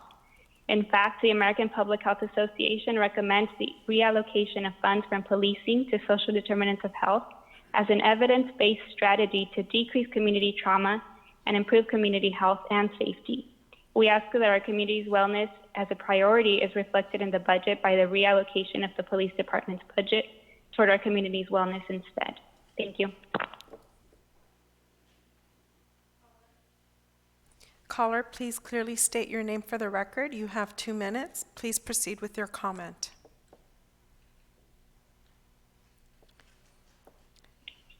Good evening. My name is Jennifer Rojas, and I am the policy advocate and organizer with the ACLU of Southern California. The ACLU has 360 ACLU members in the city of Santa Ana. The ACLU of Southern California underlines the demands set forth by youth, adults, residents, and community-based organizations that the city council and the mayor disinvest from the police. The city requires and residents deserve a budget that invests unparalleled funds into community-based priorities and needs. For too many years, the city has increased the police department's budget to the detriment of youth programming, supportive housing, and more. A monumental shift is underway in the hearts and minds across the country in recognizing that overspending on law enforcement does not equate to public safety. Instead, communities require an overinvestment in community-based programs and services to meet the needs of young people, people experiencing homelessness, and people living with mental illness. Santa Ana needs services that help and strengthen the community, not increase police spending. Due to impacts of COVID-19 on the city's tax revenues, we understand deep cuts are expected in next year's budget. Yet public safety spending is increasing by $13.5 million. This discrepancy is unacceptable. We underscore the demand that the city cut SAPD's budget and use the savings to preserve and prop up city programs like libraries, parks, and housing. We need a holistic approach to public safety. Police should not be the first responders for people experiencing homelessness, nor people experiencing a mental health crisis. The city must invest in services that will result in the material safety and wellness of all residents of Santa Ana. Your time is up, Thank you. Thank you. Caller, please clearly state your name. You have 2 minutes. Please proceed with your comment. Good evening, Mr. Mayor and members of the council. Jairo Cortez, I'm a longtime resident of Santa Ana and executive director at Chispa. I'm calling also to oppose the budget for next year as it currently stands. I think we're currently in a moment, and you're seeing a lot of residents coming to you after years and decades of not having our priorities straight. This last month of protests have reminded us that Black and communities of color as a whole need more support, not more surveillance and suppression. Today and this year is a moment to recognize the errors of the past and try out a new approach and a more effective strategy for community recovery. This begins by not allocating more money to the police department while residents are being asked to sacrifice elsewhere. And by recognizing that the current moment we are in is calling on you and it's calling on us to rethink our approach to safety and rethink our approach to investment. And so what our communities truly need is investment in things that work, things like economic and legal assistance, like youth programming, like housing, like education, not more policing and suppression. Thank you. Thank you. Caller, please clearly state your name for the record. You have 2 minutes. Please proceed with your comment. Hi, my name is Fernando Delgado, and before I begin, just let me say that I realize this is an election year, and many of you are counting on the POA's endorsement and donations to win your races, so I know this may be falling on deaf ears, but I ask that you guys put your political aspirations aside and remember why you became public servants in the first place. Now, in the wake of the murder of George Floyd at the hands of police, our country has been experiencing a rare moment of self-reflection with regards to policing. And on top of this, we're still in the midst of a pandemic and economic collapse whose worst impacts are yet to come. I'm calling to oppose the $13.5 million increase to police and to ask you, our city council, to take part in a nationwide moment of reflection by committing to a more effective strategy for community recovery by reprioritizing funds from the Santa Ana Police Department and using those funds to invest in what our communities truly need. Now, I know there's a lot of misinformation about the defund police movement, so I just wanted to clarify some of the things that people have been saying. No, we are not asking for the complete elimination of police. No, we are not asking for the city to just ignore all the crime and let people run wild. In fact, we're very, very concerned about the problem of crime and poverty in the community, but where we differ from the traditional view that most people have is that we don't believe just putting more police on the streets is going to fix everything. Right now, the Santa Ana PD is getting about 42% of the general fund, as was shown in the graph. That's $155 million a year, and they're expected to receive this increase when other social programs are expected to take cuts. Now, with all that money, our public safety situation should be on point, right? The police are taking care of everything, but instead, we continue to see our community struggle with crime, poverty, homelessness, drug addiction. Police can't and they should not be expected to solve all of our city's problems. So we're calling on you to stop using police as a Band-Aid for the real problems that our people are facing. Now, with the pandemic and forced shutdown of the economy, we're going to have a lot more people in dire need of support services in the coming year. And unless your plan is to just throw these desperate people, your constituents, in jail, then our police department is going to have to spread the love and share that piece of the pie that they're getting. Our country is experiencing a transformation right now. You guys know this. Cities across the U.S. are realizing that police are not the answer to our very real problem. Caller, please clearly state your name for the record. You have 2 minutes. Please proceed with your comment. Yes, my name is Jarvis Jennings. My comments are for the Measure X, which is saying that it was, to fix things around the city. But I have a hard time believing that some of these things are getting done when I'm driving through Santa Ana. More specifically, if you go down Rate between McFadden and 5th Street, the road is a mess. So if Measure X is supposed to be to fund streets, to fix the streets and, and things like that, that program seems to be seriously lacking. I'm not going to say it's the funding But I think whoever you're contracting or using, either they're not doing a good job or no one's paying attention to what's being done. As far as the budget increases for the police department, I hate to say it, but it's a double-edged sword. We need help from them. They need help from us. You know, I am a black resident of Santa Ana, and my culture has gone through many problems. The Hispanic culture here in California, Texas, Arizona, other places in the Southwest have many problems with the police department. But we need their help. They need our help. I'm not going to say they deserve what they're asking for in a budget increase. However, I do believe they are going to be having some serious challenges coming up because, as many callers have stated, we are in an influx of change in our country, hopefully. But I just wish that, you know, we just find a way to really spend the money the best way. If that means the police department gets money for things they really need to do, that's fine. But if it's just to give pay raises, I've got an issue with that. You know, if it's to help fix up the way they do business and everything, I'm okay with that. If it's to get them better training, you know, and hire new officers, that's Caller, fine your as time well. is up. Okay, thank you. Thank you. Caller, please clearly state your name for the record. You have 2 minutes. Please proceed with your comment.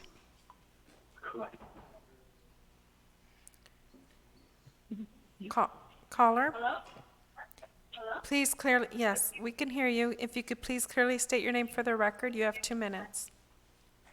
Hi, my name is Selena Gallego, and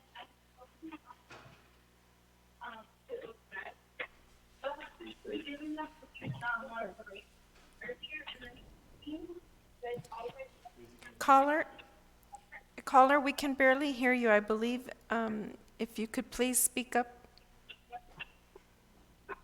Hello? Yes, now we can hear you better. I'm sorry. My name is Julie Gallego, and I'm a resident here in Santa Ana, and I have been for the past 33 years. I actually am calling, first of all, to, I'm not in agreement with giving more money to the police, only because I think in all of this, we're also forgetting our kids. We're forgetting our schools. We're forgetting our teachers, the ones who are here helping us be the future. And I think that is something really important. We are the 7th largest district in California. We have 91 schools, and we're only providing, or what I see on the plan, $1.5 million. But we are able to pass $236,000 for 5 new SUVs for the police. And I really don't think that is fair to our kids, our community, when we have so many other issues and problems, and we don't need to have a police surveillancing us. What we need to have is investing in our parks so our kids can have somewhere safe, somewhere clean. Our bathrooms are absolutely disgusting. If you have not been to one, I suggest you go. Our school food is not very nutritious at all. So we are not supporting who we should be, as well as also homelessness. I would like to be walking the streets without having to trip on the sidewalk. So I don't know exactly where all the money is going, but I believe giving more money to the police is not the best way. There's other resources that we can definitely use that money towards to make Santa Ana a better place. Thank you. Thank you, caller. For the record, please clearly state your name. You have 2 minutes. Please proceed with your comment. Members of the board, my name is Rafael Solorzano. My family and myself have been longtime residents of the city of Santa Ana in Ward 5, and I'm here to discuss how our city can reimagine public safety while investing back into our communities. This is not the first time I've spoken to City Council about this issue. Back in 2013 to 2014, community members, youth, and parents participated in Santa Ana's strategic plan, where you adopted a community safety plan that included developing a restorative justice practices under community safety. At that time, we also saw the county and Santa Ana Unified School District implement RJ practices systematically, thus adopting practices that address the needs of every everyone impacted by wrongdoings and or assisted with lowering suspensions and expulsions at the district level. But sadly, what emerged from your adoption of restorative justice practices was 2 presentations to the Public Safety Commission on restorative justice, which I see no longer exists as a board or commission within our city. Back then, we illustrated the importance to address the incarceration rates of our youth. As of 2018, Latino youth continue to make up the majority of youth detained in Orange County. They make up 75% of youth felony arrests, where Latinos only make up 36% in Orange County. City and our community-based alternatives to non-criminal calls would allow us to limit police and community contact, thus lowering the incarceration rate of our youth and community members. Yes, I have seen the glimpses of exemplar projects such as Summer Night Light project at my neighborhood park, El Salvador Park, in 2018 and 2019. But again, this is only a summer project led by community stakeholders. Much respect to Nati Alvaro, by the way.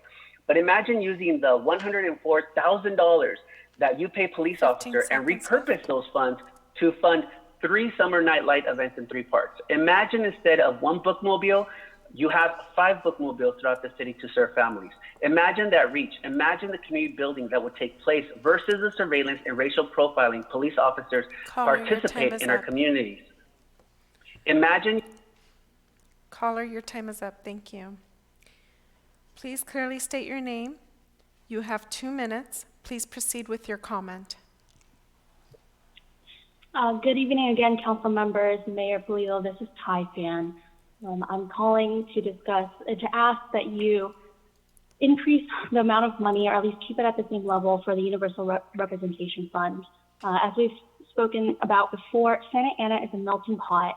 But one thing that's clear is that the vast majority of Santa Ana residents are immigrants or in households with immigrants.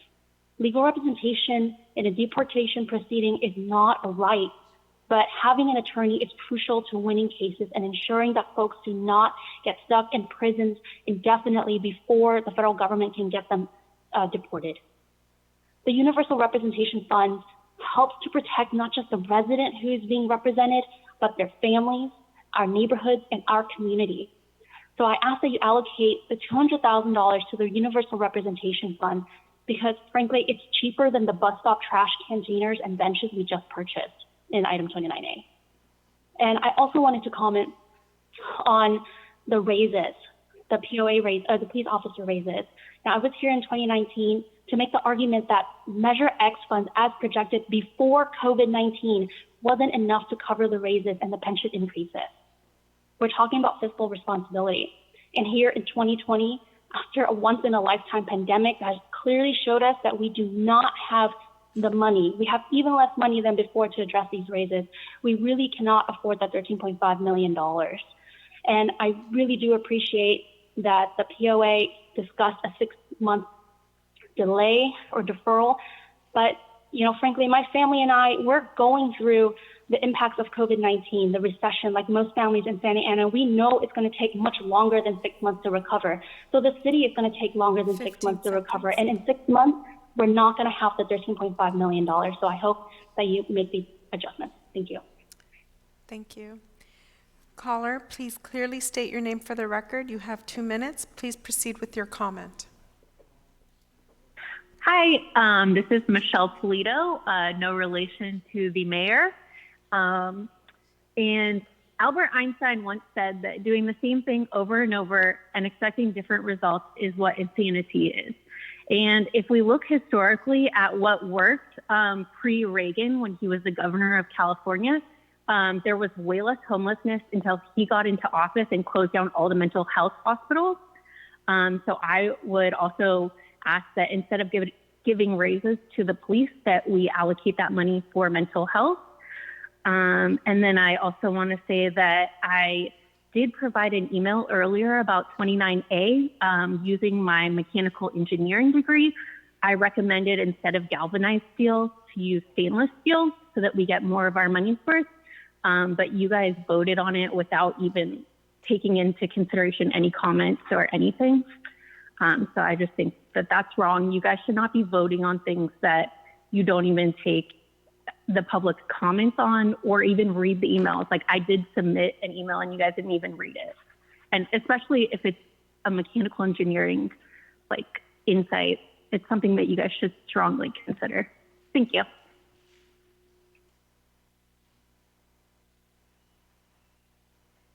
Caller, please clearly state your name for the record. You have 2 minutes. Please proceed with your comment.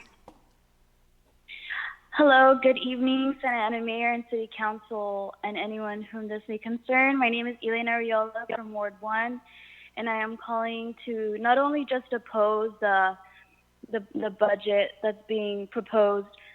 I oppose the increase in funding to the police, but I also want to encourage the defunding of the police and what it already has.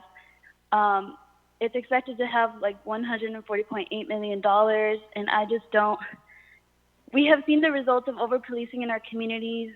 As it's been said, the Orange County juvenile system is overly represented by Black and Latino boys, and I just think it's very unfair.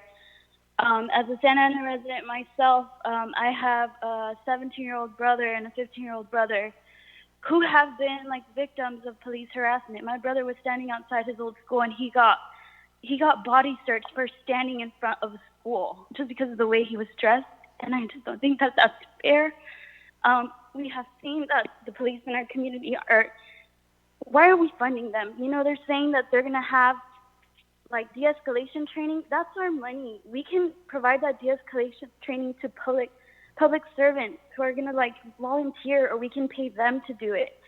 You know, just historically, the police is not like there to protect us, like, believe it or not. And I'm just speaking from the heart here, you know, and also Councilman Solorio, one of your platforms is increasing public safety, and like, did the POA sponsor your campaign? You too, Vicente Sarmiento. I really was considering voting for you. 10 seconds I left. go to UC Berkeley, and I really wish you would consider the way that you're allocating our funds. Okay, please. You're indebted to us. We've lacked resources forever. You used our money for Measure X to use for your. Thank you. Please clearly state your name for the record. You have 2 minutes. Please proceed with your comment.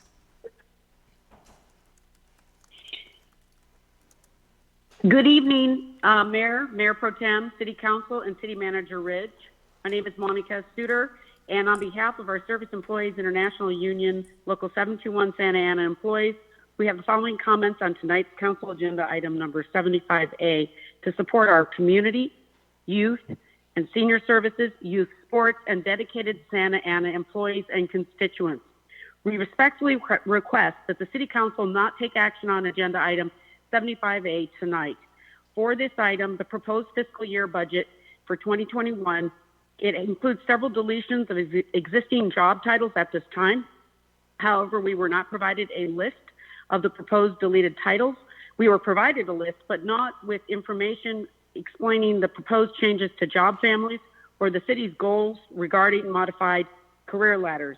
We request that instead these titles remain unfunded but not deleted while approving a fiscal year 2021 budget to allow for full transparency and review of proposed job family objectives that have not yet been provided. This is critical to understand in advance of any proposed title deletions, and we are reiterating our ask that the 176 SEIU Local 721 employees who were suddenly separated effective 5/22/20, 176 be recalled and reinstated. They were already reduced to 0 hours due to COVID and filed for unemployment after the shutdown. Essentially, they were furloughed because of the COVID in April and May, but we are still unclear why they actually needed to be separated when they were already getting unemployment. We respectfully ask that the council direct the HR department to immediately take this action to recall and reinstate them, and to rescind actions taken that included their separation without proper process. That Measure X Cannabis and CARES Act funding for youth, seniors, and community be utilized to fund and reinstate these 176 long-term part-time workers represented who provide key services for our community, and especially since the Parks and Rec and Youth Services Commissions have not been able to convene for some time. Parks and Rec and Library and all these services are the front end of public safety. Okay, thank you. Caller, please clearly state your name. You have 2 minutes. Please proceed with your comment.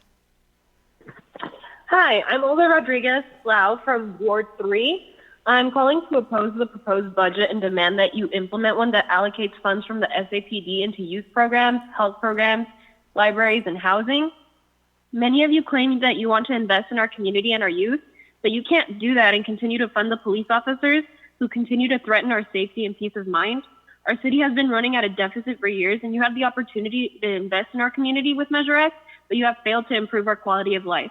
The residents of the city are tired with your continuous mishandling of the budget. To truly invest in the lives and prosperity of Santa Ana residents, you can all start by defunding the SAPD. You can claim that Black Lives Matter to you on Facebook and your other social media, but until you actually take power and money away from the system and individuals responsible, you're just aiding in the murders of Black lives. Thank you.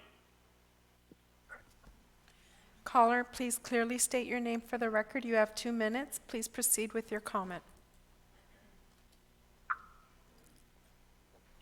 Yes. Hi, my name is Gina Tiffany, and I'm calling in regards of 75A, and I'm asking that you not only reject the $13.5 million increase to the police department, but instead defund the police. Protests across the country, across our county, and across our cities have been making it urgently clear that not only do Black lives matter, but our communities of color need more support and less surveillance. During the recap of the police budget, there was a mention of an asking for an increase to a quality of life department. First of all, I don't even know why the police department is in charge of a quality of life department. What would be a true quality of life increase would be for you guys to defund the police and instead reallocate those funds to what our community truly needs. Things like housing, healthcare, economic and legal assistance, youth programs, education, racial healing. You guys have already in your own projections shown a running deficit of next year for $20 million. If you guys return to the 2018 budget for the SAPD, you could save $25 million filling that gap and leaving leftover funds to go towards the community. We have been defunding education, defunding health, and defunding our communities for years. It's time to defund the police. Thank you. Caller, please clearly state your name for the record. You have 2 minutes. Please proceed with your comment. Caller, please clearly state your name for the record. You have 2 minutes. Hello? Yes, please state your name for the record. Hi, my name is Jacqueline Rodriguez, and I was born and raised in Santa Ana, and I'm calling to oppose the $13.5 million budget increase for the Santa Ana Police Department. Over 40% of Santa Ana's budget goes to Santa Ana PD, one of the deadliest police departments in the U.S. They have the highest fatal shootings in all of Orange County. I call on all of you to recognize the errors and try out anew, we demand that you reinvest the Santa Ana PD allocated funds into the necessary resources for our community. We need to cover relief funds for COVID, affordable housing, education, access to mental health care, and community services, and our youth programming. The safest communities don't have the most costs. They have the most resources. We're in a racial justice, health, and budget crisis. Your own projections anticipate the city to be running a deficit of $20 million next year, growing to $35 million annual deficit in just 2 years. We need to build a better Santa Ana and defund the Santa Ana PD. They are the primary deficit in this budget. Their corrupt system killing our Black and brown communities and holding our city hostage. They're not interested in the betterment of Santa Ana. This mess and deficit can't be blamed on COVID or shutdown. It's a matter of misplaced priorities and principles. Cutting social programming, raising fees, taxes, and hoping for federal and state bailouts will not get us through this. It's time to defund the police and reinvest our money back into our communities. Thank you. Caller, please clearly state your name for the record. You have 2 minutes. Please proceed with your comment.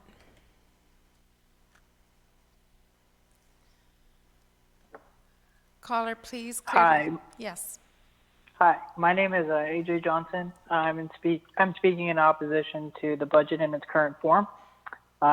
Given the $8.4 million decrease in general fund revenues, the allocation of an additional $9.2 million to the Santa Ana Police Department does not reflect the needs of the community.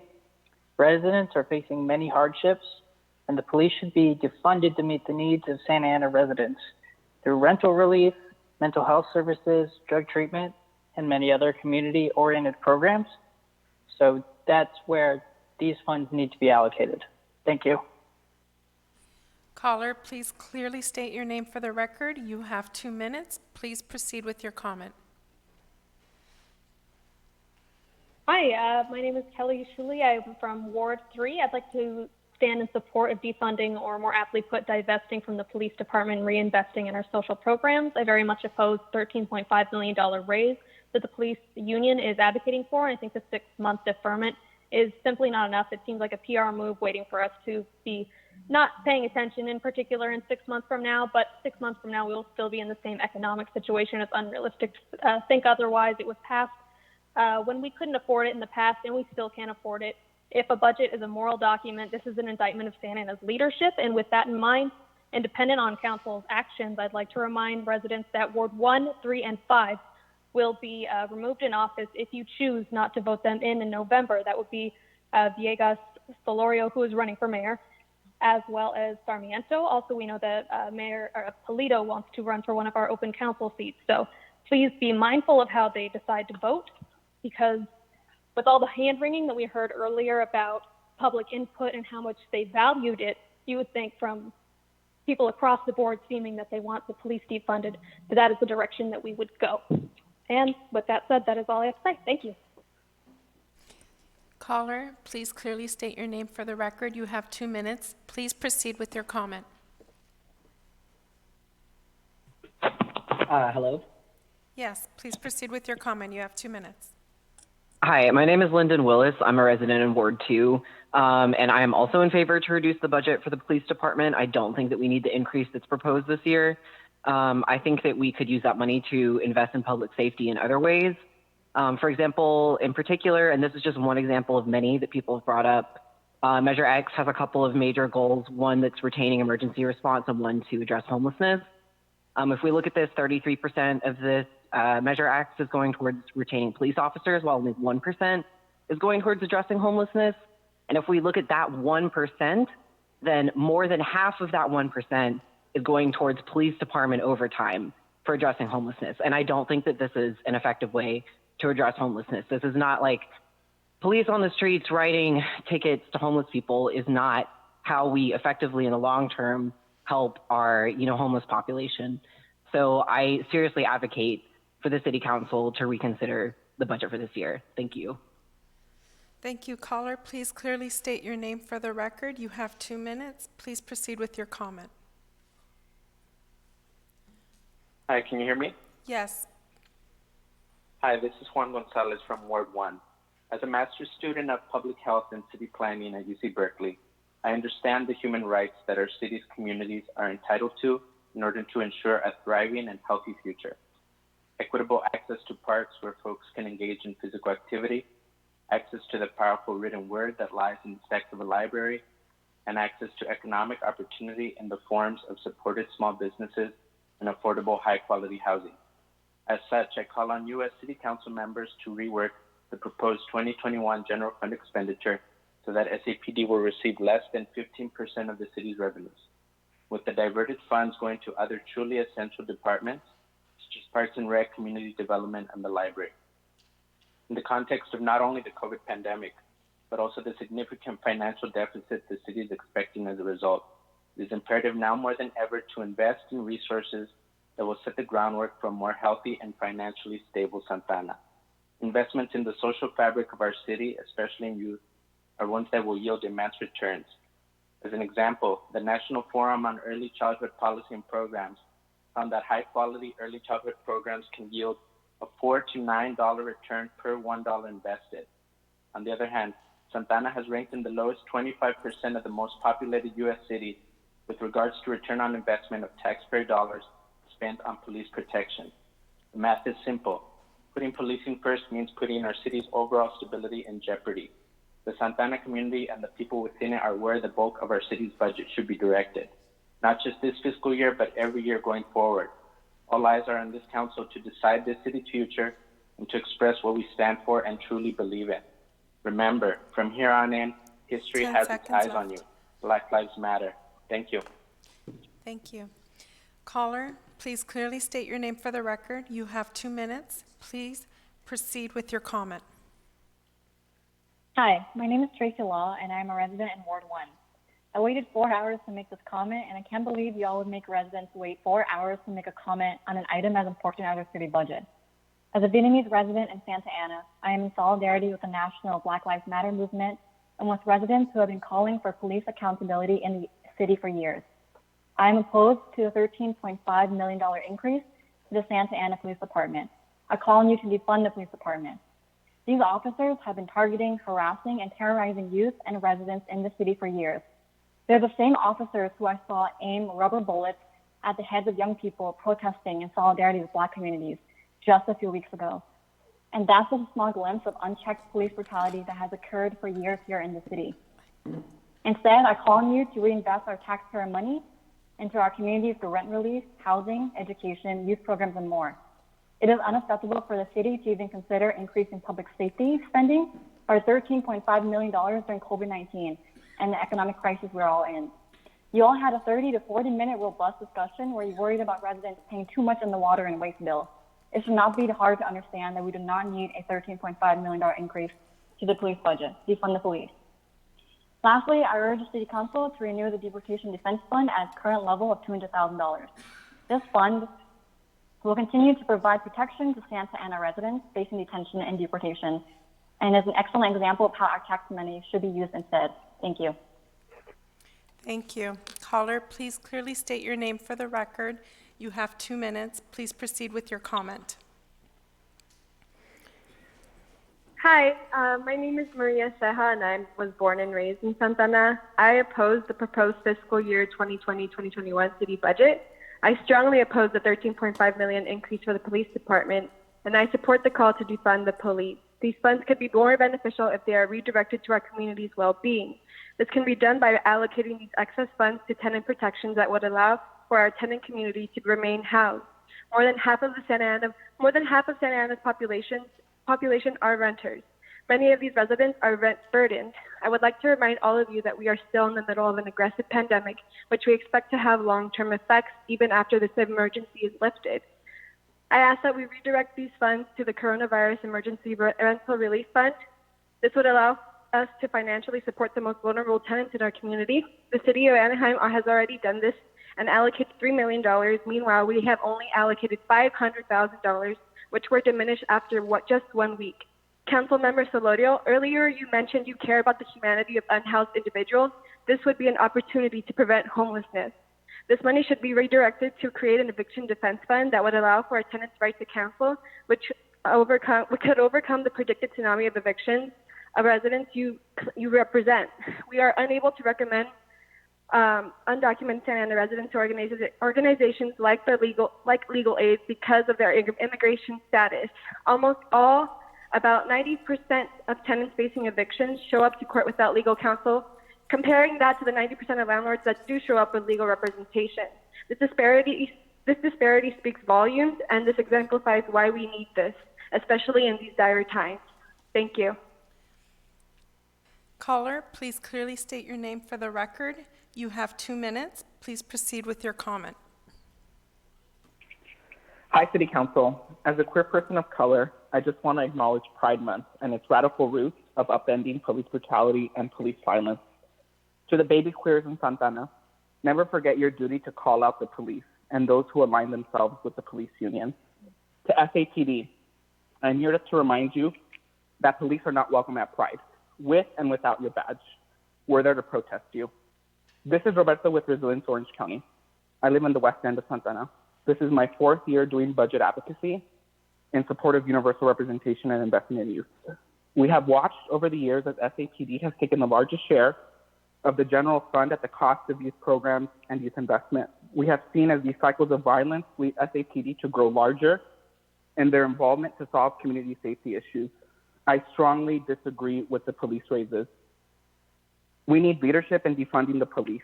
Police officers are not equipped to respond to nonviolent crisis interventions. I call on you to phase out SAPD. Last summer, I graduated from UCLA's Big Data for Justice Summer Institute. I learned the basics of data analytics around criminal justice issues. Since then, I've been digging at SAPD's cost for service, publicly available information. More specifically, I looked at data from July 2019 to December 2019. The highest number of calls for service were for the downtown, pedestrian, and traffic stops. We cannot talk about gentrification without talking about policing. These two systems of oppression work hand in hand. I caution homeless folks and people of color from walking or driving in the downtown. You're likely to have someone call the cops on you, or you're likely to be pulled over or stopped. The second highest calls for service were for disturbing the peace. Transients, subjects, music, family fights, parties, fireworks. Parking issues is the fourth highest calls for service. More likely than not, police are not needed to respond to these nonviolent situations. We need crisis intervention workers not operated by SAPD to respond to these nonviolent calls for service. Caller, your time is up. Thank you. Caller, please state your name for the record. You have 2 minutes. Please proceed with your comment. Hi, can you hear me? Yes, we could hear you. Hi, my name is Katie Newman. I live in Ward 4 of Santa Ana. I oppose adding anything to the police budget for this upcoming fiscal year. And I echo that of I think every other person that's made a comment thus far this evening, that we need to channel and reallocate funds that would go to the PD to community programs. And something I didn't hear mentioned was that in the police chief's budget overview, one of the goals he mentioned was that he wanted to increase public safety. And it's clear based on the record of our police department that they are incapable of providing public safety. And also, where is the bar set if that's the goal? We just need public safety, period. And based on Campaign Zero and mappingpoliceviolence.org, we are in the top 100 largest police departments in the United States, and our police department kills Black men higher than the national murder rate. And Campaign Zero gives our police department an F. We've only implemented 2 of their 8 harm reduction policies. So defund the police and reallocate funds to our community so that we can actually create public safety. Thank you. Caller, please clearly state your name for the record. You have 2 minutes. Please proceed with your comment. Hello. My name is Alondra. I am a Santa Ana resident. My pronouns are she, her, hers. I'm calling to oppose the $13.5 million raise to police. After reading over Jerry Serrano's statement regarding deferring police raises released last week, I wanted to start off by asking, what exactly does it do to defer police raises? City Council, how does that deferment address anything the community is asking of you and has been asking of you? Y'all shouldn't be deferring that raise. It should be definite if they don't get it. And y'all want to emphasize it's a contract, a quote-unquote contract, to justify what this is being done. But call it for what it is. If y'all aren't taking a stance to defund the police, then y'all are defending and protecting an entity that has terrorized our community with rampant violence. Y'all are defending the people that kettled, tear gassed, shot at our youth, and threw them down on the pavement for simply kneeling as an act of protest. I'm gonna say that again in case you missed it. Y'all are defending the people that kettled, tear gassed, shot at our youth, and threw them down on the pavement for simply kneeling as an act of protest. Police violence is never justified, and they shouldn't be rewarded for it. Y'all shouldn't be deferring that raise. They shouldn't get it at all. Investing that money towards housing, investing in creating a rental relief fund, investing in youth programming, invest it in caring for the community that y'all claim to care about. Being that we are in the middle of a pandemic and that Santa Ana is now reaching 2,000 confirmed COVID cases, you would think City Council would have the common sense to want to fund further relief programs to support community members instead. I wish y'all were quick to care for our community as some of y'all are to condemn youth for using their voices. I wish y'all yearn to protect our community and youth more than you yearn to call them animals. Hold yourselves accountable and defund the police now. Thank you. Caller, please clearly state your name for the record. You have 2 minutes. Please proceed with your comment.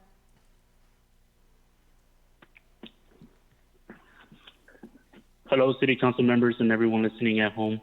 My name is Jesus Santana. I am a born and raised Santaneres, and I have been living in our beautiful city all my life.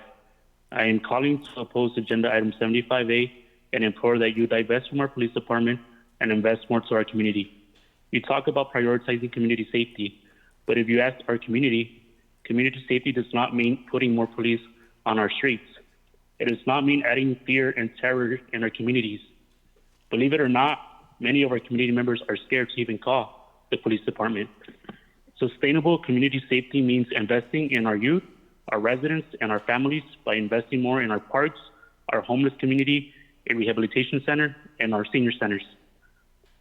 And more importantly, investing in our undocumented community who are not able to voice their comments because of language and technological barriers. I urge you to invest in the proposed Eviction Defense Fund by also allocating more funds to the Universal Representation Fund and the Immigration Defense Fund, especially during this time when many of our residents are struggling to recuperate from our COVID-19 pandemic. Remember, you work for us, the community of Santana. We know what we want for our community and our city, and we will hold you accountable if our voices are not heard. Thank you, and I hope that you take our voices into consideration. Thank you, caller. Please clearly state your name for the record. You have 2 minutes. Please proceed with your comment. Hi, my name is Yossi Mendoza, and I'm a resident in Santana. I'm calling to urge you to defund and reject the $13.5 million increase request for police. We do not create public safety by putting more money to the police department, where we invest a staggering 20% of the city budget on, almost 1/4.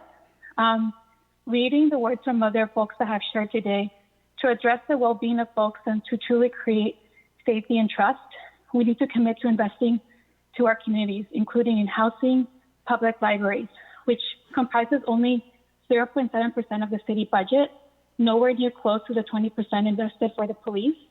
Parks and recreation, which only comprises only 5% of the city budget, again, nowhere near close to the 20% of the city budget to police. And of course, resources for folks that are undocumented, including continuing to fund the city's Deportation Defense Fund. In regards to housing, we need to expand and provide more funds to our COVID-19 Rental Assistance Fund and enact an Eviction Defense Fund to ensure tenants will receive civil legal representation for civil cases such as eviction. The effects of COVID-19 will be long-term, and there are many people that are at big significant risk of being unhoused because folks have lost their jobs or have experienced significant reduction of pay, leaving them with very little means to pay rent and catch up on missed rent. As someone that has experienced eviction herself, I understand how devastating it is to lose housing so abruptly, and I can't imagine folks experiencing a loss of housing during a global pandemic. We need to invest and honestly, truly start to demonstrate that we actually care in protecting our community from experiencing houselessness and mass displacement. And we can do this by pushing forward a right to counsel through the Eviction Defense Fund and expanding the COVID-19 rental assistance. Thank you. Caller, please clearly state your name for the record. You have 2 minutes. Please proceed with your comment.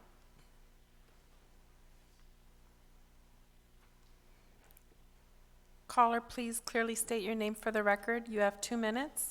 Please proceed with your comment.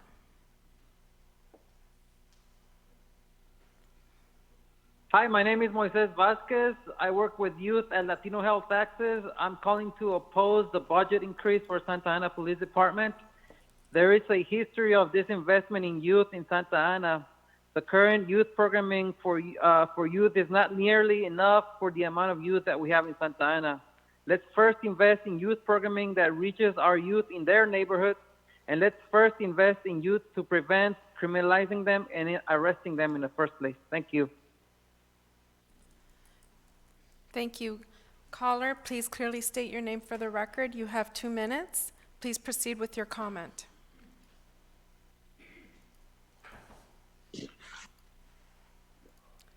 Hi, my name is David Carvajal. I am a lifetime resident of Santana and community health worker here in the city of Santana.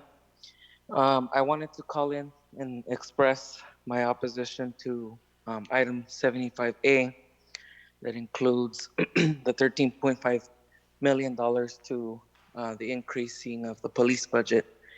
I think that it's important to recognize that we, as a community, and in particular, the city council, needs to prioritize the needs of tenants in Santana. We need to reimagine safety and begin looking at housing as safety. We need to prioritize the needs, the very pressing needs of our community. We know that the pandemic has caused long-term economic challenges to our community. And what we need to is we need to stop investing in the policing of our communities and invest in their health and in their well-being. We need to expand our rental relief fund and our eviction defense fund and create an eviction defense fund because we know that eventually we're going to be facing one of the biggest tsunamis of evictions that our community has experienced due to the pandemic. And we also saw how the city of Santana failed its constituents by expanding our rent freeze. And so we need to prioritize our community and stop investing in the police because we know that it's the 8th most murderous police department in the country. So we need to really focus on the needs of our community. Thank you.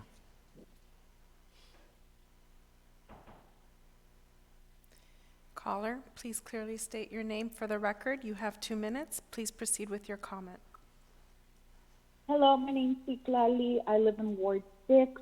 I'm calling because I am outraged by the lack of care, humanity, and respect you have for Santana residents, especially the young people. I've been part of the protesting, and David Peñalosa, you are a disgrace calling us animals. I was with a 13-year-old boy, healing him because he got shot with a rubber bullet in the head, bleeding in the corner. His only backup was our community. The only backup there was us. I saw 2 13-year-old boys get shot by rubber bullets by your own police, by your own pigs.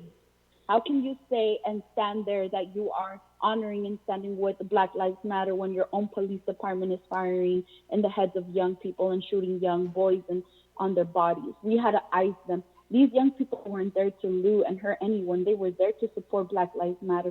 They were there because they are tired of the injustices of white supremacist country and this county too. They want justice until the police is not until defunded. There will be no more peace until they are totally defunded. My next demands are defunding the police, cut their budget, and open a youth and family center where communities have access to mental health resources. We have heard it over time after time after time during this call. Second, fund COVID-19 and after tenant assistance that many have already mentioned, right? We're going to have a tsunami of tenants being displaced because of they can't afford paying their rent. We need to do that work afterwards. Y'all need to do that afterwards. 3, continue to support universal representation with 2,000 and more. We are done with the crumbs. They are done with the crumbs. 4, public lands. Give the land back to the people. Rather fund a stupid trolley for gentrifiers who call the cops on us. Give the gardens back to the people. Give parks back to the young people. Give more youth programs for the people. And last and all cops are bastards. All cops kill. And Black Lives Matter. Thank you. Caller, please clearly state your name for the record. You have 2 minutes. Please proceed with your comment.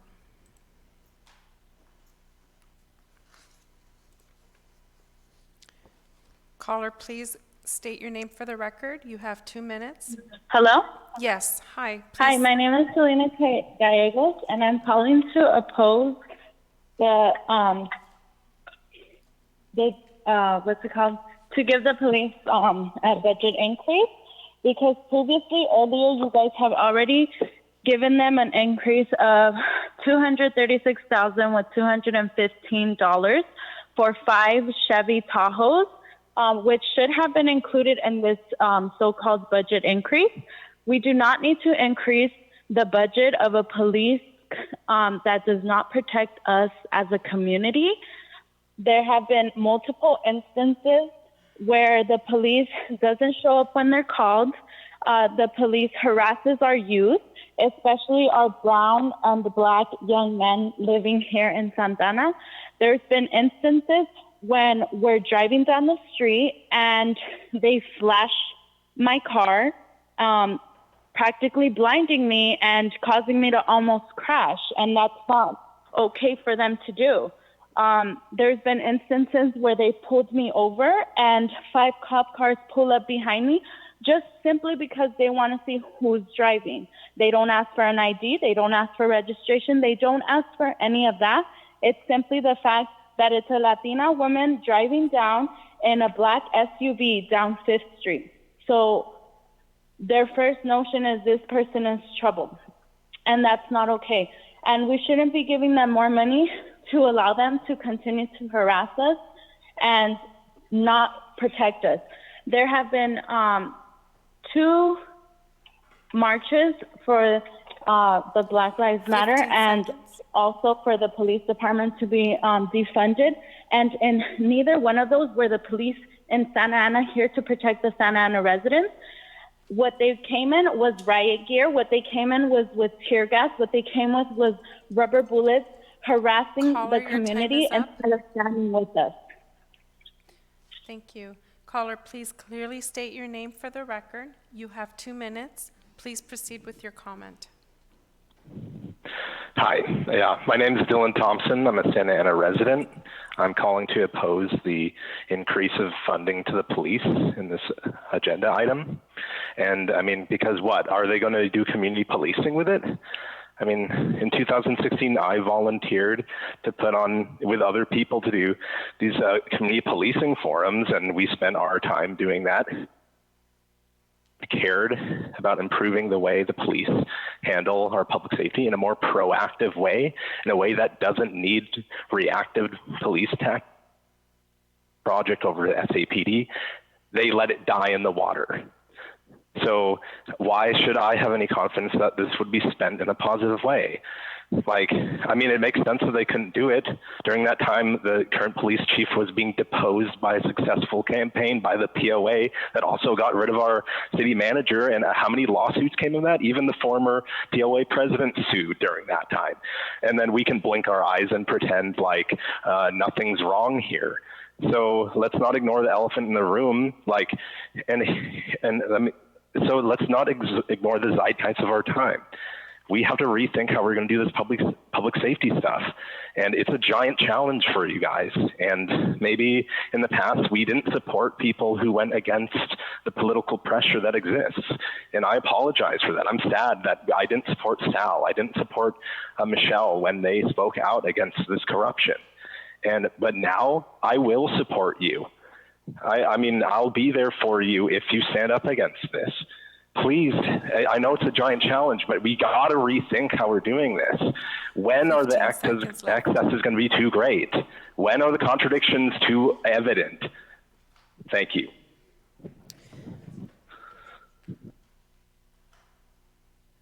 Caller, please clearly state your name for the record. You have 2 minutes. Please proceed with your comment. Hi, can you hear me? Yes, we could hear you. Thank you. My name is Nathaniel Greensides, Ward 5, and I oppose this item. $13.5 million. City council members, what would each of you do with that? Here's a little bit of what I would do. I would fund initiatives for community land ownership and stewardship. I would ensure that any children who are in my community, even if I don't happen to have any of my own, can participate in their world without fearing police. I would ensure that our city has safe and solid public transit so that community members never have to destroy our planet by owning their own gas-guzzling car. I would ensure that those who have killed our community members as law enforcement agents are brought to justice and made examples of so that such police crimes never are committed again. I would ensure that our youth can participate in the technological future that we're going to see, whether we like it or not. I would ensure that solid financial business investment is not only brought into Santa Ana, but that those who have been here can receive the proper education and training to fill those roles. I would ensure that everyone who has to appear before a judge or any high-ranking immigration official has legal representation to ensure a fair trial. I would ensure, just like Anaheim has done with over $2 million of their own budget, that tenants have relief funds to pay rent. I would ensure that no more people are ever killed or abused by police in our city of Santa Ana ever again.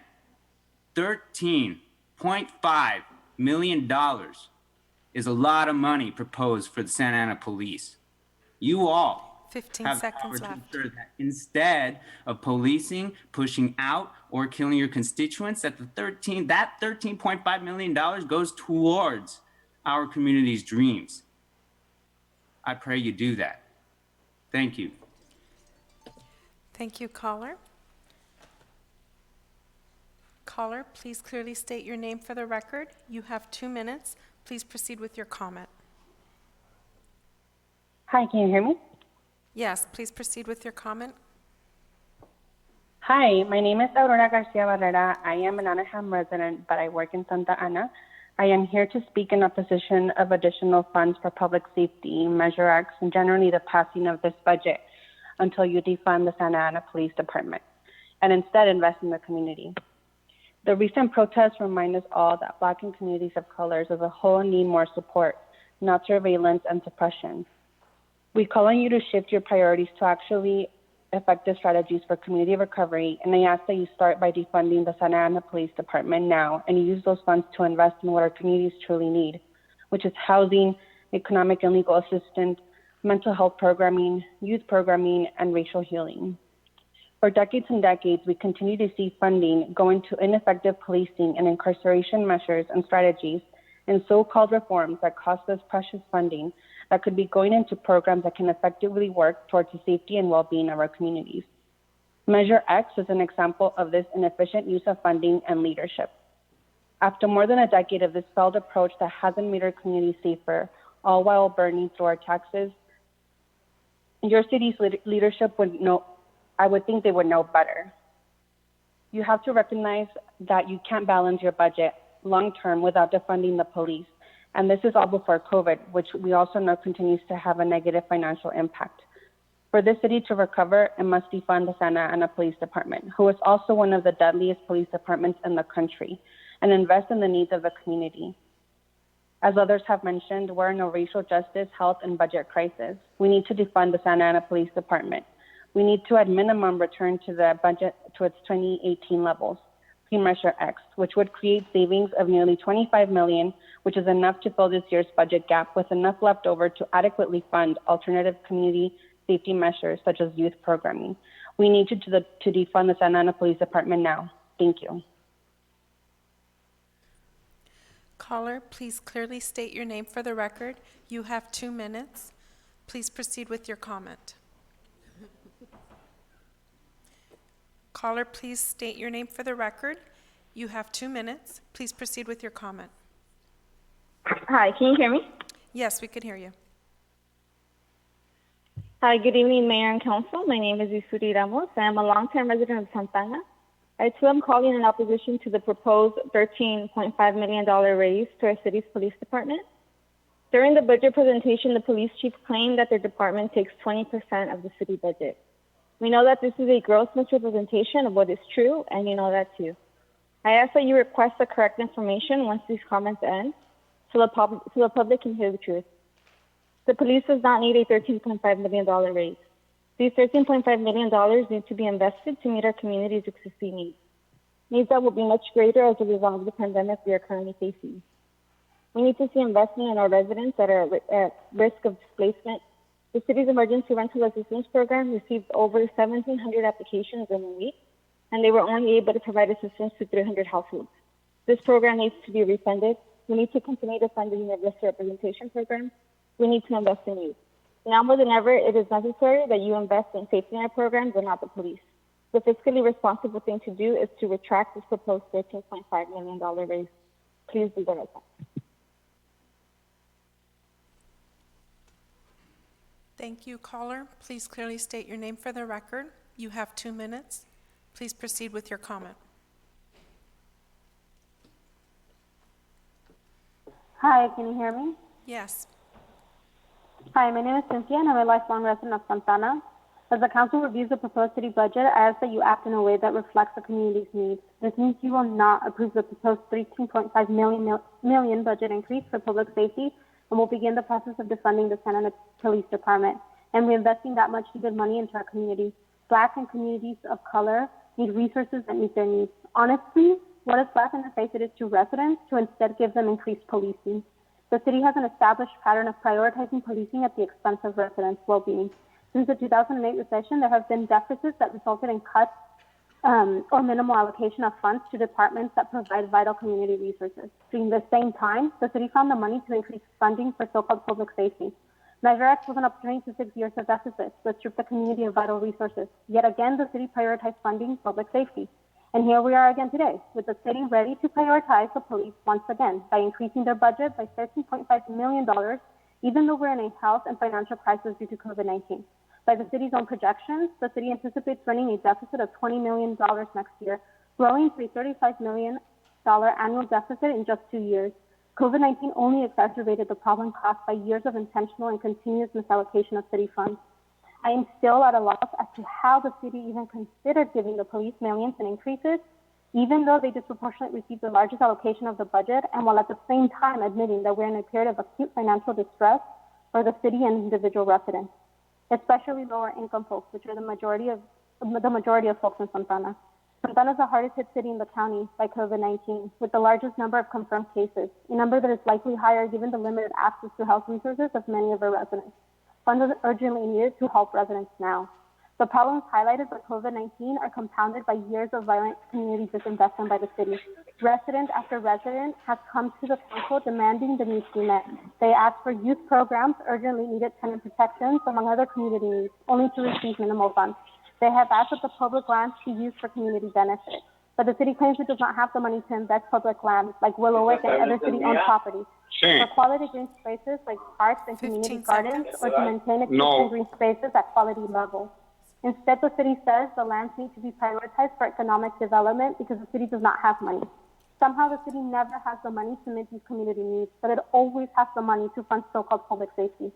In order to weather this economic crisis and to build a better Santana, the city must defund the police department and reinvest in much needed community. Thank you. Caller, please clearly state your name for the record. You have 2 minutes. Please proceed with your comment.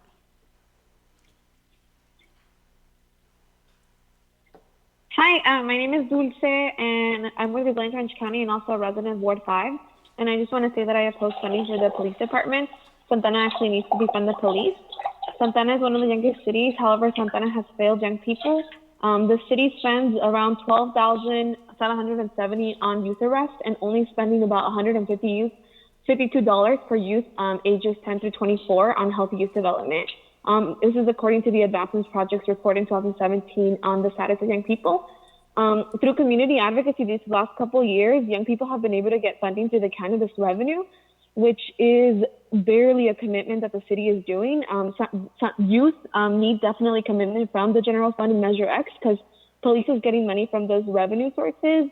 I just also want to highlight that the youth commissioners that were given the project to figure out what to do with this money from the cannabis revenue have been silent. A lot of these young people have been able to share really, really good ideas and propose solutions, programs, and just resources for other young people in Santana. However, the city has not been able to take direction from these young folks, and it's about time that folks start listening to them. We need to make sure that the city has a larger vision for what we will provide young people. Young people were not excluded from the impacts of COVID and police violence, so we need to make sure that they're included in this vision of recovery. I demand that the city start working towards creating a youth strategic plan where it envisions young people being part of the process. We ask that folks in the city are able to evaluate the current programs that the city provides, which is almost nothing. Like it's only under Parks, Rec, and Food Services. There's master plans for bikes, there's master plans for roads, there's master 15 plans for seconds police left. departments, but there's not one for youth.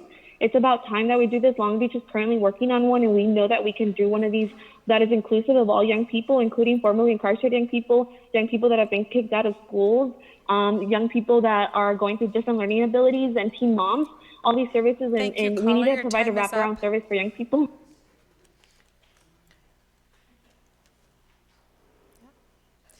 Caller, please clearly state your name for the record. You have 2 minutes. Please proceed with your comment. Hi, City Council. My name is Kyle Ediger. I'm a resident in Ward 2, urging you against passing the budget as is. So most of what I have to say has been spoken on by other callers. So I've decided to offer a suggestion with my time. If you're looking for something specific and decisive to do in support of us that oppose nearly half the budget going towards the police department, I believe it's not unreasonable to renegotiate your contract with the Police Officers Association, which is, according to this budget summary, drawing over $16 million. That's ludicrous. Just under that measure is a $3.5 million increase in pension contributions. I'm trying not to repeat what's already been said, but you know, so many callers so far have mentioned how severely they've been impacted by the pandemic. And I understand that budget alterations are scary when COVID is impacting tax revenues, but as we heard earlier in the presentation, the police department is growing exponentially, and that's irresponsible. Thank you for your time. Thank you, caller. Please clearly state your name for the record. You have 2 minutes. Please proceed with your comment. Hi, can you hear me? Yes, we can hear you. Okay. Hi, my name is Allison. First, I want to say it is outrageous that you force residents and constituents to wait for hours to speak on this critical issue and then reduce our speaking time to 2 minutes. This is not a matter of convenience. It is a matter of participation in a democratic process. Second, there is a major discrepancy between the current budget that is printed and published in the city's budget summary for the fiscal year 2020 to 2021 and what has just been presented to the public by a representative of the police department.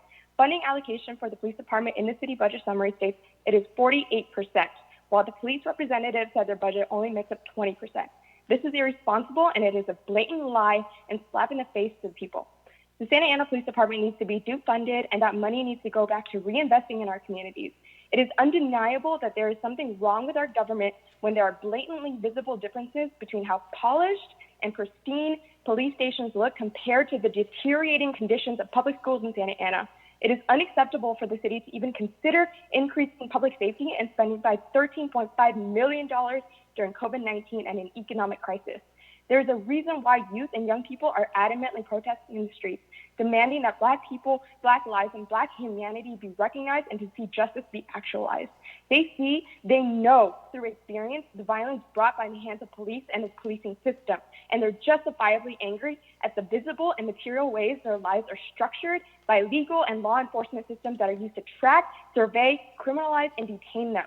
This historic moment in the U.S. and in our local community makes clear that our community protests physically, metaphorically, this abject normalization of criminalizing and murdering of Black people, youth, people of color, poor people, unhoused people, and immigrants.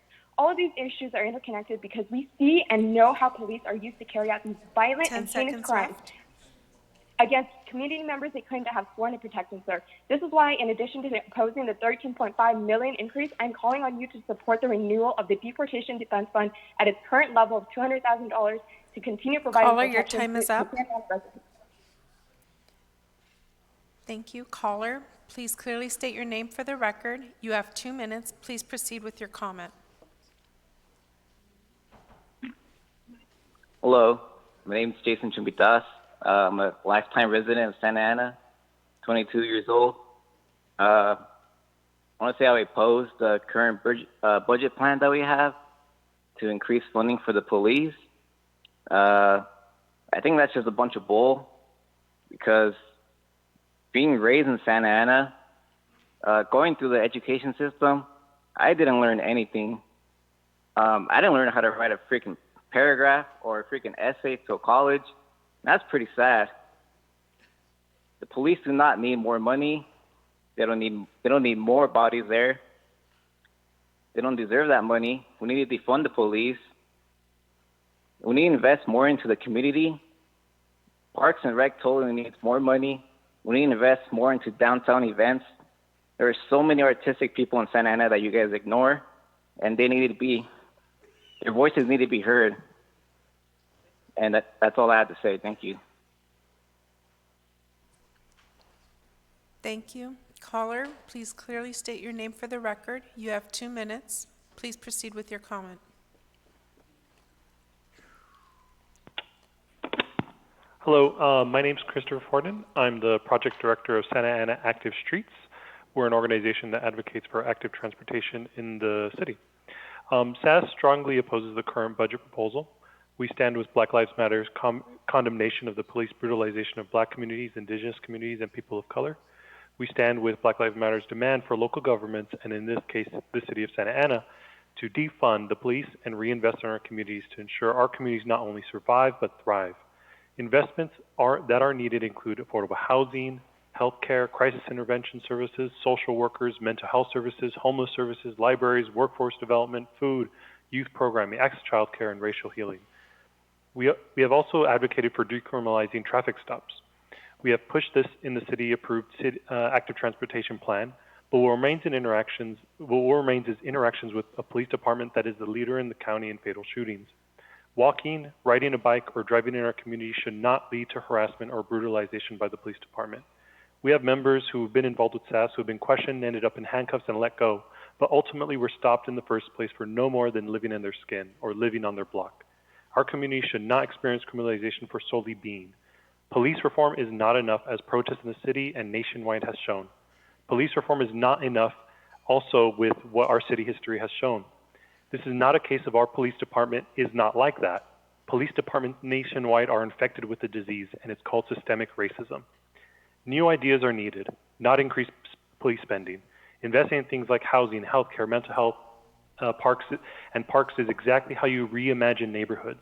We are not abandoning our communities to violence by saying defund the police. We don't want to just close police departments. We want to make them obsolete. 15 seconds left. The protests that have happened in our city show that many people are ready to embrace a different vision of safety and justice, and we need the courage of our city leaders to embrace this vision as well. Do not miss this moment. We oppose the current budget and call on City Council to defund the police department and invest in communities. Thank you. Thank you. Caller, please clearly state your name for the record. You have 2 minutes. Please proceed with your comment.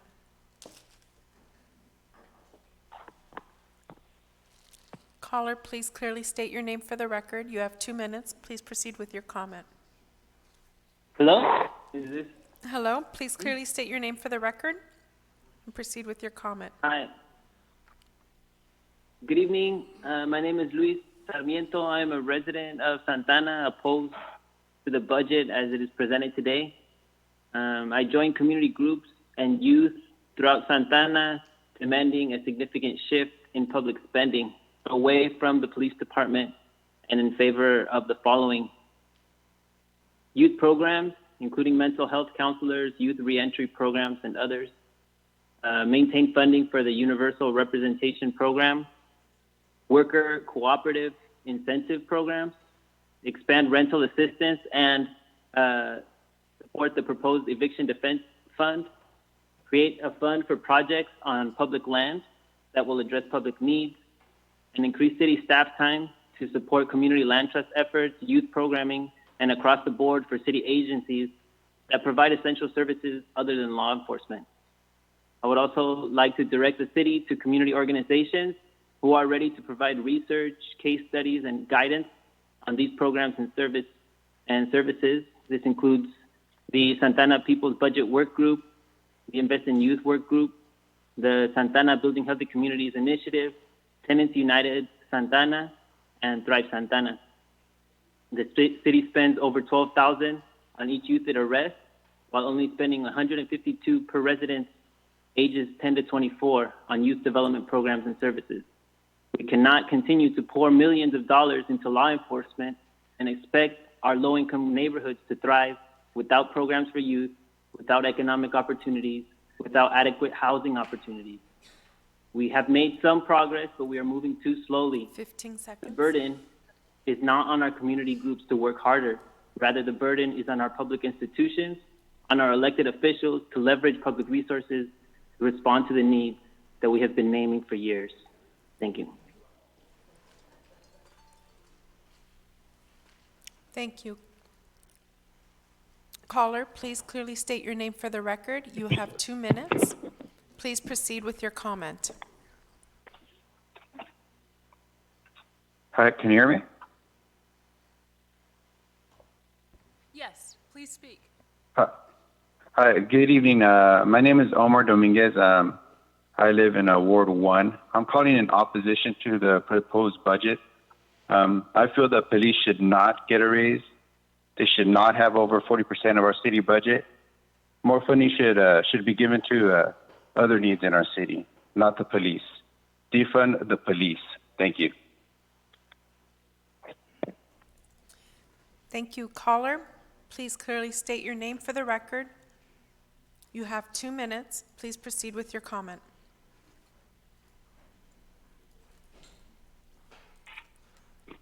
Hello? Caller, please state your name for the record. You have 2 minutes. Please proceed with your comment. Hi, my name is Maria Gallegos. I'm a property owner resident for 36 years of Santa Ana. I'm a mother and a grandmother that opposes the increase to the police. I think the money should be invested in our community, our next generation, which are our children, parks and recreation, youth programs, schools, community services, school supplies. I believe that pencils, paper, books, just the basics should be given to our kids instead of more assault weapons to the police. We need to invest in our future generation. Do what needs to be done to address the homeless situation. We need leadership in Santa Ana. I haven't seen much change or leadership in our community. We need leaders, people that really care about the Santa Ana community. I want to ask you tonight to ask yourself, do you really care about the Santa Ana community? That you want to try your best to do what it takes to be a leader for Santa Ana? Or are you simply an audience, just warming up a seat? Because if you are, it's time to give up your seat to leave it to a real leader. Thank you.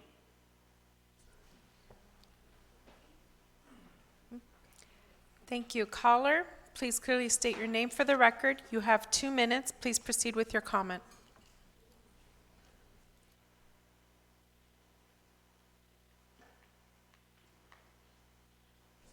Caller, please clearly state your name for the record. You have 2 minutes. Please proceed with your comment.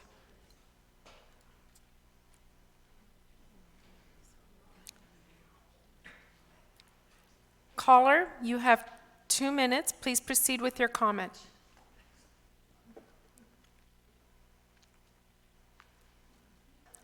Okay, next caller. Caller, please state your name for the record. You have 2 minutes. Please proceed with your comment. Hi, can you hear me? Yes, we could hear you. Hi, this is Cecilia Iglesias. I am calling to oppose the $13.5 million to the police department in raises. I want to request the city council and the mayor to focus on our community's priorities. Not only are we facing major losses due to the coronavirus, but we can't afford more taxes and fees that you guys are already approving for us to pay more, like into the disposal and the water fees. That's very unacceptable. We postpone that. We need to invest more on parks, libraries, youth services, and senior services.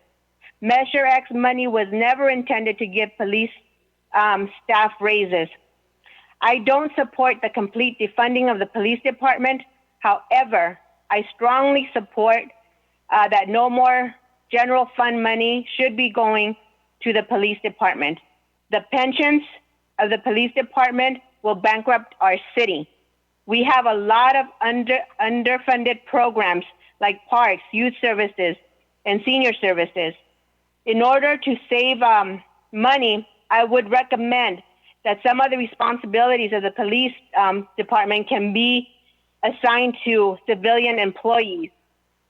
I also would like to say that the one responsible for all of this division and also bankrupting our city is the corrupt police union and their leadership. Jerry Serrano is giving good police officers a bad reputation. He protects the bad cops and takes away the money from our families to pay for his $504,000 salary and benefits.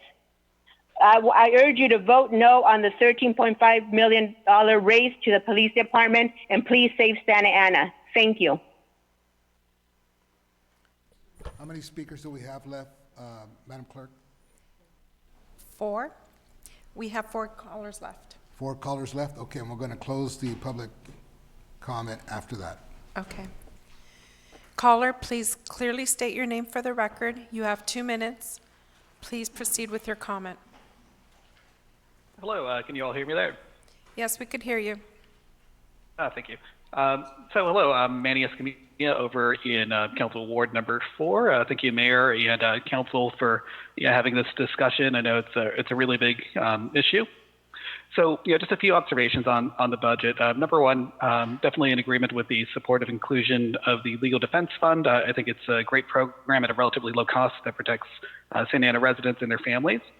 Number two, also in agreement with our fellow brothers in labor over at SEIU to bring back the members that were let go from the city, even as just a symbolic gesture of making sure that the city doesn't abandon people that have committed their lives to this, to working here in the city and have committed to helping out their fellow residents.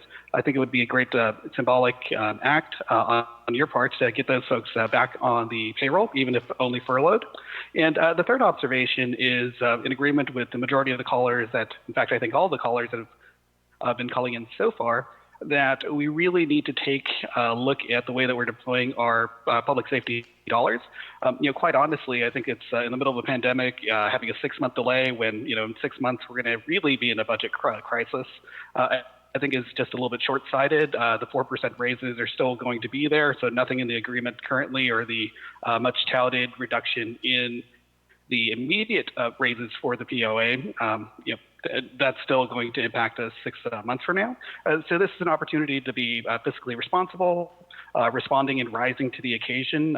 Quite honestly, at this point, there are going to be very few people and few electeds that will ever have the opportunity in a historic moment like this to do the right thing, to challenge existing assumptions as to what public safety is, and to do things in a way that makes our communities more resilient, more responsive to the modern needs of policing.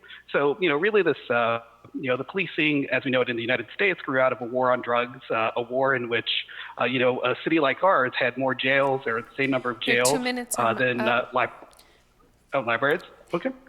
Just looking to, really rethink this public safety matter. Thank you. Caller, please clearly state your name for the record. You have 2 minutes. Please proceed with your comment. Hello, my name is Jessica Enriquez Garcia. I'm in Ward 2. I'm calling in agreement with the previous callers to oppose the budget increase of $13.5 million and reallocate funds for the community and invest in our community. I too, like the previous one of the previous callers, noticed the discrepancy in the budget that was presented today as opposed to the one that is online. So I urge you guys to be, full disclosure for the community. And that is all. I yield my time. Thank you.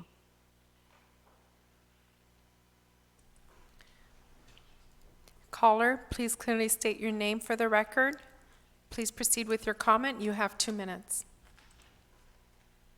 Hello? Hi. Hello? Please proceed. Yes, please proceed with your comment. You have 2 minutes. Please state your name for the record. Hi, this is Leslie, a resident of Santa Ana. I also oppose a budget increase for Santa Ana PD. It's insulting that you would waste money on more Ford Explorers or wages for the police.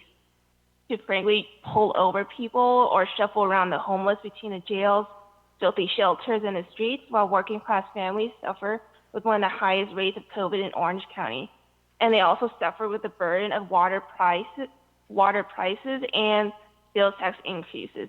It just doesn't make sense to invest in an institution that criminalizes and entrenches homelessness and poverty rather than preventing people from becoming homeless in the first place. When I drive home at night, I don't want to see any more ambulances by the homeless tents on Santa Ana Boulevard thinking another homeless person has died, or police standing over a citizen with their faces on the dirty concrete of their own city. Gary Serrano and the police union won't get their way. And as youth continue to march despite police shooting at them with rubber bullets and tear gassing them. Divest in the police, invest in families, education, healthcare, transportation, and housing. Thank you.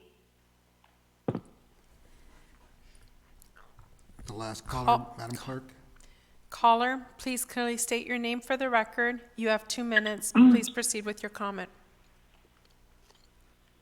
Hi, my name is Carla Juarez. I'm a longtime resident in Santa Ana, and I'm also a attending counselor.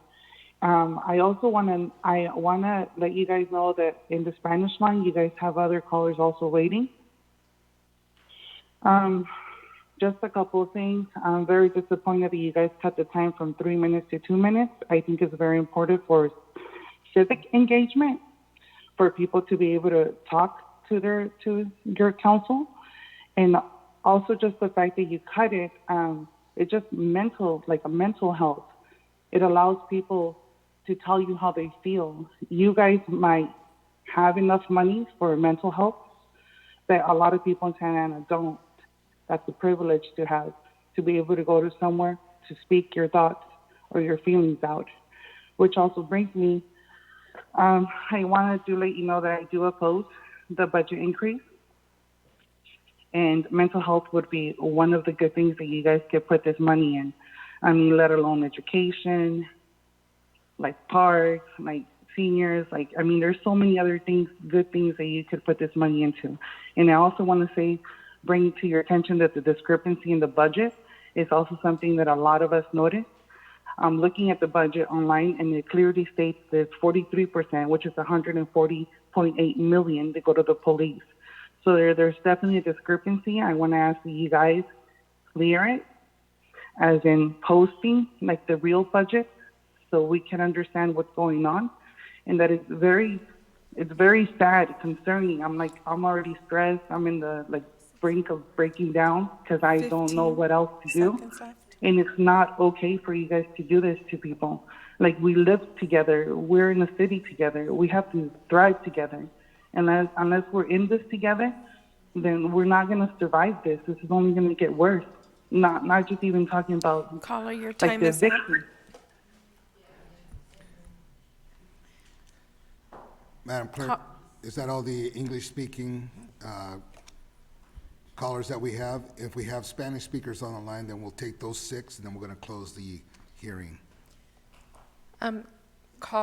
There's no way for me to know if they're Spanish or English speaker until they begin to speak, but we can go ahead and allow them to speak, and that's the only way we'll know. So there's 6? 4 left. Okay. I'm going to take the 4, and then we're going to close the public hearing. Okay.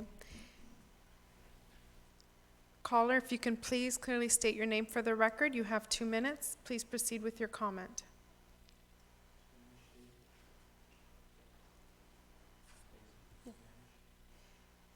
There's no way for me to know if they're Spanish speakers or not. Caller? Caller, you may be muted. You may have your phone muted. If you want to speak, please unmute your phone.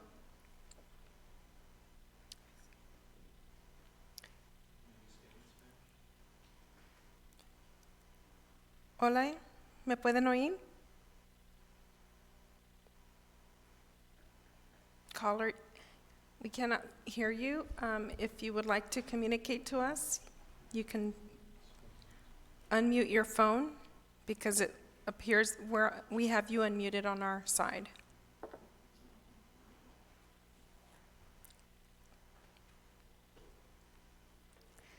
Okay, we'll proceed with the next caller. Caller, please clearly state your name for the record. You have 2 minutes. Please proceed with your comment.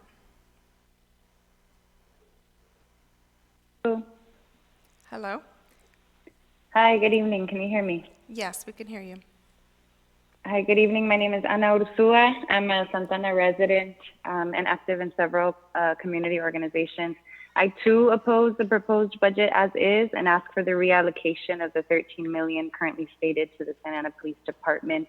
I echo several of the prior comments and urge you to break away from the over-policing, criminalization, and murder of Black and communities of colors at the hands of police. Be accountable to the needs for health and well-being of your community, especially amidst this devastating pandemic.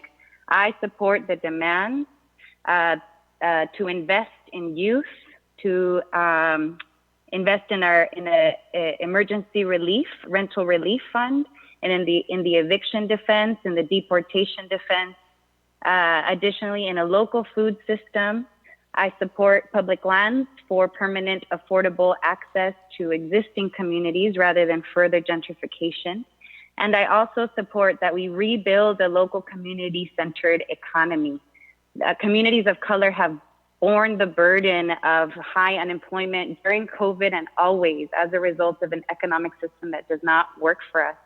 We urge you rather to build a fund for worker cooperatives that are businesses that are owned by their workers as a way to rebuild our local economy through training, technical assistance, incubation, conversion of existing businesses into worker ownership, and financing to help rebuild the local economy, to build the health and the well-being that our community needs, rather than continuing to fund the over-criminalization of our community. Please defund the police. Thank you. Caller, please clearly state your name for the record. You have 2 minutes. Please proceed with your comment. Hi, this is Irlanda Martinez in Ward 3. I'm calling in agreement with previous callers to defund the SA Police Department. I would like to clarify that the general fund revenues that were proposed for the police department are $9.2 million, and that the $13.5 million includes the fire department. However, I still want to clarify that this is still an unacceptable increase and that these comments should still be taken seriously and not dismissed because of a miscalculation. I also want to highlight that when Councilmember Solorio is pushing for a moratorium on the Housing Opportunity Ordinance, which would deprive the community from an estimated $70 million in affordable housing funds, the fact that we're still having a conversation about this increase while trying to practice this moratorium on housing funds is unacceptable, and it shows how little care for the community the City Council has. And I yield the rest of my time. Thank you.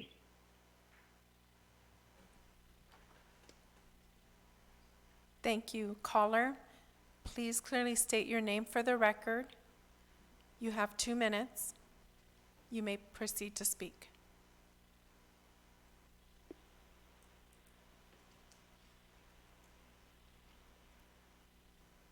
Caller, please clearly state your name for the record. You have 2 minutes. Please proceed to speak. Good evening, Mayor Polito and members of the City Council. This is Dan Escamilla. 7 months ago, I filed a $3 million federal lawsuit against the City of Santa Ana resulting from the city's poor handling of the homeless issue and the corrupt and inept response of the city's police department in an incident in early 2018. As some of the council members may know from my past communications, I am a graduate of Chapman Law School, a graduate of the Orange County Sheriff's Reserve Academy, and a post-certified academy instructor. My career led me to lease an office on Santa Ana Boulevard and Flower Street, where I ran a business as a fugitive recovery agent. I was forced to leave my office in 2018 after 18 years due to factors attributable to the city and its police department. These factors include common complaints heard by this council relating to being attacked by a violent, drug-addicted, and mentally ill homeless person, and the police department's inept response to the crime. Now that you know the basis of my comments, I have questions that the council should ask before increasing the budget of the Santa Ana Police Department, rather than starting from scratch by issuing an RFP for a new provider of police services so that law enforcement can be handled with integrity. These questions are: would an increased budget have prevented Chief Valentin's conduct which resulted in a $300,000 payout to settle a sexual harassment and retaliation lawsuit brought against the city by Laura Franks and her husband John Franks earlier this year. Would an increased budget have prevented the conduct shown in the viral video of the unnamed Santa Ana police officer receiving sexual favors in his police car one afternoon in July of last year?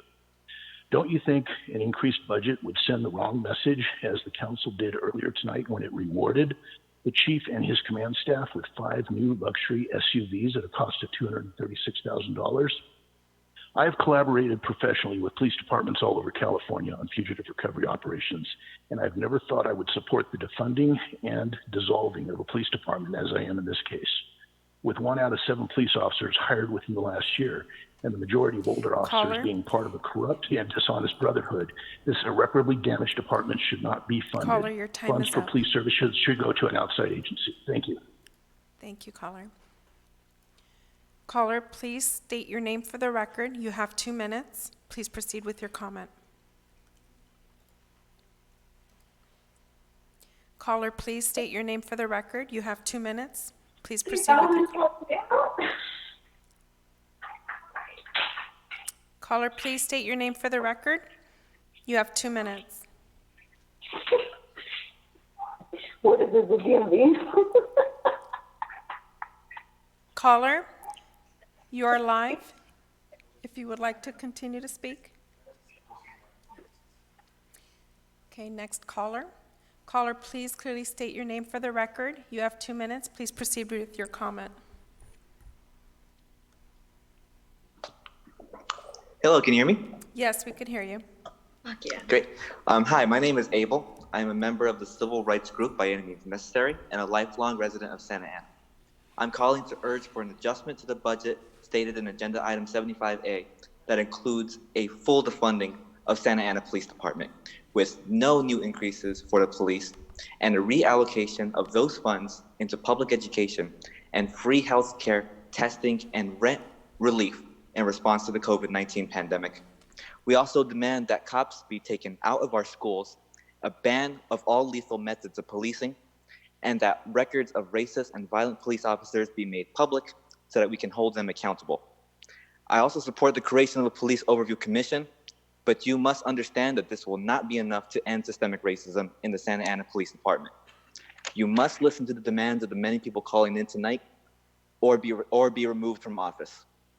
The mass protests and demonstrations in the streets are not going anywhere, and we are fed up with the ridiculous amount of funding put towards a police force that abuses us on the daily. We are not going to stop fighting for our demands until we win. Thank you.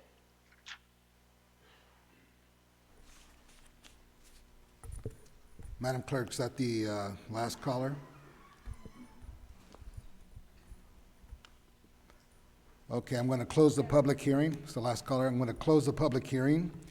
And in the interest of time, because it's 1:45, and for us to discuss the budget, which is a very large item, very important item, I believe that we want to do that with more time. I mean, no good work's going to get done at midnight or 1 o'clock in the morning, especially discussing this item here. So I'm going to adjourn this meeting, the balance of this meeting, until Thursday, June 18th at 5 p.m. So that's 2 days from now. I'm going to adjourn the balance of this meeting until June 18th at 5 p.m. Madam. Mr. Mayor Pro Tem. Just want to make sure, did you close the public hearing? Well, I did close the public hearing, yes, ma'am. So, Council Member Peñalosa? I just wanted to state that I'm against continuing the meeting. I think we could continue tonight. So I think it would require a vote for you to adjourn the meeting to the next day. Madam Clerk? Yes, I would actually first just even make a recommendation that you take a motion to close the public hearing. Let's take a vote on that. Okay. I will make a motion to adjourn this until Thursday. No. That way there's a... Close the public hearing. At first you want to close the public hearing officially. You want to actually take a vote on that. Very good. Okay, so I will close the public hearing. Second. Call for the vote. Take a vote. Close. Okay. Councilmember Becerra? Yes. And I'm sorry, who seconded the motion? It was I'll second it. Thank you. Councilmember Mendoza? Yes. Councilmember Peñalosa? And this is to close the public hearing, right? Yes. Councilmember Sarmiento, Yes. Councilmember Solorio, Yes. Mayor Pro Tem Villegas, Yes. Mayor Pulido. Yes. Motion carries 7-0 to close the public hearing. Okay, so now, Madam City Attorney. Now, if you'd like to entertain, you can have a discussion as to whether you want to adjourn the balance of this meeting, and I would also take a motion and vote on that matter as well. Okay, so I would like to take make a motion to adjourn the meeting until Thursday, June 18th at 5 p.m., which is 2 days from now. Is there a second? I'll second that. We have a second from Solorio. Mr. Mayor Pro Tem, real quickly, I think we have, some still very immediate items in addition to the discussion of the budget. We have 385As, all very significant, and then, about 5 or 6 other items. So we're really talking about 10 additional items, so I think it makes sense to move it. That's correct, Councilmember Solorio. 3 additional items, and they're hearings, actually, before we even get to the 85A items. So, Madam Clerk, if you can take the roll. Can we have some discussion on that? Because there's a motion and a second, so. Sure, absolutely. That'd be great. Thank you, Mr. Mayor Pro Tem. Look, and I guess with all due respect to staff and my colleagues up here, we don't always have to agree on everything. So that is something we should understand that's implicit. The whole idea of this body is that we don't always have to come to a consensus and we can have different opinions. So I don't agree with adjourning at this point. I think people have waited. It's now almost midnight. For those who started listening at 6, it's 5 hours later, not only to make public comment, but to also hear what our responses are to those public comments. To the extent that's delayed 2 days or 1 day, that is a disconnect, because not everybody that's on is going to be able to hear our comments. And I think that is the essence of what our democracy is. And so at the very least, I would ask that we at least allow ourselves to comment on this item. Maybe we can adjourn the balance. But to cut off the meeting at this point and just having taken public comments without any sort of response from us to the public, I think is a very unfair thing to do, is a very undemocratic thing to do. I get that we have many other items. We knew that this was going to be a very difficult item. We knew it was going to be a difficult agenda, but obviously people care. That's a good thing. I mean, so there are some cities where people don't even attend their council meetings. They don't even call in. We realize that this is a passionate moment for people, and for us to cut folks off is, I think, exactly what we shouldn't be doing. But again, look, this is our democracy. I respect everybody else's opinion, but I hope you all respect mine as well. Is there any additional comment from council members? Councilmember Peñalosa, then followed by Mendoza. Thank you, Mr. Mayor Pro Tem. I want to thank Councilmember Sarmiento for stating that, because I wholeheartedly agree. We have members of the public that have been holding and waiting for 5+ hours to speak and hear us speak and comment on these items. And we're doing them a disservice by saying, hey, we know you waited for 6 hours, but we're going to stop and continue the meeting for the next day or 2 days from now.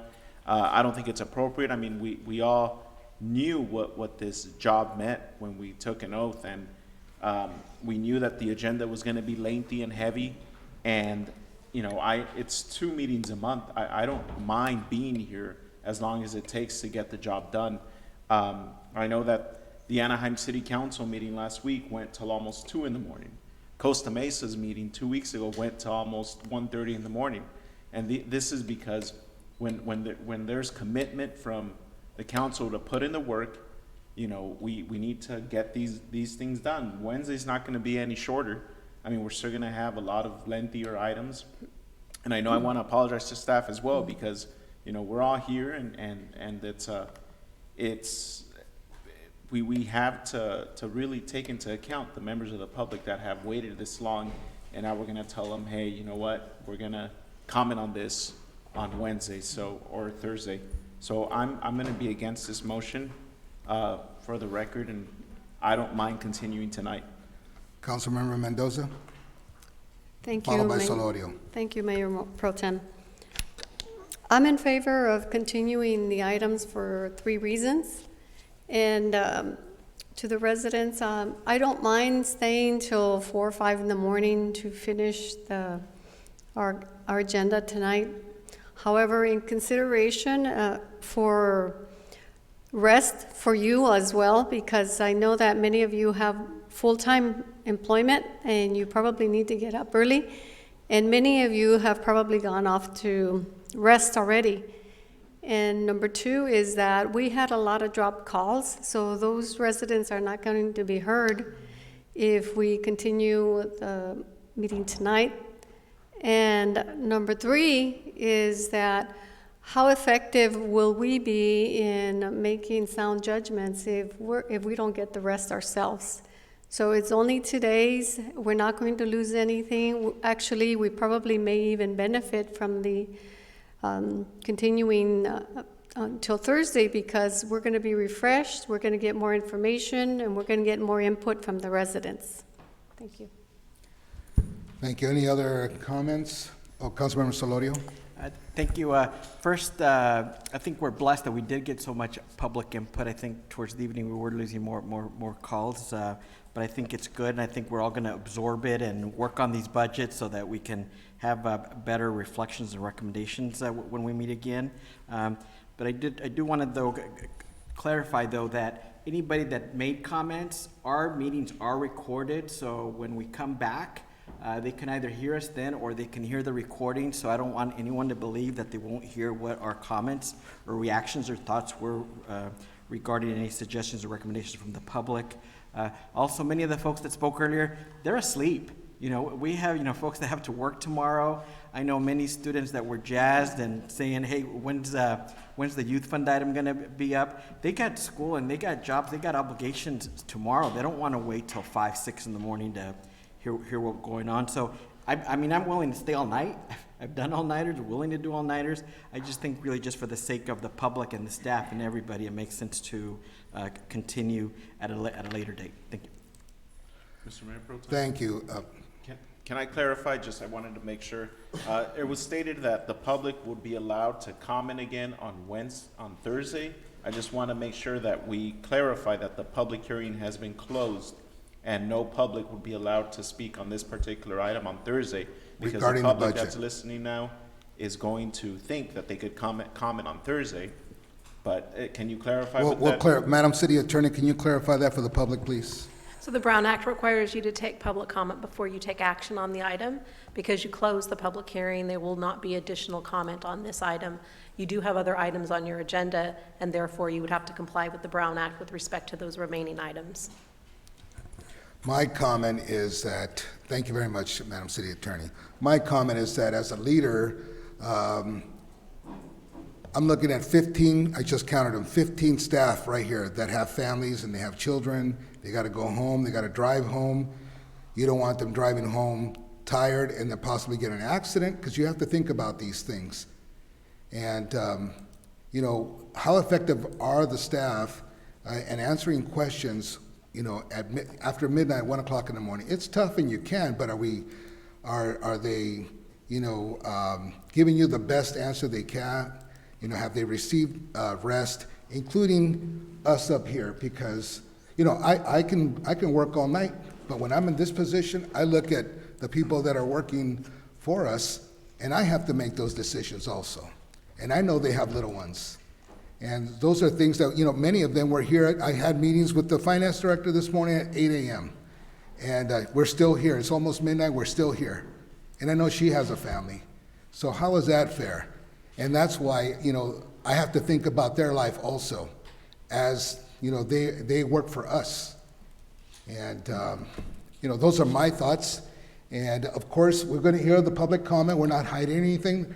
They're giving the public a chance also to get some rest, and then come back and continue with their comments. And I want to thank all the people that called in to the council meeting and expressed their comments and their thoughts, and I appreciate that. And is there anything else regarding Councilmember Sarmiento? Did you have one? Yeah, I just had a question for the city attorney, just some technical questions, and I wanted to make a substitute motion as well. And my substitute motion would be that we address the item that's before us, 75A-1, which we heard comments on, and then, maybe we could consider adjourning the balance of those to a special meeting. We'd have to adjourn specifically to a date certain. I'll second that. Thank you, Council Member. Madam City Attorney, just for the record, or Madam City Manager, when we were hearing testimony for 2525, how late did we go with some of those hearings? Just your recollection. I believe, sir, it was about 1:30 a.m. So my memory doesn't fail me. I remember we went pretty late, and that's the date, that's the hour that I recall. And I remember that we were all very tired, but we all decided not to disrespect our residents. And as somebody said earlier, they're our bosses. So we're all staff to them, and we're all supposed to support them. And so it's interesting that we're dealing with an issue that is very, very, again, pervasive in everybody's lives in the city, having to deal with the budget. And at that time, we were dealing with a residential housing project that was going into a neighborhood, but yet we took the time multiple times to go very late in the evening, and I know we went till 1:30. Look, I don't disrespect anybody up here. I get everybody's opinion. I just have a different one. And so if we set precedent to go late on that item, I don't know why we couldn't do it on these items tonight, but look, I'm willing to compromise and have us consider at the very least giving our comments on the item that's before us so we don't have a disconnect right in the middle of one item. I've never seen that done in my time here on the council, where we've adjourned right in the middle of an item. We've always completed that item, and maybe we've adjourned the balance, but I just don't remember severing an item as we're discussing it. And as we've heard not only from the staff but from the public, and to the extent at least we indulge the public on the item that's before us that they spoke to us on, and I don't know how many speakers there were, but they had to be close to 100, but a lot of people who live in this city who understood the importance of this. So that's my substitute motion to the extent that we hear that. I'm willing to hear, and discuss the item, absolutely. But if my memory also doesn't fail me, we ended up continuing the 2525. That is the president, and in the end, we ended up Sarmiento. reversing ourselves because people had to change their minds. So, it is what it is. Let's talk about let's agree to talk about this item right now then, and then we'll adjourn the balance.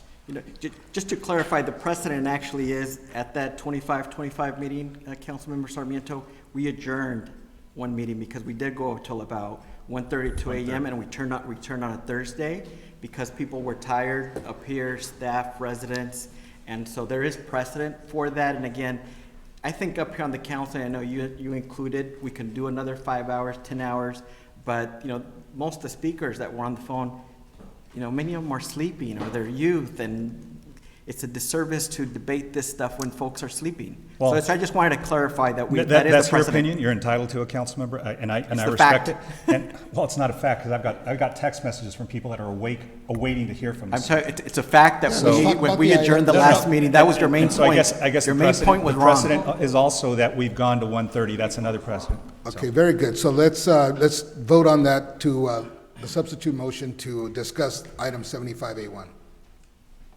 Councilmember Becerra? No. Councilmember Mendoza? Yes.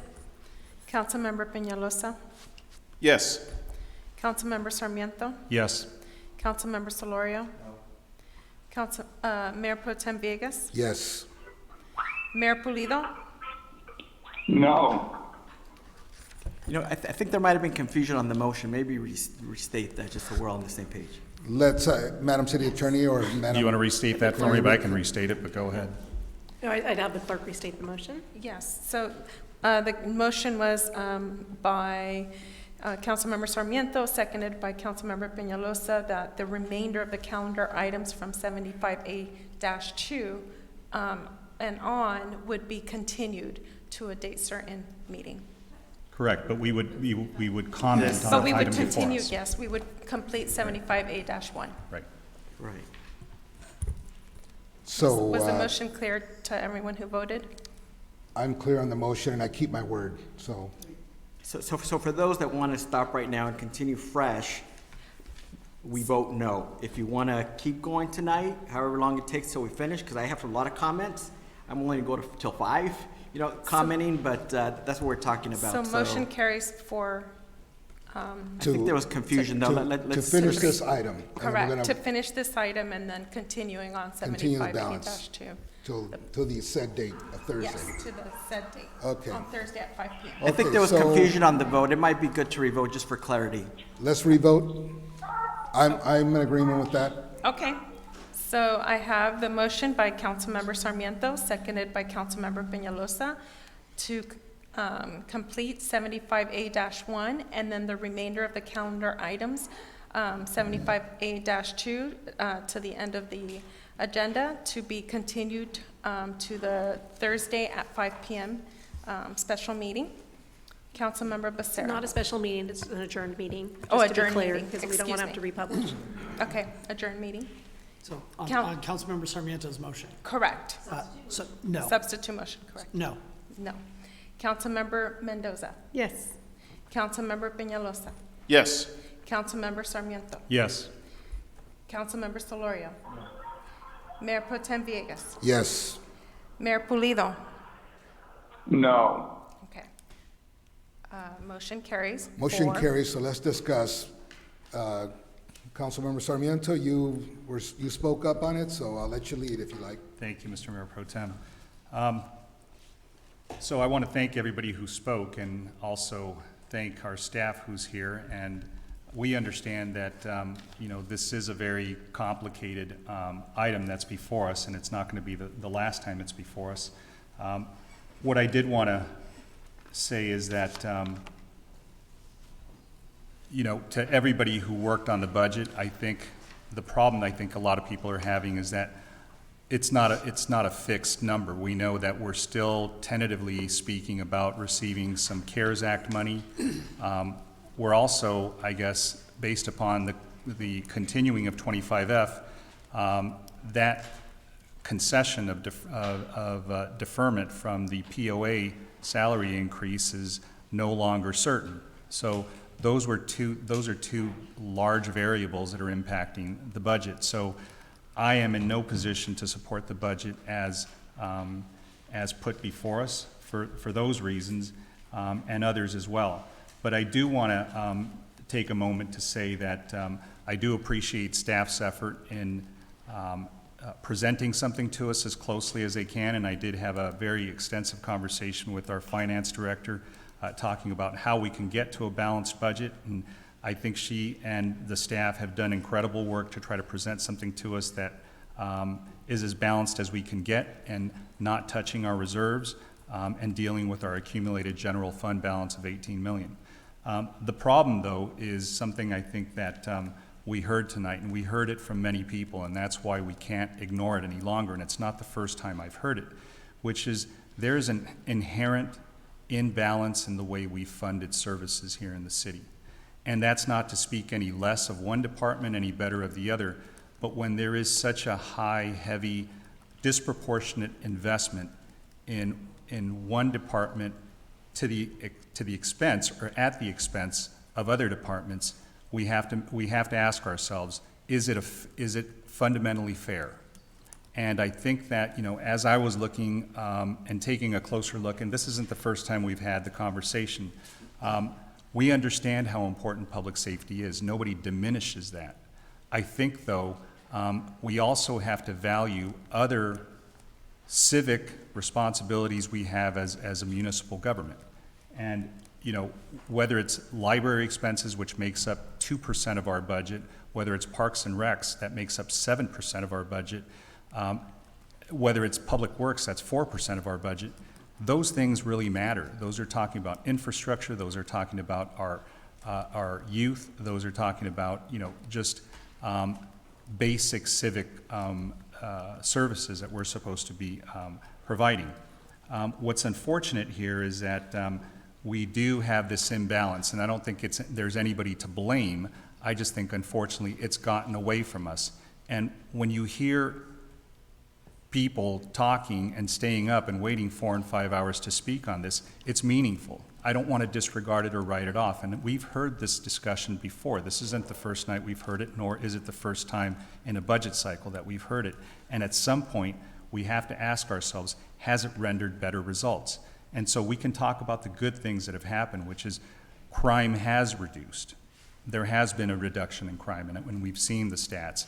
But one thing we can't ignore either is that we've also seen an increase in money that we've been paying out for excessive force cases. We have seen millions of dollars being spent on wrongful death cases and violations of civil rights. So we know that there's a problem as well there that we can't ignore. So, one of the things I think I'd like to give direction to our staff is to see how we can create a more balanced approach on this. And I think some of it will even work to the advantage of public safety, because what is public safety? It's keeping our residents safe. And that's where I think we also have a disconnect. There isn't the trust that I think we should have in our communities. But keeping folks, especially young people, active and involved and engaged, that is a way of prevention. That is a way of crime prevention that I think would do a lot to instill not only trust, but improvement in crime in the city as well. I do see that there are responsibilities that we levy upon our police department that I think was spoken about tonight. Homeless issues, having to deal with mentally ill, having to deal with things that are nonviolent and don't threaten life. Maybe those are functions that can be redirected to other departments. Because I was looking through the line items for the police. We have things in there, line items regarding human resources. We have other items having to deal with building and facilities, animal services, tobacco retail, and dealing again, field operations when it comes to quality of life. I don't know if those are basic police functions.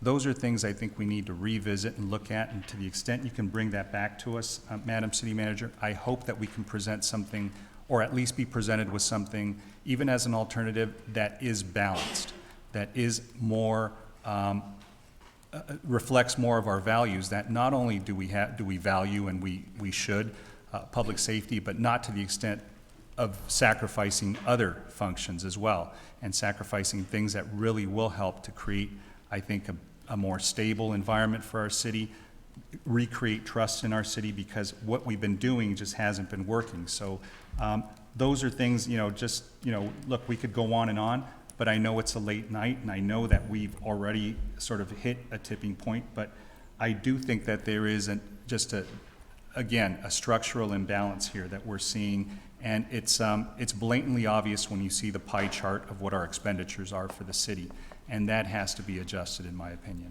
Thank you. Thank you very much. We started the 3-minute clock, and let's just be mindful because it is getting late. I appreciate that.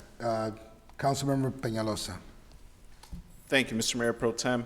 I just wanted to first off thank everybody that's spoken in support or against this item. It's it's nice to see the community being involved and speaking up. I just wanted to clarify a couple things, that when, aside from speaking up, it's also important to have accurate information. The number that I heard used throughout the night was $13.5 million. The police department is not getting $13.5 million. The amount that is proposed to increase the police department budget, which I don't agree with, is 9.1, and the fire department has an additional about $4 million, which comes out to the total of 13.5 to public safety. So coming on and saying that $13.5 million is going to the Santa Ana Police Department is, is disingenuous in spinning this narrative that isn't accurate. It's still a lot of money what's going towards both departments, but we want to make sure that we have correct information, and the information that's being put out there for public consumption is also correct. So I also, at the moment, cannot support this budget as it is because of the huge increases to both departments. Aside from that, I have some questions for staff. I'm gonna just pick first the library.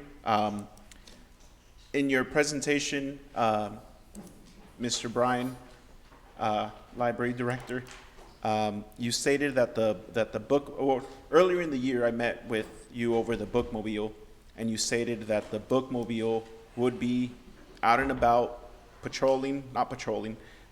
serving our community by the fall of this year, if I recall, because I wrote it down. And in the budget presentations, it says that we won't be seeing it till the beginning of 2021 fiscal year. Was the money not there for the purchase of it in this last budget? No, the money was there. It is cannabis funded. We had a delay in getting the rec approved, but it's my understanding the requisition is approved now, and it will go out to bid early in July. So then it's just a few months. All these vehicles are totally custom. We custom designed the one here for Santa Ana. It will be custom branded for our community. So it'll just take a few months to build the vehicle. But I mean, 2021, that puts us a year away. Are we expecting this bookmobile in a year? No, I think it'll be before a year. It'll be depend upon, you know, the vendor that gets selected, their timeline, how fast they can produce the vehicle for us, but it should be going out to bid. I just spoke with our staff at Public Works, and it should be going out to bid really soon. Now, and that's great, but it's important that, I mean, this is something that's urgent to the community, and it's important that we bring it forward as quickly as we can. Yes. And with the library, I noticed that in your department, there weren't any grants being used for the library budget, which to me, I mean, I'm not, I'm not expert in all of these things, but a library, I mean, I'm assuming that there has to be some federal, state grants available for something like a library. We just did get a grant. I just didn't have it in the budget, but we just got a $80,000 grant from the California State Library for bookmobile services to supplement that, and that will pay for a lot of the collection in terms of books and, you know, audiovisual materials, as well as a lot of the technology that we want to include in the vehicle. So most of that initially will get funded by our $80,000 California State Library grant. Perfect, and those are good things to note in the budget as we update it over the next couple of weeks, to note that the library is actively seeking grants, because I know our Parks and Recs department is actively seeking them and securing them, and they're doing a kick-ass job in getting these grants. You know, thank you, Lisa, and I know we're all doing it, but we want to make sure that these grants we're being very aggressive in seeking them and using them to fund a lot of these extra programs. That's it for the library. One last question for CDA, Mr. Mendoza. More of a comment. Under goals, you know, it's Community Development Agency, which, you know, I love, and I love all the work you guys do in regards to housing and housing affordability and rental assistance, and you guys have been also doing a great job. But one thing missing under goals, I saw a lot of homeless shelters and housing affordability and housing and rental assistance, but I didn't see economic development. And part of your department, from what I know, is economic development, is you know, seeing that. So is there a reason why economic development wasn't listed under goals and really going after ways to you know, bring in more revenue to the city, businesses? Can you speak a little bit to that, Mr. Mendoza? Well, yeah, there were a few hints of it. If you look at the goals, there were goals in there regarding the business assistance that we're doing, and especially the grants to help these businesses recover and stay vital and open.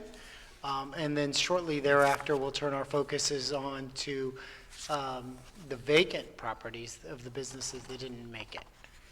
Okay, and that's are we talking the vacant properties, like throughout the city-owned properties? No, those would be the vacant storefronts, you know, the restaurants that didn't reopen. We'll start our economic development, business retention and attraction in those efforts. Right now, we're spending our efforts on saving the businesses to recover and reopen, and then the ones that are unable to physically reopen will move towards helping them.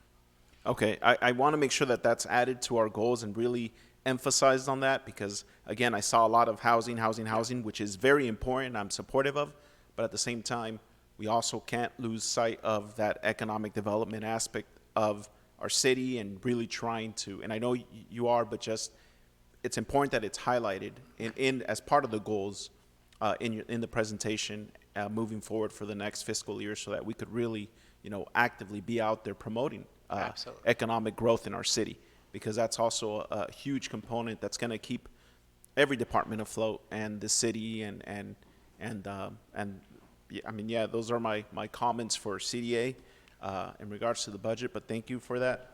And again, that was it. All the departments are spared for now. I'm sure I'll have more questions on Thursday. Well, not Thursday, tonight, later on as the night progresses, but I just wanted to reiterate that I am not supportive of the budget as it currently stands, because I would like to see from that $9.2 million increase to the police department.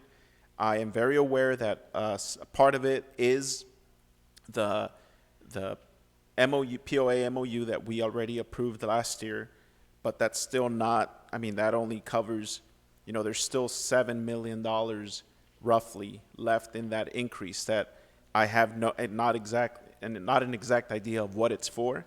So I'd like to, dive into that and really look at what exactly that additional increase would be towards. Those are my comments. Thank you. Councilmember Solorio, good morning.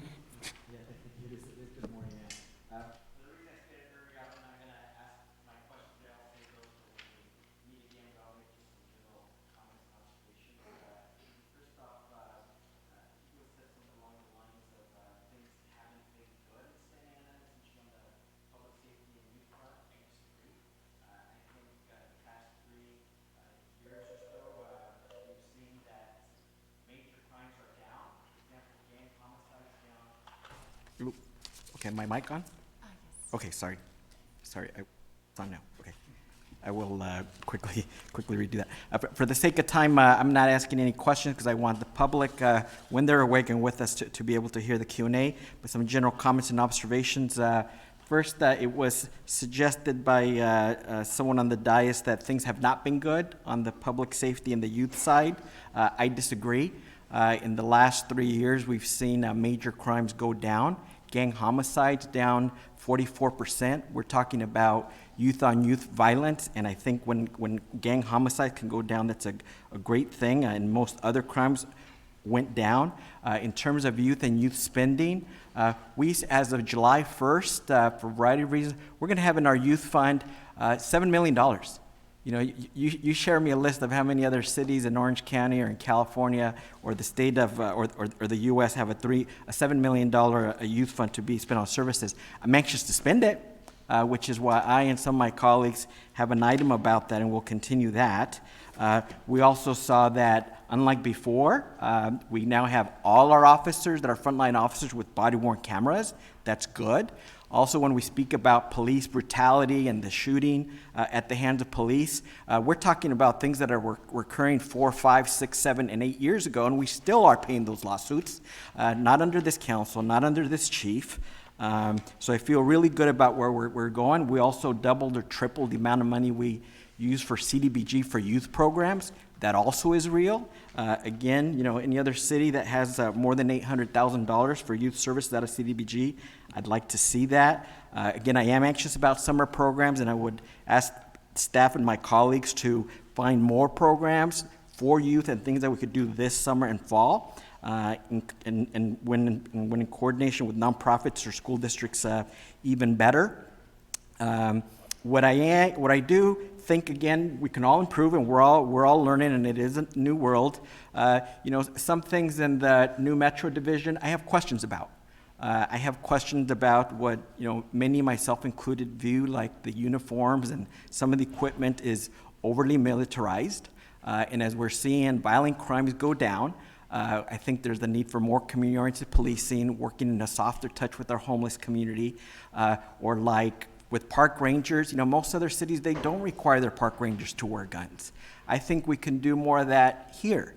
We do now have, some private park security with a good, firm that is doing that. But the other thing too, every time that we can do things like that or have our motorist officers or cold report officers, we could probably hire 2 or 3 non-post certified officers for the same price. And so that actually is a way of increasing staffing, softer touch, and different training, and I think that would be good. Just as important is transparency. We're all up here talking about whether crime is up or down or the number of occasions of police brutality because we don't have any data up. We go to many of our web pages, including on the police department, and it's unacceptable. We have 1 or 2 things up there, and then we pivot some data to crime mapping that's not always accurate. And for 2 years, the PD didn't want to report rapes of children and sexual crimes. That did get fixed. I appreciate that. So we have good stats. When we show the stats, I think we should be proud of them. Finally, as I mentioned, I think we all need to do more for youth. I do think that we need to continue to equalize how much we do for youth and police safety, but we ought to do both. Our community deserves both, and that's what I stand for. Thank you. Thank you very much. Councilmember Becerra. Thank you, Mayor Pro Tem. Just a quick question. Councilmember Solari, are you under the impression that we're going to ask questions at a subsequent meeting? And I'm asking only because I just want to... Yeah, I don't think we're voting tonight, or if not, I have more questions for staff. That's and I asked that out of a courtesy for all of us. I thought it was just discussion, and then we're going to put this to bed right here. Maybe, because, Madam City Manager, we don't have to make a decision today, do we? I believe the motion included not continuing this item. It continued the balance. So, I mean, it would be expected for you to make a decision unless you want to make a motion to continue this item as well. But we're putting a budget together, so, I mean, great question, because if we're going to say shape this down or add up, we got to have those conversations tonight, and for every department, I have 2 or 3 questions, and that's just me, because this is an important document. And I didn't want to jump ahead of you if you were already going to have those questions, I think, because we would all probably have our own set of questions. So I just wanted to make sure that we were all clear on the dais. Yeah, maybe we can have that conversation. I'd love to ask my questions to the staff. I have them prepared. So let me know. Well, I don't think everyone's done with their comments then. Were you done with their initial comments? I'm done for my initial comments. We can, so we can continue this item. Mayor Pro Tem, you could let everyone have their initial comments, and then if it's the pleasure of the council, you could make a motion to continue the item as well, like the other items. Finish up with the other comments. Okay, very good. Okay, we'll do that. All right. Thank you. Thank you, Mayor Pro Tem. One thing that's on our agendas, on all of our agendas, and it's something that this council voted on, was our mission statement on our agendas that's from our city's strategic plan. And it says, to deliver efficient public services in partnership with our community, which ensures public safety, a prosperous economic environment, opportunities for our youth, and a high quality of life for residents. So while I appreciate a lot of the comments tonight that talked about where they wanted to see the priorities, I think the biggest hurdle for this community is revenue generation. If you look at the first couple of pages of the budget, we're looking at the pie chart and we're in awe over which departments are getting how much money. But I think one of the biggest issues that we have is generating revenue. And in some of the comments tonight, it was amusing to hear certain things we need to defund and certain things we need to fund, but then at the same time, there was no suggestion on how to grow our revenue. It's always like when you're having that conversation with friends, if I won the lottery, here's what I would buy. But we haven't won the lottery, and we're not getting close to winning the lottery. We need to be realistic. And so I appreciate everybody that stayed up and made their comments tonight. I think that what we do need to really take into account is the fact that we do want to save community. And we can argue about how much goes to our police department and where it gets spent. I think when we go into our questions, I have some comments for PD as far as where they're spending parts of their budget. But I think there's some priorities. When I talk to fellow residents, there are issues that really, homelessness. How are we addressing the homeless? And yes, it's not always going to be somebody with a badge that addresses it. We're going to need mental health workers. Our COLT team is a great example. In fact, I was talking with staff about this recently where, our Colt team is such a model. When the county cleared out the riverbed, they did such an awful job. And then you come to when we cleared out our civic center and the fact that we offered services and then we had police escorts. I mean, it was a model that, Judge Carter, was very complimentary of. So anyways, what I want to really kind of drill down on when we have the chance, when we are asking our questions, is really, there's just a lot of specifics I really want to understand from staff when it comes to where we're allocating funds. I'm not 100% comfortable with the budget as it stands tonight, but I think that once we have some questions answered, I can probably get a little more comfortable. But again, I think that, I'll just say for myself that our mission statement that this council adopted, I'm very comfortable with because I think it really does embody the priorities of what this budget should ultimately accomplish. Thank you. Councilmember Mendoza? I concur with my colleagues. I would like to take a little deeper and more detailed look at the budget, and I wouldn't be supportive of it either as it stands, so I would like to maybe formulate some more questions to the various department heads as well. So those are my comments. Thank you very much. Mr. Mayor would like to make some comments. Mr. Mayor, if you're with us.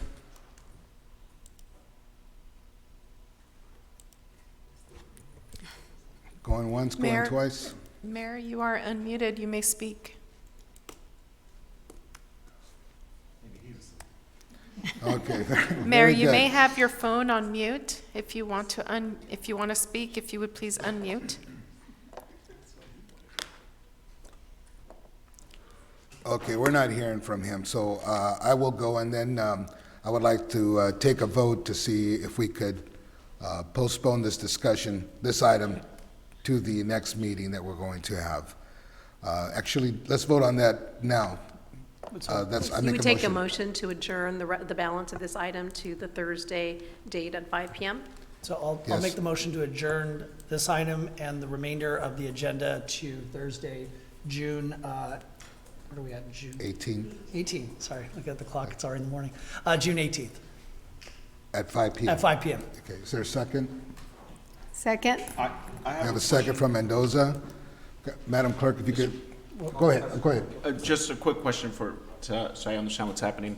So, I know this was the first reading of a budget, but if I recall, or from what I'm trying to understand is this a time when because I know that at the last council meeting, when the budget was presented to us kind of an overview, there was no really discussion on what we would like to see come back, or is this the time where staff goes and makes changes? Is that a possibility for the second reading, or how does that come back to us? Certainly, Councilmember. Well, we've actually discussed the budget 3 other times with you. So in April, we gave you our revenue estimates. In May, we did the budget work session, and you did give us input into the budget. And then on June 2nd, we gave you a preview of it as well. But this item before you is the introduction of an ordinance, and under your charter, you still can direct us to make changes at a second reading. But by you adjourning the item to Thursday, it would be the introduction of the item again. So you'd be able to give us input tonight, you'd be able to give us input on Thursday that could be incorporated into the second reading. Right, Madam City Manager, and I know that we had those discussions, but at the April and May and every item on this budget had an asterisk with these are just maybe numbers. We don't know the exact numbers, or that are going to be reported by the sales tax revenue, or we don't know what's going to come in for May. The actual numbers are maybes. So everything had an asterisk to it. So it was kind of none of it was actual of what revenues we were seeing and what shortfall we were actually going to see. That's why I guess the miscommunication happened. So just clarifying. Yep. Would you agree that No, we're definitely in unprecedented times, and it is a little bit harder to estimate the revenues, but we provided you up to date at that time of what we believed our projections were. And you did give us input at the work study session. I took notes, and we did incorporate those in the budget. But you can still provide tonight, you can provide it on Thursday, and we can incorporate it in the second reading. Okay, so let's say this first reading passes.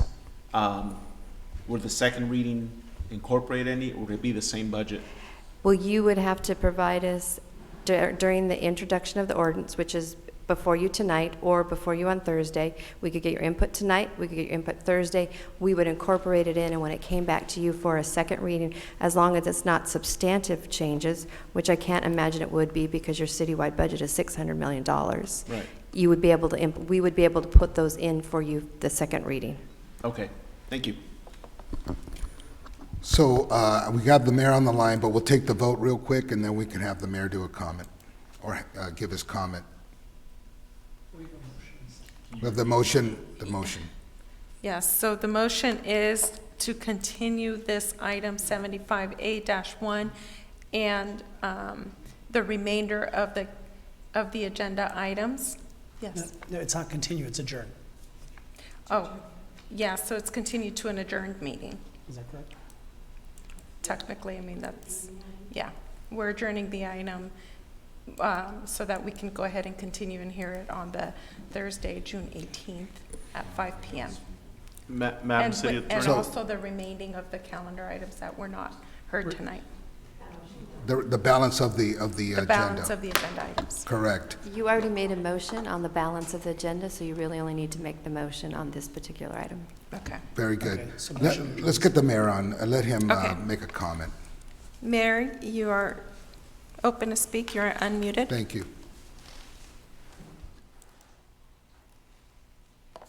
Mayor. Hello? Yes, we can hear you. Boy, I've been trying to speak this entire time. I don't know what's going on. Look, I just want to say two things. One is that, the legislature came up with a budget that does include money for cities. The governor hasn't agreed. Councilmember Solario knows what that's all about from his years in Sacramento. I think not finalizing things or having the flexibility to potentially incorporate that money should it come is going to be an asset to us. So that's number two. The other thing I want to ask is, if we really want to have input from people, we ought to consider, maybe it's just too tough for folks, but if we could start a little bit earlier on Thursday, we'll be doing work during normal hours, and that may not be a bad idea. But and I'm happy to continue tonight, but after a while you're not doing anything. After a while you're just talking to each other, and very few people are able to listen, and you're not really accomplishing anything. I think we've already gone, beyond productive hours a couple hours ago. And so I'm happy to support the motion to continue it. I will tell folks I've got a conflict right now on the budget with mayors and other meetings that I've already got set up at 7:30 on Thursday. So just for the record, I want to state that now so people are aware. Sometimes when we take the time, I'd rather go later today and just keep this going and start at 5 o'clock on Wednesday and move in that direction. But I'll leave it up to the pleasure of the council. Thank you, Mr. Mayor. So let's go ahead and if you can call the roll. Okay. Councilmember Becerra? Yes. Councilmember Mendoza? Yes. Councilmember Peñalosa? No. Councilmember Sarmiento? No. Councilmember Solorio? Yes. Mayor Pro Tem Villegas? Yes. And Mayor Pulido? Yes. Motion carries 5-2. Okay, so my comment before we call it for the evening. I campaigned for Measure X. I knew we didn't have any money. I knew we needed some revenue. I knew there wasn't anything in the future. I really, really, in my heart of hearts, believed that this money was going to go to help out. Yes, it said police. Yes, it said fire. Yes, it said homelessness. But it also said the parks. It said the streets. It said all the repairs. This city is 338,000 people. There's a lot of wear and tear. You know, so many people in 27 square miles. And then once it passes, it goes to a $25 million raise that I didn't support, which I ended up getting recalled, you know, or attempted recall against me. I was targeted. I was targeted by other council members doing what I believe is some dirty work. There's a lot of things I could tell you.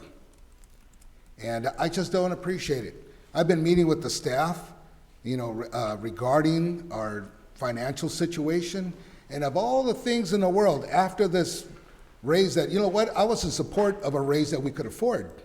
I love our law enforcement, but they showed me the data, and I couldn't go against it. So, you know, when people talk about their pay raises, that's not me. And I want to make sure that the public understands that. That's not me. I went out on a limb on this one. So I don't want to be bunched in that group. Also, well, I've been through a lot. And I've always been a straight shooter. And of all the things in the world, a pandemic hits. Of all the things that could happen to us, this happens while we're having budget problems. Talk about, you know, Point of order, Mr. Mayor. Is this council comment? This is my council. This is my comment regarding the budget, because I'm talking about the economy. But did we already vote on it? Because I'm this just is saying. point of order, Mr. Mayor. No, hold on. Is anybody there? I understand. I understand what you're talking about. Or is this council comment? This is. Yes, I am. I am. Just wrap up, Mayor Pro Tem. Yes, I am. Just wrap I'm up. closing. I'm closing right now. So, you know, I've been meeting with our finance director every week and seeing how it's going. I'm very proud of the staff, the way they're putting things together, and you know, I can't wait to see what happens at the next meeting. That's my comment. Thank you very much. And we're going to...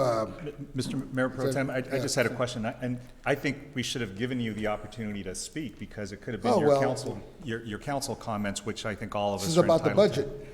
Right, but I mean, you could speak about any topic in council comments, so if you want, because we had already wrapped up the budget. Yeah. But okay, so that's all I got to say. And are we done now, or? Yes, I mean, technically you made the motion to adjourn, so your meeting is over. You don't have any other items on the agenda unless you wish to open it and finish comments. I'm good. It's late. Good night.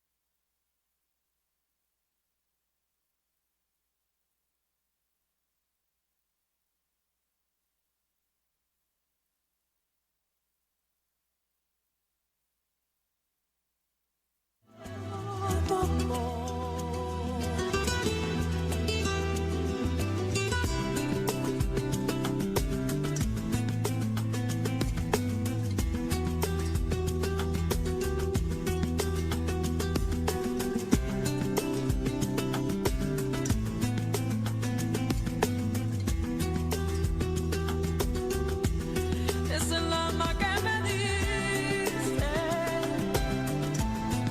me dice que te siga. Quiero darte todo, todo, todo, todo tu perdón. Que no sé de amar, corazón. Yo sí sé de amar, sí sé de amor, corazón, corazón.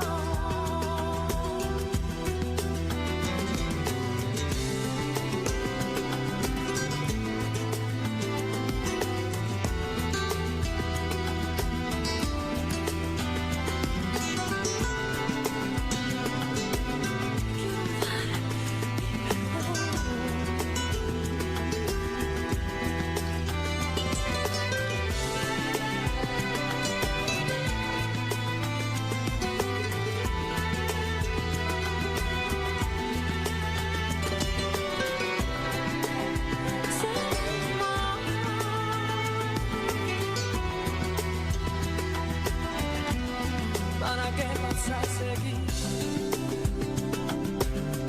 Entiéndeme, yo te amo.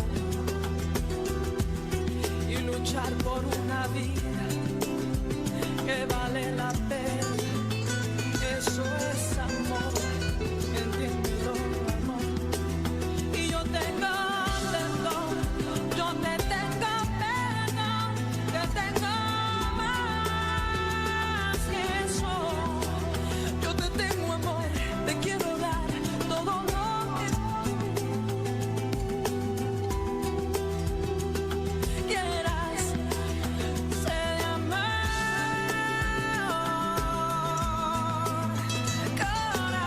corazón. Sé de amar. Eres mi corazón, eres mi corazón. Yo te quiero dar amor, entiéndelo. Te quiero dar mi perdón. Sé de amar.